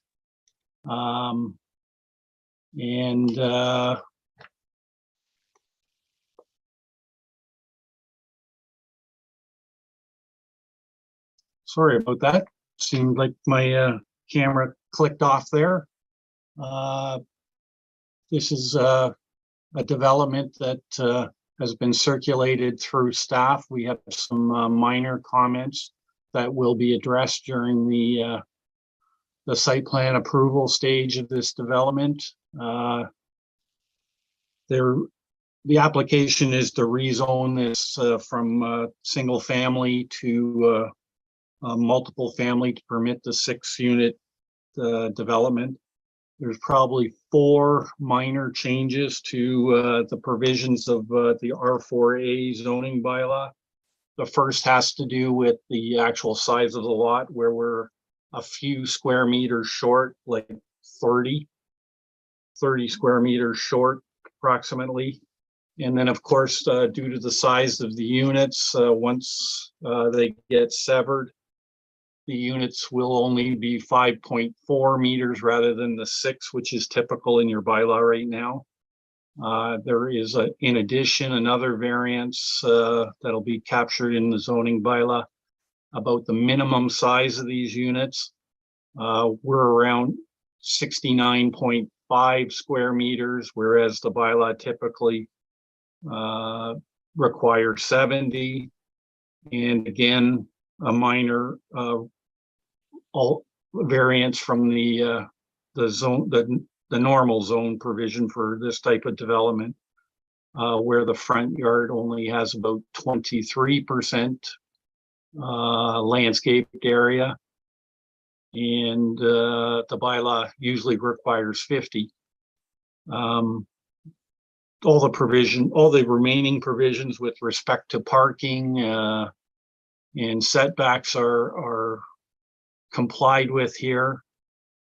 We're seeking committee support of this application. We've read the planning staff report and are totally supportive of its recommendations and would like to move to the next component of the development. I'm here to answer any questions. The owner is too. We did attend a neighborhood public meeting with no residents showing up. And I don't believe that staff has received any more comments. I'd be happy to answer any questions. We do have some questions for you, Bob. Councillor Van Tilburg, you're first.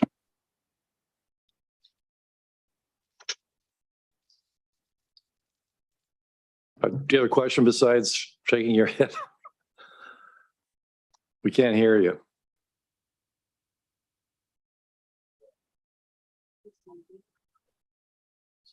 We're trying to unmute. We're trying to unmute you at this end, Councillor Van Tilburg. Just give us a minute. There we go. There we go. Go ahead. Thank you. It said that the host had me on mute, so here we go. Totally unintentional. Don't be blaming the chair for that. And anyways, look, I've looked over this thing, and one of the things that honestly pops right out of me is is artist renderings, and usually they look better than the end result. This artist rendering to me is somewhat lacking. Is that what the final product's going to look like?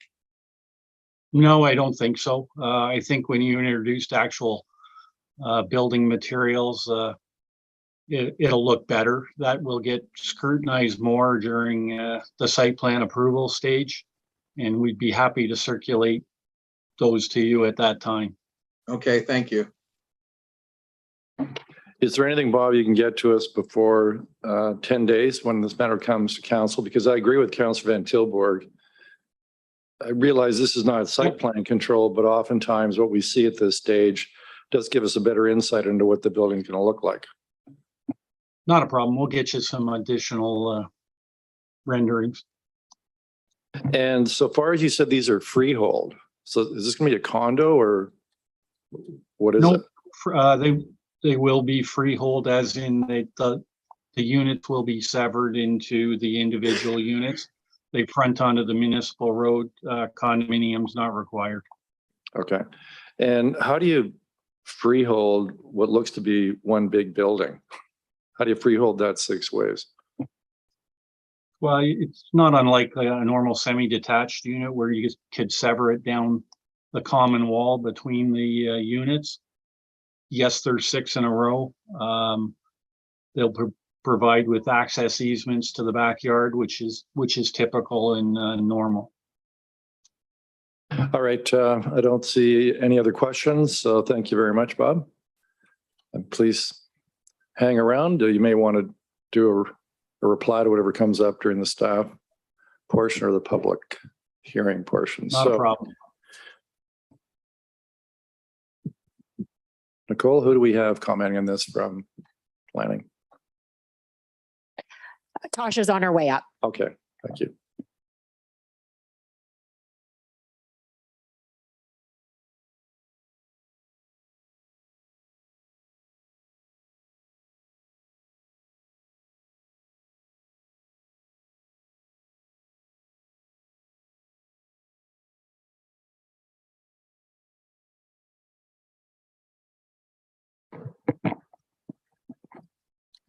Okay, thank you, Mr. Chair and councillors. My name is Tasha Adair, and I will be presenting the zoning bylaw amendment application for 161 Fifth Avenue. So as Bob has mentioned, the amendment will facilitate the construction of a 3-story, 6-unit townhouse dwelling. It will also include site-specific modifications to the minimum lot area and lot width, gross floor area, and landscaped open space in the front yard. The lands are located on the southern portion of Fifth Avenue. They have an approximate area of 0.11 hectares and 37 meters of frontage. The photo on the top right presents the existing conditions of the site, which feature a single detached dwelling, on-site parking for 1 to 2 vehicles, and a fenced side yard. The photo on the bottom presents the current view down Fifth Avenue. The street currently features 1 to 2-story single-family homes on the left side of the street with main floor garages and recessed entrances. Further down the road on the left side of the street is Slovak Village. This is featured on the photo on the left.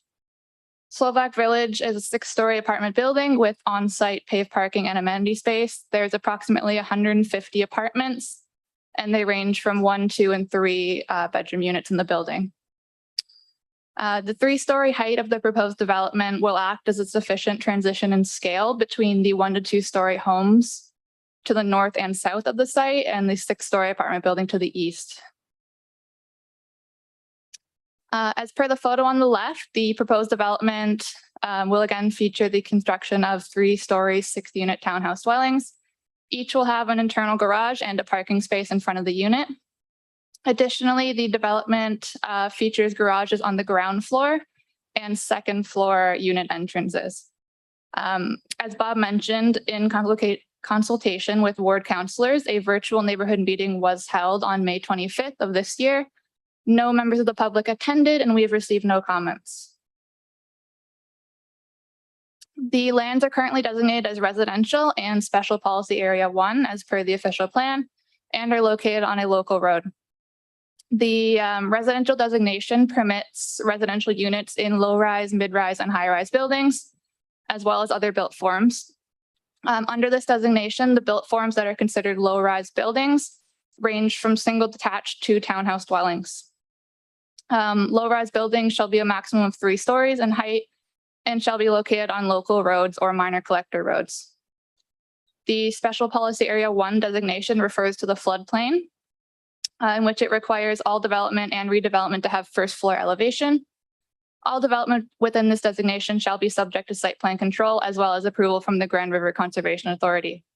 GRCA staff have been circulated on the zoning bylaw amendment application in which they have no objection. The lands are currently zoned floodplain residential type 1B. The F prefix on the zone denotes the lands are located within a flood zone. This flood zone prohibits basements and restricts the establishment of some uses. It should be noted that the floodplain zone permits townhouse dwellings.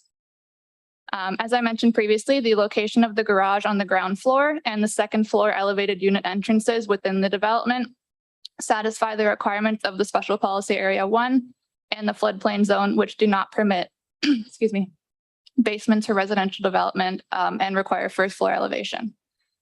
To facilitate the development of the lands, the applicant is seeking to rezone the lands to floodplain residential medium density type A to include site-specific regulations. The list of proposed amendments, as Bob briefly mentioned, are as follows. For the minimum lot area, currently 185 square meters per unit, or in this case, 1,110 square meters for the 6 units is required. The applicant is proposing 1,075.8 square meters in total. Staff have rounded this down to 1,075. This requirement is included to ensure that new development is able to accommodate appropriate building sizes and to prevent properties from being overdeveloped. Secondly, the minimum lot width. Currently 6 meters per unit is required. The applicant has requested 5.49 meters per unit. Staff have rounded this down to 5.4. The reduction will still allow for adequate space for on-site parking and front yard access to the units. Thirdly, the minimum gross floor area. Currently 70 square meters per unit or 420 square meters is required for these 6 proposed units. The applicant's proposing a gross floor area of 69.5 square meters or approximately 417.3 square meters in total. Staff have rounded this down to 417 square meters. The proposed reduction will facilitate the construction of the 6 total townhouse dwellings, which incorporate adequate front yard, side yard, and rear yard setbacks. And lastly, the minimum landscape open space in the front yard. Currently, in residential zones, 50% of the front yard is required to be landscaped open space. The applicant is requesting 23.7%. Staff have rounded this down to 23%. The proposed reduction will still provide sufficient room for the placement of a driveway and front yard unit access, while maintaining increased opportunity for amenity space, increased opportunity for groundwater penetration, and landscaping in the front yard. In terms of land calculation, there's 6 units proposed on 0.11 hectares of land. Using the smallest lot in the zoning bylaw, this would 6 units would require approximately 0.16 hectares. Therefore, it will consume less land to achieve the same number of units, therefore contributing to a representation of growth within the built boundary. The development considerations are site plan control and compatibility and design. The City of Brantford Site Plan Control Bylaw requires that proposals defined as development under Section 41 of the Planning Act are subject to site plan control prior to the issuance of a building permit. As per the submitted elevations, it's evident that the placement of the building in conjunction with the raised unit entrances will create an attractive and unique facade, similar to previously approved townhouse developments within the city, such as along Spring Street, along Diana Avenue, for example. To conclude, the proposed 6-unit townhouse development is considered to be consistent and compatible with the surrounding development in the immediate area and will allow for a moderate increase in residential density. The zoning bylaw amendment is consistent with the provincial policy statement, the growth plan, and the official plan.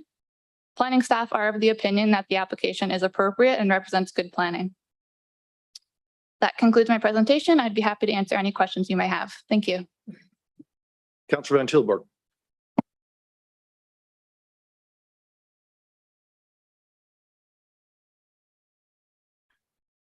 There, I need permission to unmute myself all the time. Okay. The zoning changes from an R1B to an R4A. Is that correct?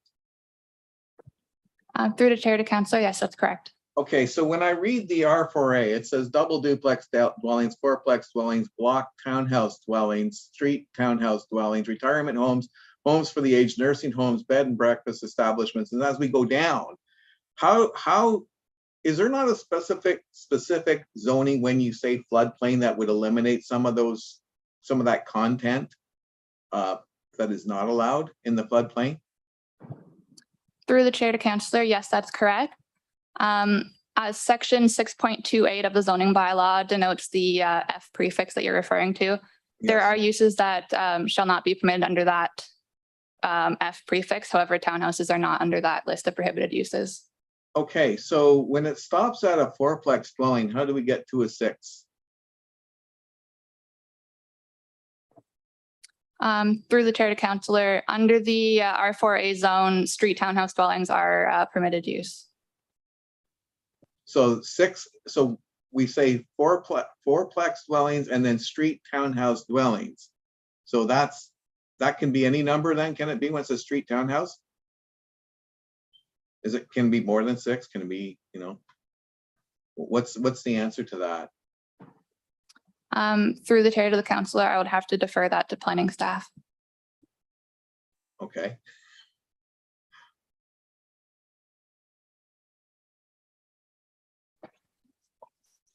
Through the chair to Councillor Van Tilburg, Joe Muno, Manager of Development Planning.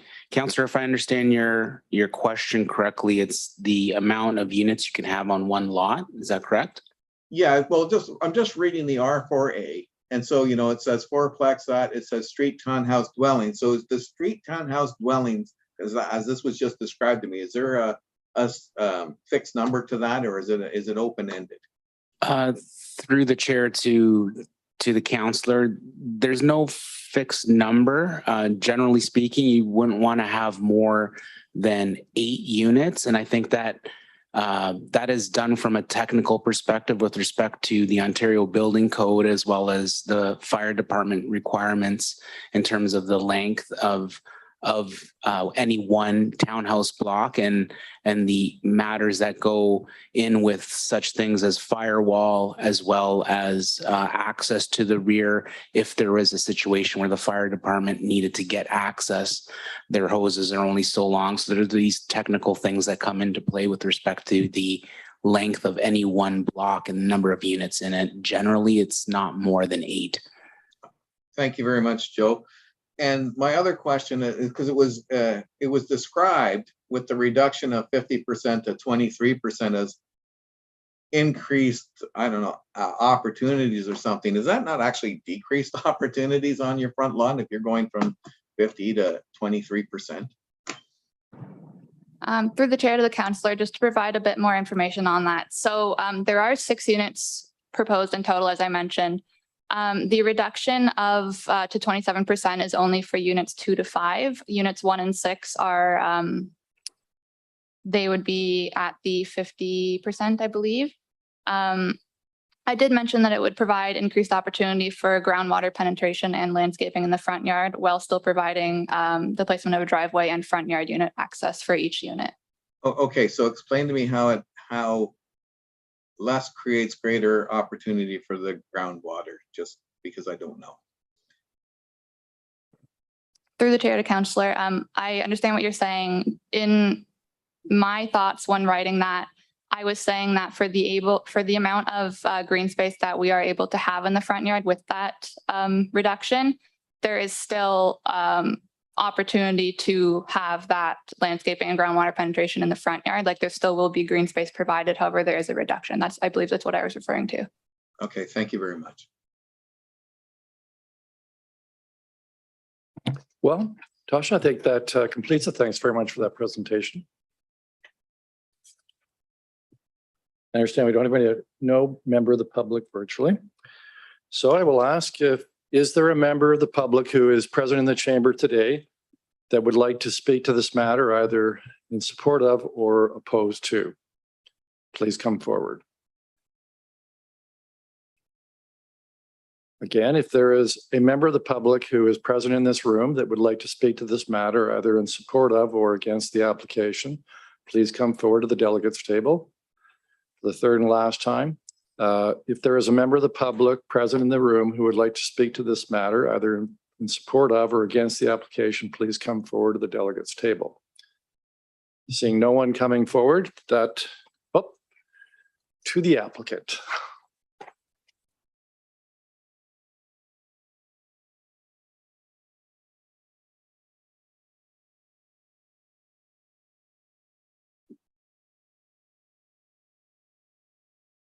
Something you want to respond to that came up during the staff presentation, please do so now. I don't think so, Mr. Mayor. I think it's pretty self-explanatory. The landscaping features in the front yard, that'll all get addressed through the site plan approval stage. And I think planning staff has responded to the councillor's question about the land use and maximum availability, and the fact that street townhouses are permitted here. But if there's any further questions, please just let me know. All right. Any member of the committee have any further questions for Bob? Not seeing any. Thank you very much, Bob. So that concludes the public hearing in item 4.3. If I can get a mover and seconder then to put the this resolution on the floor, moved by Councillor McCreary, seconded by Councillor Sluss. Any discussion? Seeing none. Lisa, please take the vote.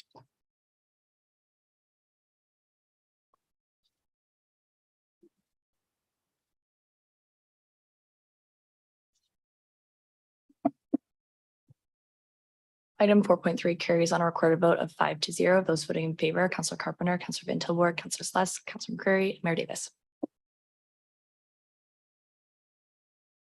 So we have one more public hearing, and it's in reference to item 4. In reference to item 4.4, which is zoning bylaw amendment PZ 1221 regarding a property municipally described as 3343 Erie Avenue and 100 Market Street South. And I believe, Odette, you're here to present on behalf of the applicant.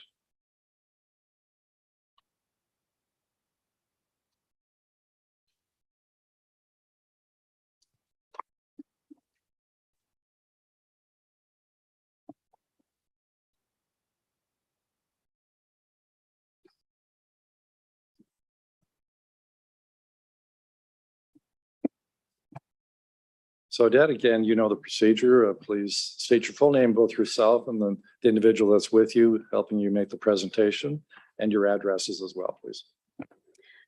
Thank you very much, Mr. Mayor. Good afternoon. My name is Odette Gomes. I am a planner with IBI Group, and I am here representing the property owners. And I have with me the project architect, and I will let him introduce himself. Hi, it's Rick Papa of AFA Architects. My address is 8 Dover Court, Suite 910, Toronto, Ontario. Thanks. Thank you. So the subject lands are described as 100 Market Street and 33 to 43 Erie Avenue in the city of Brantford. The subject lands consist of 3 parcels and are bound by Market Street to the west, Erie Avenue to the north, and Veterans Memorial Parkway to the south. If I could have the next slide, please. Great, thank you. The subject lands have an approximate lot area of 15,140 square meters or 1.5 hectares and approximately 147 meters of frontage along Market Street South. Next slide, please. The proposed development includes two 18-story buildings, one 21-story and one 22-story buildings. They're all mixed-use buildings.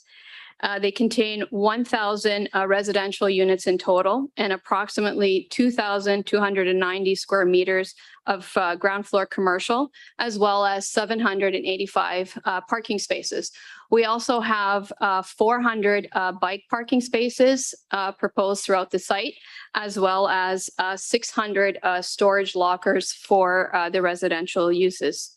So to facilitate the proposed development, a zoning bylaw amendment is required and is the purpose of the application before you this afternoon. Given the site size and location along the southern boundary of the city's downtown, the development proposal will act as a gateway for those entering the downtown area from the south. As such, the proposed development aims to achieve a high level of urban design to enhance the public realm and surrounding lands. Next slide, please. So the proposed development consists of a phased approach. So this here represents phase one, which will include an 18-story mixed-use building, 222 residential units. We'll have some first floor retail space, second floor office space, a shared portion of a central parking structure. We have residential amenities on the fourth floor, as well as shared amenities on the top level of the parking structure. We have dedicated bike parking for residents and visitors and storage lockers for residential use. And the next slide, please. So this is our phase two that we are proposing. So it will be a 12 to 22 story mixed use building again, stepped back, 290 residential units, first floor retail space. Again, we also have a shared portion of the central parking structure, as well as residential amenities on the fourth floor of the building and shared amenities on the top level of the parking structure, dedicated parking spots, and for residents and visitors. We also have storage lockers proposed for the residential use. And the next slide, please. Phase three proposes a 12 to 21 story mixed use step back building again, 198 residential units. Again, first floor retail space, shared portion of the central parking, amenity space on the fourth floor, as well as the top level of the parking structure. Again, we have dedicated bike parking for residents in this phase and visitors, storage lockers for residential use. And the next slide, please. So this is our proposed phase four, which will be a 12 to 18 story mixed use building step back as well, 290 residential units, first floor retail space, shared portion of the central parking structure, residential amenities again on the fourth floor of the building, as well as the parking structure. And we have dedicated bike parking for the residents and visitors, storage lockers for residential use as well. And the next slide, please. So the proposed development includes 785 parking spaces. 700 of those are dedicated for the residential units. 85 spaces are dedicated for commercial and visitor parking. 32 of the total spaces are accessible. We also have 4 car share spaces included. Loading spaces are also provided for each phase. We do believe the proposed parking is appropriate as the subject lands are well served to support alternative modes of travel, including transit and active transportation. The proposed development includes 400 bike parking spaces, encouraging new residents to use existing bike and trail networks in the surrounding area, which will promote an increase in active transportation. The subject lands are within approximately 200 meters of 3 Brantford Transit bus stops. The proposed parking spaces are situated in the center of the development in an above-grade parking structure. Therefore, it will not disrupt the streetscape and will create a pedestrian environment along the abutting roads. The proposed parking is to be unbundled from the cost of a unit so that those who choose not to have a vehicle are not required to pay for a parking spot, making the units more attainable. Preloaded transit passes for new residents will also be provided to encourage transit use. Car share parking spaces are also proposed, which provides access to a car without owning one. Car share programs promote the use of greener transportation modes like transit and cycling by providing access to a vehicle only when needed. The transportation and parking study prepared for this development supports our proposed parking. Next slide, please. So this is an aerial image from the north. Building 3 and 4 takes advantage of the views from the Grand River facing west, while building 1 and 2 face commercial and some open space to the north and south. So as you see here, the parking spaces are contained between the buildings, right in the center of the site. Next slide, please. So this is an image from the south. And the next slide, please. And this is an image overhead, which gives you a good idea of how the parking is situated right in the center of the buildings. And next slide, please. And this here is an example of the quality of the residential units that we're proposing. And next slide, please. So our proposed development includes 8,500 square meters of amenity space. 2,500 of square meters are proposed in the interior of the building. So it's about 6,700 square feet of interior amenity space in each building. And this includes things like a lounge, a party room, fitness room, study and work rooms. And all of the buildings have the amenity space on the 4th floor. And the 4th floor of each of those amenity space is connected to the exterior amenity space, which is also the 4th floor of the parking structure. And we are proposing 6,000 square meters of exterior amenity space. So that translates to 1.5 acres of outdoor amenity space. And this is going to include things like seating area, barbecue and dining areas, a playground, a splash pad, exercise areas, and walkable paths. Next slide, please. So this kind of gives you an idea of what the interior amenity spaces will look like. And if you see here, if you're sitting in this lounge, you look straight out and it's right connected to the outdoor amenity space. You can just walk right out of the interior amenity space and again, right into the exterior amenity space. And next slide, please. So this is just kind of the opposite view. We were inside the building and now we walked right out and we're right in the outdoor amenity space. And next slide, please. The proposed development represents good and appropriate development as it proposes intensification and growth in an appropriate location with increase the mix and range of housing options and will provide employment opportunities. The proposed development will efficiently use underutilized brownfield lands in the Brantford Urban Growth Center, where high intensities of residential and commercial growth and development should be focused. The proposed development will integrate a variety of uses within a compact build form to accommodate forecasted population and employment growth.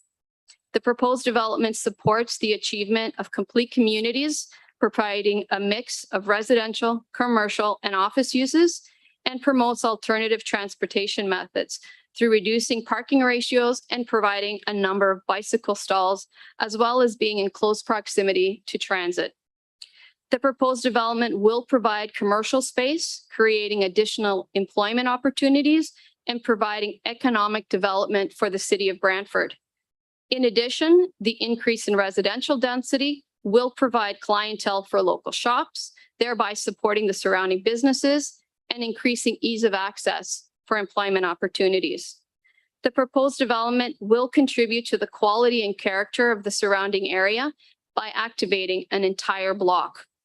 Municipal infrastructure is ready available as the subject lands are located within existing built-up area of Brantford.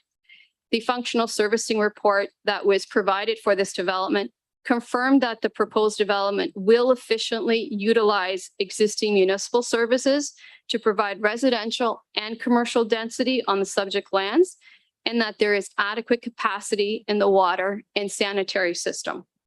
The proposed development will improve social equity by providing a variety of unit sizes and dwelling forms in the neighborhood to accommodate the changing demographic needs, including an aging population and affordability.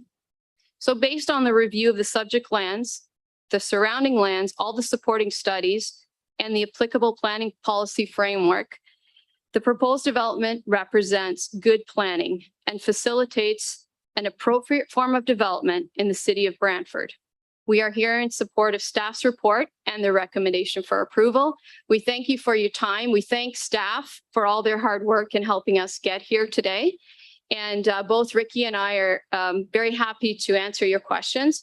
We also have I think we have our transportation consultant on the line as well, Erica Bailey, who can help us out with some of your questions regarding transportation and parking. There she is. Thank you. Once again, thank you. All right, we'll see what questions we have. Any questions? Yes, Councillor Carpenter. Yeah, thanks, Odette. The only thing I don't see is how are we accessing these apartments? Like where the roadway is? Is there one access point or is there more than one? Through you, Mr. Mayor, to the councillor, there are two access points. So one is on Erie Avenue, and it's coming through where the current building that's being constructed right now. So that will share an access. And then there will be an upgraded access. The existing access that's on Market Street now, that access is upgraded and will be the second access. So they're both shared access. That's how that works. Okay. Yes. Thank you. Councillor Van Tilburg. Yes, with regards, I was mentioned that you're redeveloping brownfield space. I'm aware of the gas station that's on that vicinity. Is there other areas on the development that you've identified as a brownfield portion? Through you, Mr. Mayor, we have a risk assessment that was submitted for the entire site. So I'm not 100% sure of which areas of the site, but the risk assessment has been submitted for the site. And we're just waiting for ministry approval. Very good. Thank you. Councillor Sluss. Thank you. Thanks for the presentation. Is the proposal to be condos or are these rental units? Through you, Mr. Mayor, the proposal is to make these all condominiums. Just as an example, though, the building on this site that's currently under construction, just about finalized, it's being constructed by the same property owners. And 70% of those units are owned by investors and are rented out. Okay. So we feel that this will be more of the same. So they will be condominiums owned by investors, but back to the market for rental. Okay. The current building then that's under construction or almost complete, I think, is that fully sold out? Through you, Mr. Mayor, yes, that building is completely sold out and occupancy is to start middle October through to November. Okay. And the phase two, that's obviously selling now. Is that correct? Through you, Mr. Mayor, the marketing is being done for that. And I believe so. Yes, Okay. the owner is here. One of the owner representatives is here. If you'd like a better answer to that question, I'm sure she'd be happy. Where I was going with the success of sales, I would presume then that you want to get in the ground as soon as possible on phase two because you're already selling phase two. Do I understand that correctly? Through you, Mr. Mayor, that's correct. Okay, and then phase three and phase four, the timing of that will depend on the sales of two and so on and so on. It's a domino. And now in the background, it said all the buildings, I think, were referred to the same way, 12 through 18, 12 through 22. Is that gain based on demand? Like, could they be shrunk down to all 12-story buildings? Is that what the 12-18 means? Through you, Mr. Mayor, since I have our wonderful architect here, I'm going to let him explain that. Through you, Mr. Chair, I don't know about wonderful, but here. So the 12-18 represents a setback in the massing of the building. So a portion of the building is 12 stories and a portion of the building is 18 stories. Okay, so it's not something then that based on demand would either grow or shrink? No, we are submitting for 18 through to 20 2 stories. 22, yeah. Okay. Well, I guess just one final question, because I'm probably going to get asked by folks on the street. Is there indoor pool in any of these buildings? There's no indoor pool, but the owners are looking at it, possibly an exterior pool for use of the residents. Great, thank you. Thanks, Mr. Chair.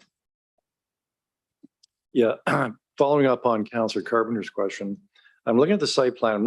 It's not clear to me exactly where the traffic will enter. I think that's Appendix C.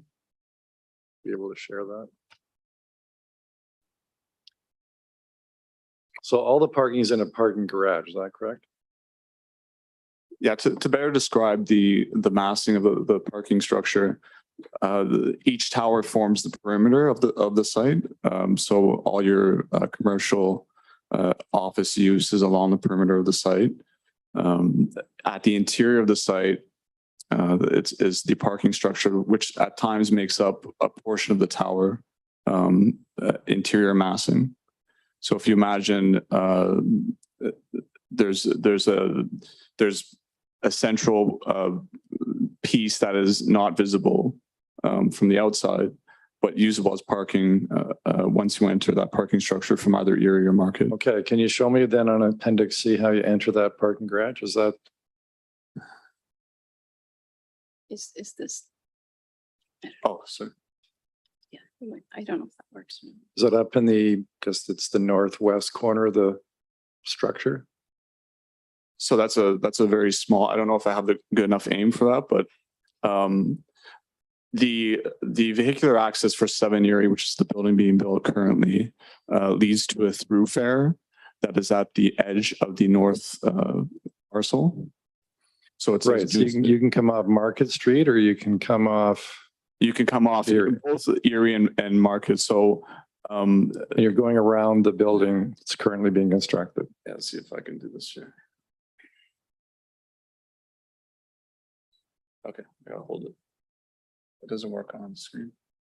Oh.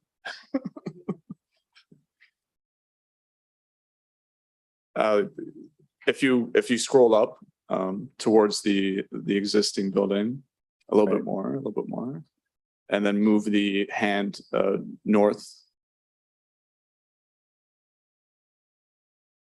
Move the hand to the right, I think is what you're asking. To the up, sorry. No, up the other. Am I able to go and point at the screen behind you? Would that be appropriate? Yeah, we're gonna have to refine this for the future. But, so where the hand is now, then you move. So that's the parking of the existing building. It's almost complete. To the upper right of that, it represents the vehicular entry off of Erie. So go straight up with that hand to the left. They keep scrolling, but in any case, where the parking spots end at the top of your screen is the entry to Erie. The vehicular access continues to the new thoroughfare, which is labeled there. Then where? And then you turn left into the parking structure where the arrow is, the dark black arrow, where it says vehicular entry or. Yeah, I just can't read it. Yeah.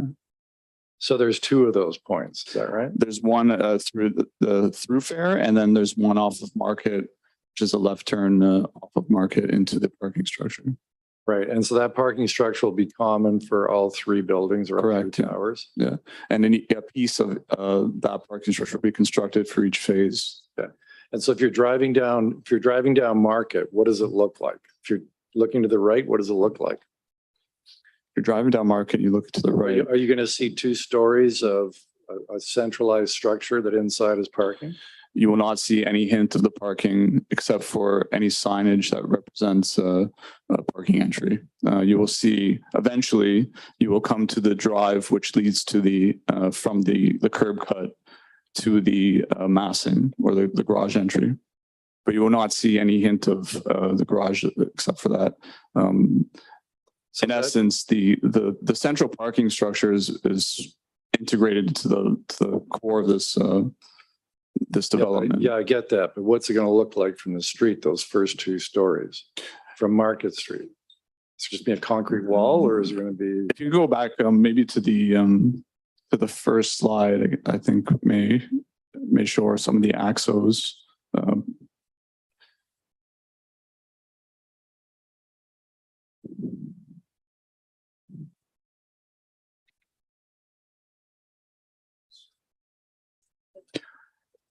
I'll try to describe it as they try to pull it up. There's a 4-story podium, which is expressed on the exterior in terms of architectural detail, and also at times a airspace between the towers shows the exterior amenity at the top of that 4-story.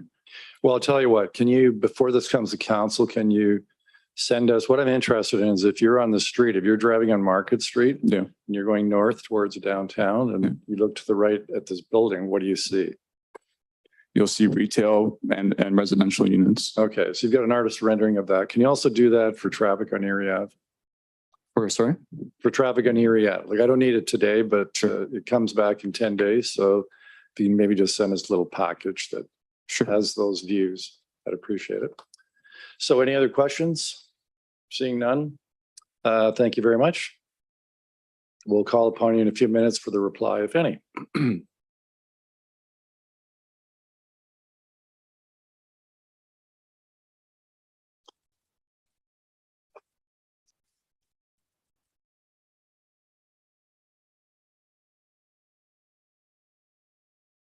So we have Sean House from our planning department going to make the application, this staff presentation.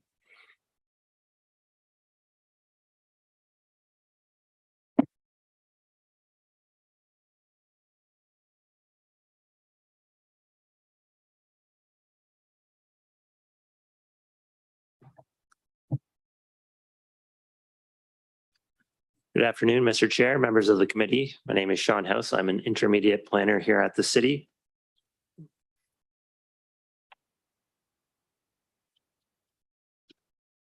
I'm here because we've received an application to amend the zoning bylaw to permit the 18-story, 21-story, and 2 22-story mixed-use buildings at 33 to 43 Erie Avenue and 100 Market Street South. I will keep my presentation brief and try not to repeat some of what the applicant said in terms of describing what they're proposing. But at a high level, they're proposing 1,000 apartment units and lower level commercial space. Lands have an area of 1.5 hectares or 3.75 acres and 147 meters of frontage along Market Street South. Here we're surrounded by Earl Hague Park to the west, the Civic Center and the casino to the northwest, TH&B rail station further north, former rail station, as well as a commercial plaza even further north. Lands currently contain a private convention center at 100 Market Street South, a vacant gas station at 33 Erie Avenue, and a vacant commercial building at 43 Erie Avenue. An 8-story mixed-use building is currently nearing completion directly north of the land, the subject lands by the same landowner. And as we've spoken about, 4 buildings are proposed. These will be 4 towers connected by a 3-story podium, and that podium will contain 785 parking spaces, as well as those retail and commercial uses, at the exterior edge facing the streets. Vehicular access to the site is from Erie Avenue as well as Market Street South, and this will be constructed within 4 phases. So yeah, not to repeat the applicant's slides, I had the same idea, but here's phase 1, phase 2, phase 3, and phase 4. And again, they all share the same parking structure. Here's the aerial rendering, one of which that the applicant had submitted. So this one's coming from the northwest. So I guess picture yourself on a tower on top of the parking garage downtown. This is what it would look like. If I could attempt to add some clarity to the vehicle access points. The lowermost building, that's the one constructed. If you just go south of that, making a right in, that would be one of the entrances, and the other entrance is on the other side of that newly constructed building on Market Street South. But a point of clarity, staff had recommended that that entrance be shifted further away from that current traffic light where Market Street South and Erie Avenue meet. So it would actually be the entrances between those two towers along Market Street South. So, heading south, you're going to take a left into that entrance. Another rendering, this time from the southwest. And the final one shows phase one in the foreground. You can see the residential above, second floor office space, and retail at grade. So really animating the street. The subject lands are designated as lower downtown precinct, which is within our urban growth center of the official plan. And this is one of 3 strategic growth areas which are in the city and intended to accommodate those provincial growth targets that were mandated to meet. This proposal supports the intensification of an underutilized site and contributes to the development of a complete community, and therefore, if approved, will conform to our official plan. The proposed zone is going to stipulate a maximum height for each building as proposed. In support of this, they've submitted a sun and shadow analysis as well as a pedestrian wind assessment. There's a front yard reduction component to this as well, which is largely a result of a road widening we'll be taking in the future. There's a reduction in minimum landscaped open space, which can be supported given the overall area of the property and the fact that green roofs are proposed and will be required through site plan control. I do want to clarify that the report had referenced 9% landscaped open space across the overall site. So this is the average for all 3 buildings, all 4 buildings, sorry. If the site is subdivided in the future, the specific landscape open space dedicated to each property will range from 6.5% to 12%. And that's going to be reflected in the bylaw. But I just wanted to clarify that 9% was the average. Lastly, the applicant's proposing a parking ratio of 0.7 spaces per dwelling unit. In support of this, they did submit a parking study that included a review of vehicle ownership rates within the downtown area, comparable developments, and a survey of nearby trails, transit, services, and amenities within walking distance. They also noted that 400 bicycle parking spaces are going to be provided and how visitors will be able to utilize the spaces dedicated to the commercial uses during non-business hours. Transportation staff have reviewed the study and are in agreement.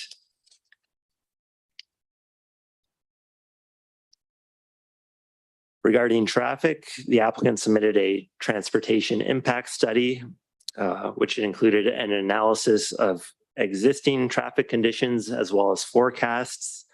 The assessment found that no issues are forecast to occur at the proposed site driveways. However, during the site plan control process and prior to final build out of, I believe, phases 3 and 4, we will be asking for a left turning lane into the property on Market Street South. These upgrades will be at the cost of the developer and investigated further through the site plan control process. The lands are also adjacent to 60 Market Street South, which is the former TH&B railway station, which is a cultural heritage resource. So we'll be requiring a heritage impact assessment and conservation plan through the site plan control process. We've taken the urban design manual into account here and incorporated things like separation distances between parts of the towers that are above 12 stories, incorporating setbacks into the design and having those retail uses at grade, which are going to animate the street. Notice of this meeting was sent to all property owners within 120 meters and by posting a public notice sign on site. We also held a neighborhood meeting with ward councilors on May 31st of this year, and we have not received any objections from the public.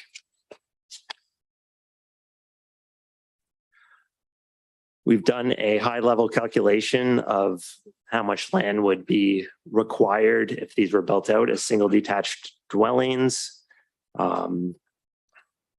So, using the assumptions of a 200 square meter property, this would take 27 hectares or 67 acres of land built as a subdivision. I'd like to conclude that this application is consistent with the policies in our official plan, the provincial policy statement, and the growth plan. This proposal is really going to, support the ongoing revitalization of our downtown. It could really be a catalyst for that. It's a gateway to our community off of Erie Avenue. So, in terms of any location in the city that can support this type of height, I think this is the one. Based on these considerations, planning staff recommends that application PZ 1221 be approved. Thank you, and I'm happy to answer any questions. Councillor Sluss. Thank you. Just they're all mixed use buildings, correct? Correct. And ground floor, street level is where the commercial activity would take place, correct? Through you, Chair, correct. And that basically does that entire triangle or whatever shape that is of a property. It's all around there. If somebody's going to any of those retail places, where do they park? Through you, Chair, there are 85 commercial parking spaces proposed as part of the proposal. Are they all around?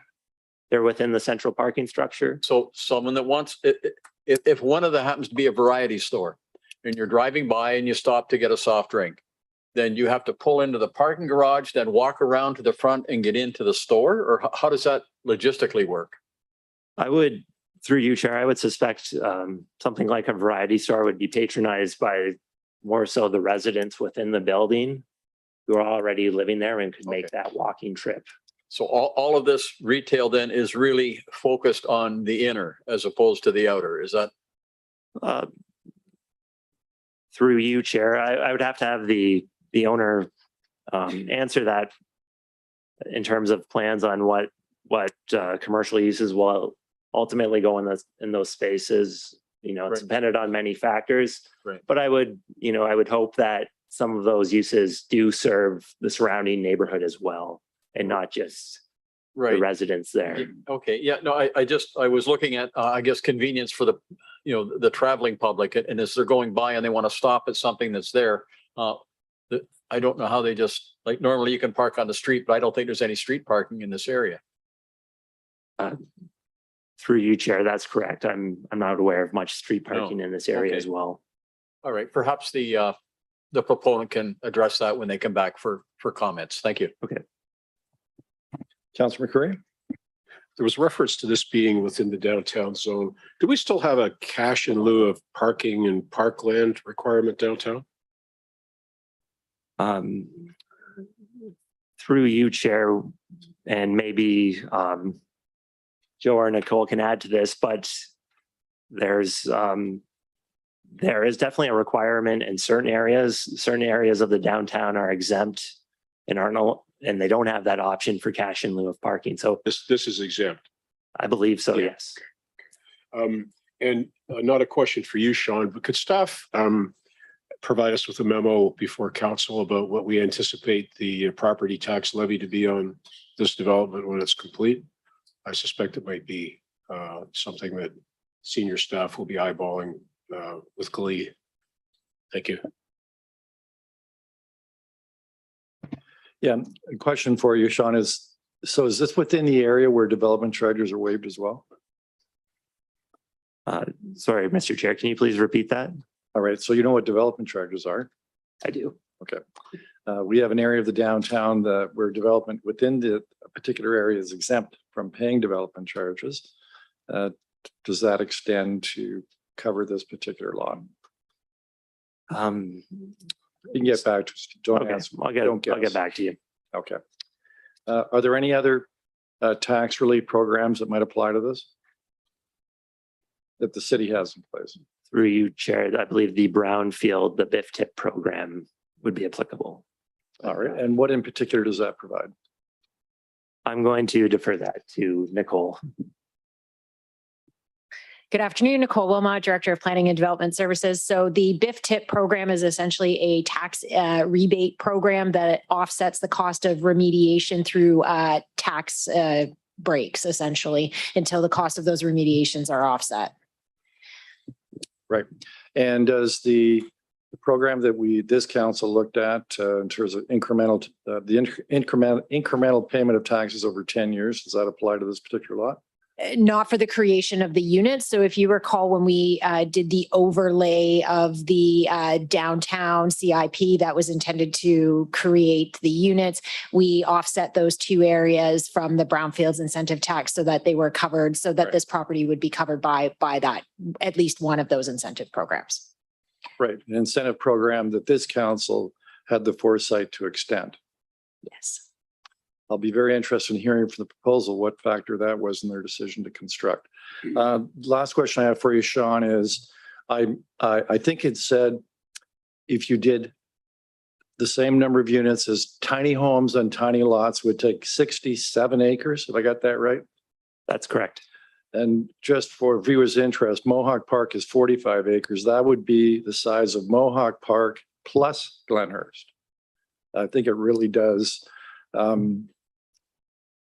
demonstrate what happens when you do have, where it's appropriate, where you're growing up, and the impact that has on the land required by the entire city and into the future. Thank you. Any other questions for staff? Seeing none. Thank you very much, Sean. Lisa, do we have anybody from member of the public coming in virtually? No. All right. So I'll ask 3 times. Is there any member of the public who is present in this room today that would like to speak to this application, either for or opposed? Please come forward. If there's anyone in this room, member of the public, that would like to speak to this application, either to support it or oppose it, please come forward to the delegates table. And for the third and last time, if there is any member of the public who is present either in this room or in this building that would like to speak to this application, either in support of or opposed to it, please come forward. Seeing no member of the public coming forward, I think that's in accordance with the notes we have from the ward meeting. Adette, did you want to come forward and take the opportunity of providing a reply?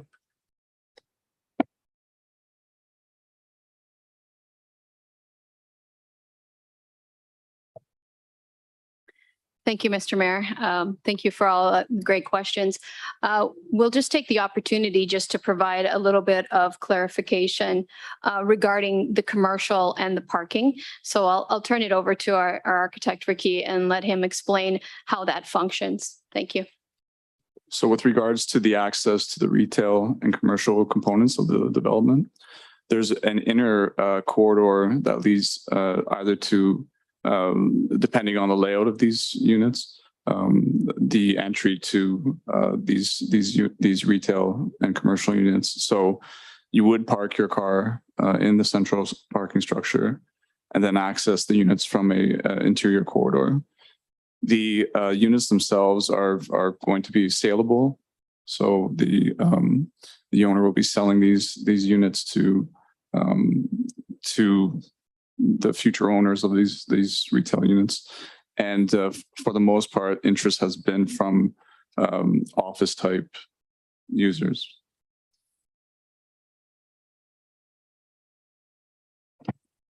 Anything else with that? That's all. Thank you very much. We appreciate the time. Didn't want to expand on the question I asked staff in terms of incentives. Yes. The brownfield question.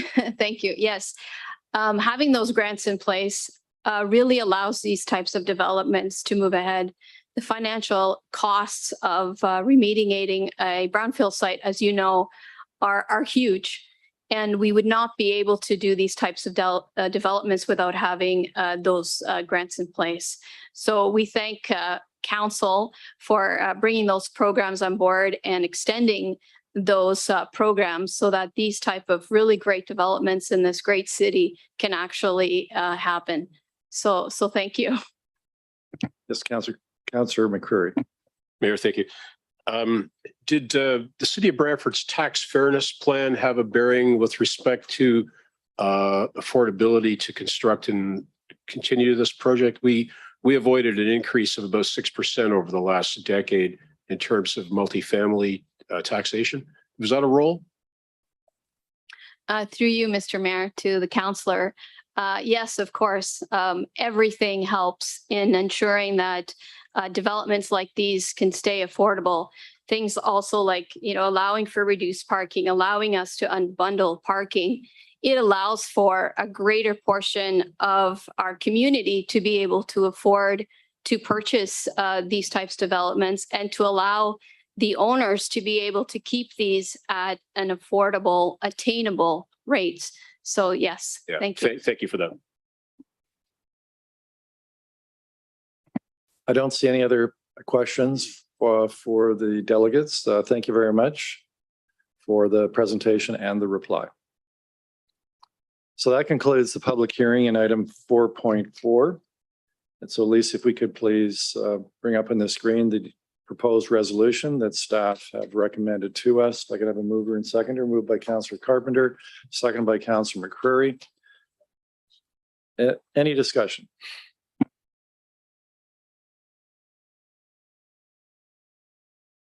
I don't see any discussion. I've got to say something. I'll say it at council. We'll leave it at that. Take the vote, please, Lisa.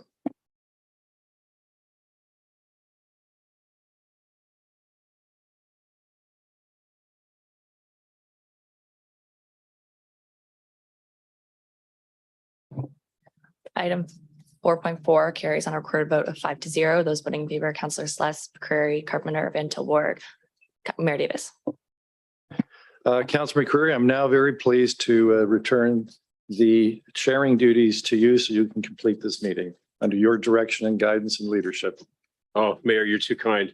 I was hoping to sneak out of here and leave you in the chair, but you're too sharp for me. That's what I thought you were doing. So we're going to move on to the next item, which is about to come up on my screen momentarily. There we go. What is it?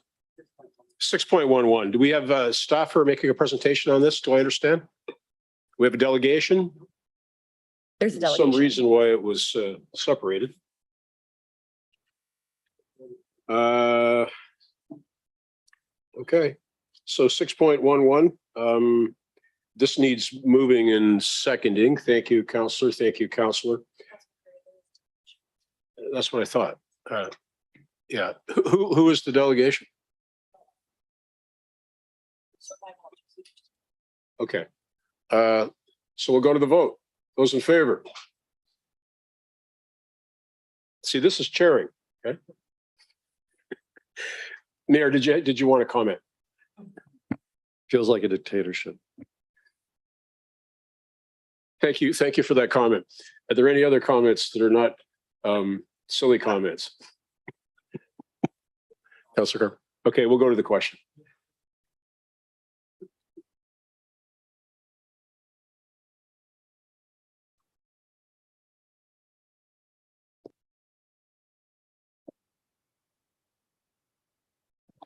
Item 6.1.1 carries on a recorded vote of 5-0. Those in favor, Councillor Sless, McCreary, Carpenter, Van Tilburg, Mayor Davis.